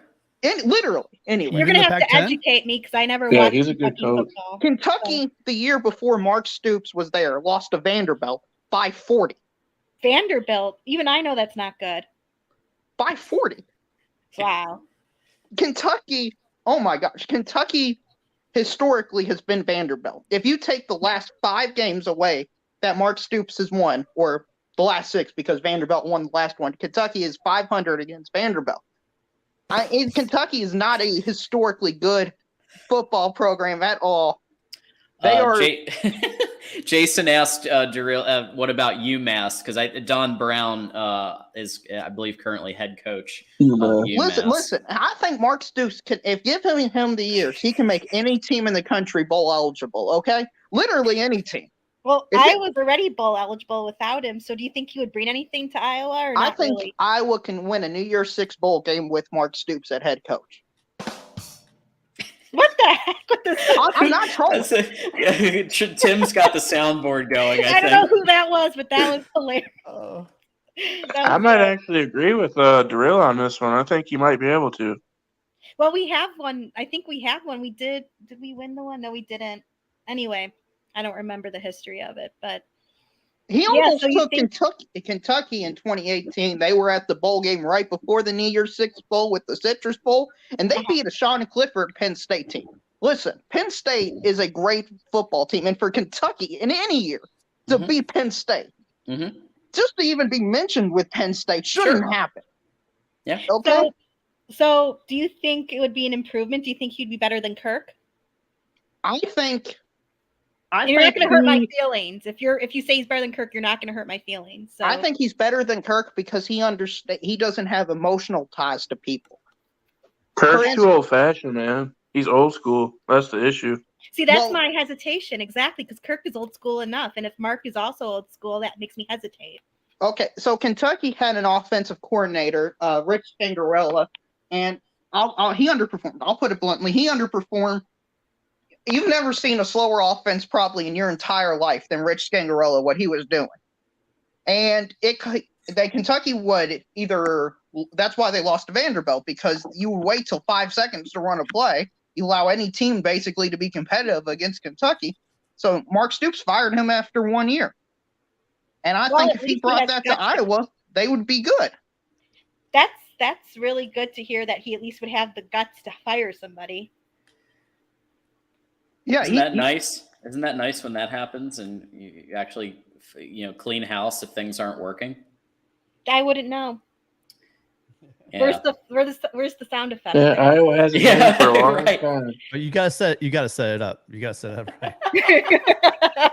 You gotta tee it up like real did in the loop for a long time.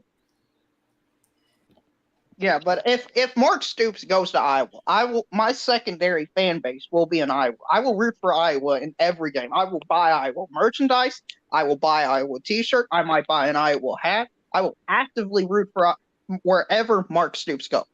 Listen, if he goes to Ohio State, I'm an Ohio State fan. If he goes to Michigan, I'm a Michigan fan. It's not that far-fetched that he'd end up at Iowa. He is, an Iowa product, like in a way. So it's true. That was one of the ones we talked about at first.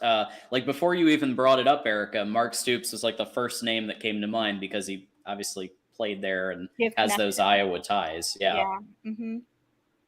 Anyway, that was my thing. I don't know if Tim had anything for you. No, I'm good. No, I like Tim's studio. Tim's out here with the brand new studios. Like just randomly one day I see him call in. And he's got this beautiful banner and this cool neon sign behind him. It looks good. Yeah, I like that piece. That's pretty cool. With the nice USC had the team that has one of the best, most exciting offenses to watch in the country. I mean, it's true. It is.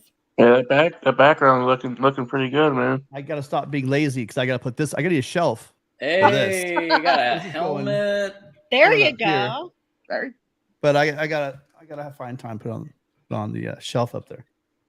Is that a real size helmet or one of those miniature ones? It's kind of hard to tell with the depth perception. Oh, that looks like the actual size one. He's got both. Yeah, that's a real helmet. Wow.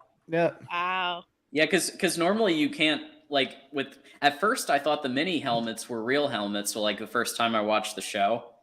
Because from the depth you can't really fully tell unless you know, and then he picks it up and it's a mini one. So it's good to see the scale.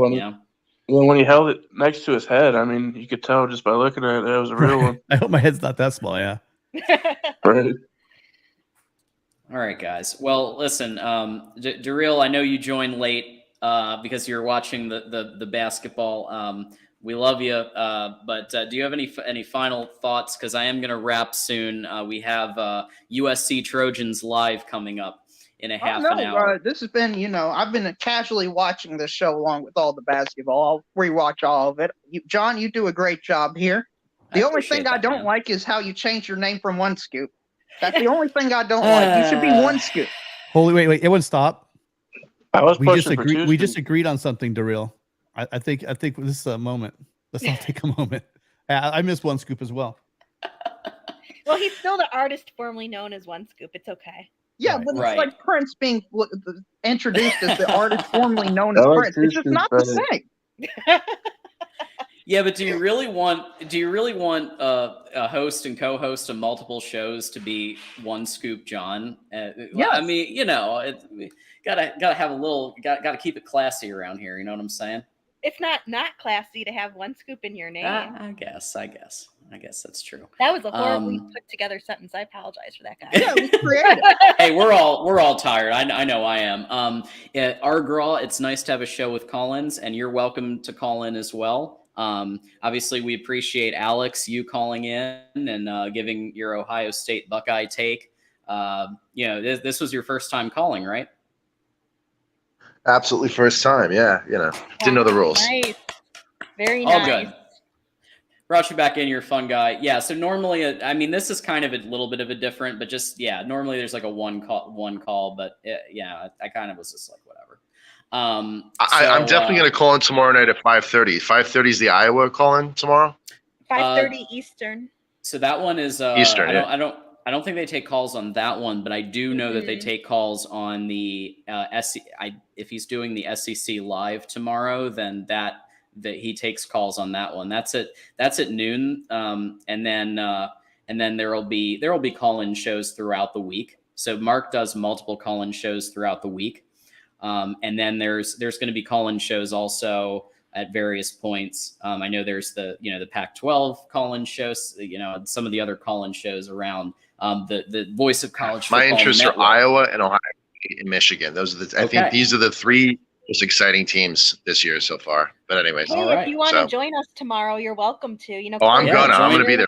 Say hi. Yeah, I'll try to pop in there too. I always love to say hi to Corey. So yeah, guys. So final thought. I'm gonna give everyone a final thought, just like we do on College Football After Dark. So Darrell, you gave yours already. Do you want to add anything else? Yeah, I think we should congratulate Penn State for winning the men's wrestling championship this year. Congrats to Penn State for winning a national championship. Hey, Michigan also.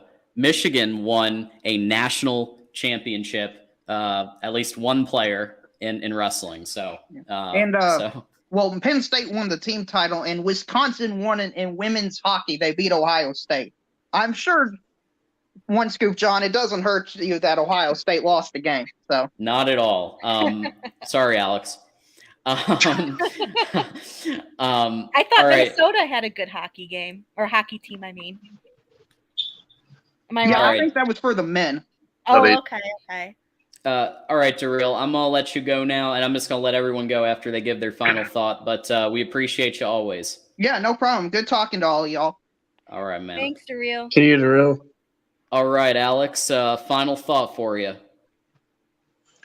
I don't know if anyone has any final thoughts on the Buckeyes or the Wolverines or the Hawkeyes. That's all my final thought. No final thoughts from you guys, huh? Okay. There are many. There are many. I have a ton to say. I know when the Iowa is, and I know the Ohio State's 11 on Wednesday. When's the Michigan one? Michigan is Wednesdays at 5 p.m. I'll be there.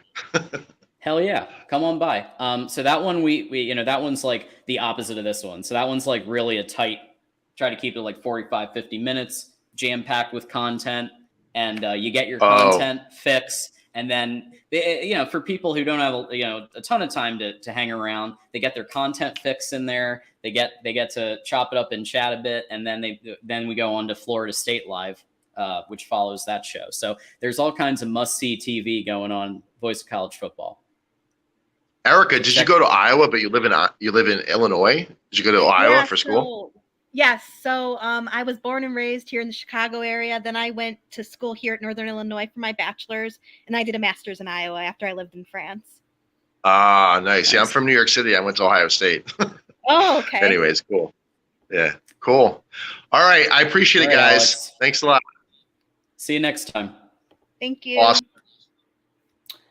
All right, Erica, I'm gonna go you next. Any final thoughts? And I know people can find you on Twitter, yes. Erica Goldberg. So yep, it's Eriquita0115. Eriquita, that's right. If you want to hear Iowa thoughts, political thoughts, cute dog photos, yeah, you got me. Feel a cute free to dog add photos. me.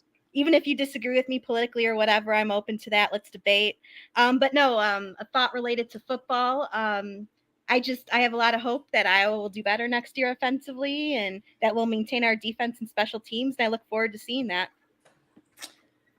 Here's to hope. I want Iowa to do well. I really do. I think it's good for the sport. Yeah, and I think that it's just we need to be more well-rounded, and I think if we get there, we have a good future and a bright future ahead of us. So, and I'm also looking forward to the expansion too. I think we just take Mark Rogers' advice and because I think he said this first and then I copied it. Just let Cade run the Michigan playbook. Brian can just sit back on just go to Tahiti or something, and it'll be fine. I wish I had those decision-making powers, but unfortunately. Anyway, guys, let's have All right, Erica. those royalties, and that's that. There you go. Thank you very much, everybody. Bye, Erica. We appreciate you. Have a good evening. Bye now. All right, Jason, Michigan man and friend of the show. We appreciate you hanging out. Just want to say it was nice chatting with everybody tonight.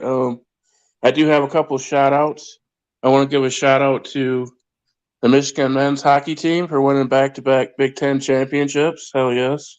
Go Blue. And I also want to give a shout out to the women's gymnastics team for winning their 26th Big Ten title in 30 years. So that's pretty dominant. So, absolutely. Hell yes, go Blue. Yep. And we'll get back in basketball someday. I someday. appreciate it. Someday we'll get back in basketball. We'll get back. I know, right? That's the only thing we're lacking in is basketball right now.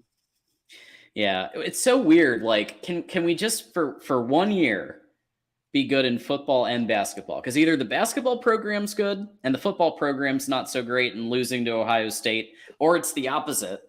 And now it's the basketball program. So, like, one year. Just look at the bright side, John. Just look at the bright side. At least we're not Purdue, right? They were a 1 seed. They lost to a 16 seed, so they embarrassed the big. At least we got that. Oh, Michael. I hope Michael's not listening. Yeah, I hope he's not here to hear that. But all right, guys, I had a good time. I'll see you guys later. Thank you. All right, Jason, go Blue. See you, Jason. All right, Tim. I'm waiting. So I just came on honestly to start the Erica Goldberg campaign for to co-host the Iowa show. I think she's amazing and she should be on the show. So I'm starting the campaign right now. Absolutely, and vice versa, because I told Mark, I'd love to do a week, where Corey and I do something, or maybe he calls into this show, or we do something, because he's such a wealth of knowledge of Iowa as well, and the two of them, Erica's great too, but I saved you for last because obviously you're very close to USC. And I think it's a perfect segue to the show that's about to happen. Yeah. Oh, well, I'm no Matt Zemek, but if you guys want to hear USC, you hang around. Listen to Matt. He's like the Mark Rogers of USC. Well, actually, he's encyclopedic, just like Mark on all sports. So he doesn't stick to USC. I mean, he can talk to you about. You can probably talk about the Big Ten a hell of a lot. So if you have time, you should definitely check him out. Great show, great entertainment. You'll have Mark and Matt. I'm gonna be there. So absolutely. And then we got Trojan Conquest live every Sunday. Yeah, please join us. Yeah, absolutely. That would be great. It's 8:00 Eastern, 5:00 Pacific. Join us. We're gonna be covering offensive line, and then after next week, we're gonna start picking a team each week from the Big Ten to talk about USC's history with that team. So if you are a fan of a particular team, you'd like to hear about your team and a deep dive into the history with USC, please feel free to be there. I think we might take a little informal poll in the chat. So whoever gets the most votes is going to win. So look forward to seeing anybody who wants to come by. Absolutely, Tim. Well, I'm gonna bid you adieu, and I'll see you in 23 minutes over in chat. Thanks, John. Thanks for having me. Bye, Tim. All right, and we have one more super chat here that I want to honor. Great show, John Go Blue, from Jason Moose, who again has been a great contributor, and we appreciate you joining the panel. We love when people come onto the panel and call in, especially if they're first time callers. You don't call in very often. Please call in because it always helps the show and you hear new perspectives, especially if you're a fan of a team that, you know, sometimes the media doesn't give as much love to, or, you know, just isn't as much normally talked about. Like basically every chat that I've ever been in Voice of College Football, there's Michigan, Ohio State banner. But I love when I hear from Iowa fans, Nebraska fans, Kentucky fans, Arkansas, you know, just like everybody. So yeah, please, every like 8 p.m. We'll do another one like this, and you know, I'll bring a topic as well, and we'll do a topic, and then we'll do you know, a party like we just did. Couple of last minute housekeeping notes, and then I'm going to let everybody you know, get ready for USC and the USC show. Don't forget that we have Michigan Wolverines live 5 p.m. Wednesday. Of course, you know, since I'm hosting, I'm going to give Michigan a plug because I host that show as well with Mark Rogers and Dre. So stay tuned, because on the show there's going to be, you hear all the time about crystal balls, but we're going to be giving crystal balls of our own. Michigan Voice of College Football crystal ball predictions for quarterback and other positions live at 5 on Wednesday. Also, don't forget to shop Amazon. We all know that we all shop on Amazon from time to time. I just got a Kindle book this morning using Mark's link. I know probably not a lot, but like, look, anything helps. I got an air fryer on Amazon, and I used Mark's link. Like, you know, so I practice what I preach. We use the link. It takes 2 seconds to do so. Don't forget to sign up for Discord, Talk College, for Patreon, Talk College Football all the time. Get access to our Discord that's 24/7. We do watch parties. I'm gonna try to do more even in the next couple months. Talk College Football all the time. All kinds of good stuff in there. And you can even get a sneak preview of Patreon. You can get a sneak preview Saturday, April 1st at 3 p.m. when we're going to have the Michigan Spring Game Watch Party on Patreon. And it's free. So you can get a kind of a taste of what Patreon is like. Don't forget to follow Mark on Twitter. Follow Mark on Instagram. I'm just going down through here. Why not? Don't forget to sponsor the Voice of College Football. If you're a business and you want to promote your product or service, email MarkRogersTV@gmail.com, and we'll get you hooked up to many enthusiastic college football fans. And finally, we have our merch store. So don't forget the merch store. And it's here. I have it somewhere. I have a lot of tabs open now. But I do want to show you what this thing looks like real quick. Okay, so if I've already gotten my Mark Rogers merch, and you can sort by best selling. You've got, apparently the hoodie is really good. Mike G praises the hoodie. The t-shirt, I can vouch for the t-shirt being really, really great. You've got the coffee mug, which, you know, holds a variety of refreshing beverages, and so on. So just check these out. You got stickers, you got slip-on canvas shoes, you got swim trunks.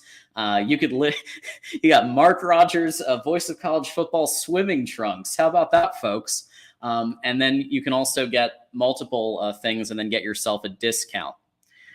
Let's see if there's any final comments. Let's see. Caden already make Iowa better on offense. Yeah. And I agree. I actually said the same exact thing. I see a 10-win season on their schedule. Thank you so much, Jeffrey, for coming by. And I just had a feeling you were going to come by and say hi at some point. And yes, as Erica said, please join the panel. And I don't even care if you're an SEC fan. I don't care if you're a Big 12 fan. I don't care, you know, just because it's the Big 10 live show. I want to hear perspectives across the board. Because first of all, Darrell calls in. He's an SEC fan, and he talks Big 10. And, you know, so like we have, Tide Guy called in. He's an SEC fan. He talks Big 10. It doesn't matter. I don't care. And, you know, if you want to talk about other things, as long as it's college football related, we'll, if it's good conversation, we'll keep it going. So that is it. That is it. I want to remind everybody to hop over in 18 minutes to USC Trojans Live with Mark and Matt Zemek from Trojans Wire. And I'm going to tell you why. In my opinion, this is one of the highest quality shows out there. It goes really in depth into USC every week. And I think that they do a fantastic job. And Matt knows a ton about, as Tim said, encyclopedic knowledge. So go over to the USC channel. I'm going to put it right here in the chat. And there it is. USC Trojans Live in 17 minutes. And finally, the last thing, your host for the 8 p.m. block was me, John D'Adamo. Okay, there's my Twitter, John D'Adamo. Follow me. I also host Michigan Wolverines Live at 5, and at some point we'll bring back College Football After Dark with our Patreon panel, and I help moderate that as well. So definitely check me out. As Erica said, the artist formerly known as One Scoop, and that's it. Thanks everybody for hanging the whole time and for being part of this. Whether you sent a super chat, whether you liked a video, whether you shared it with a friend, whatever you did, thank you. Thank you for being here. Until next time, go Blue.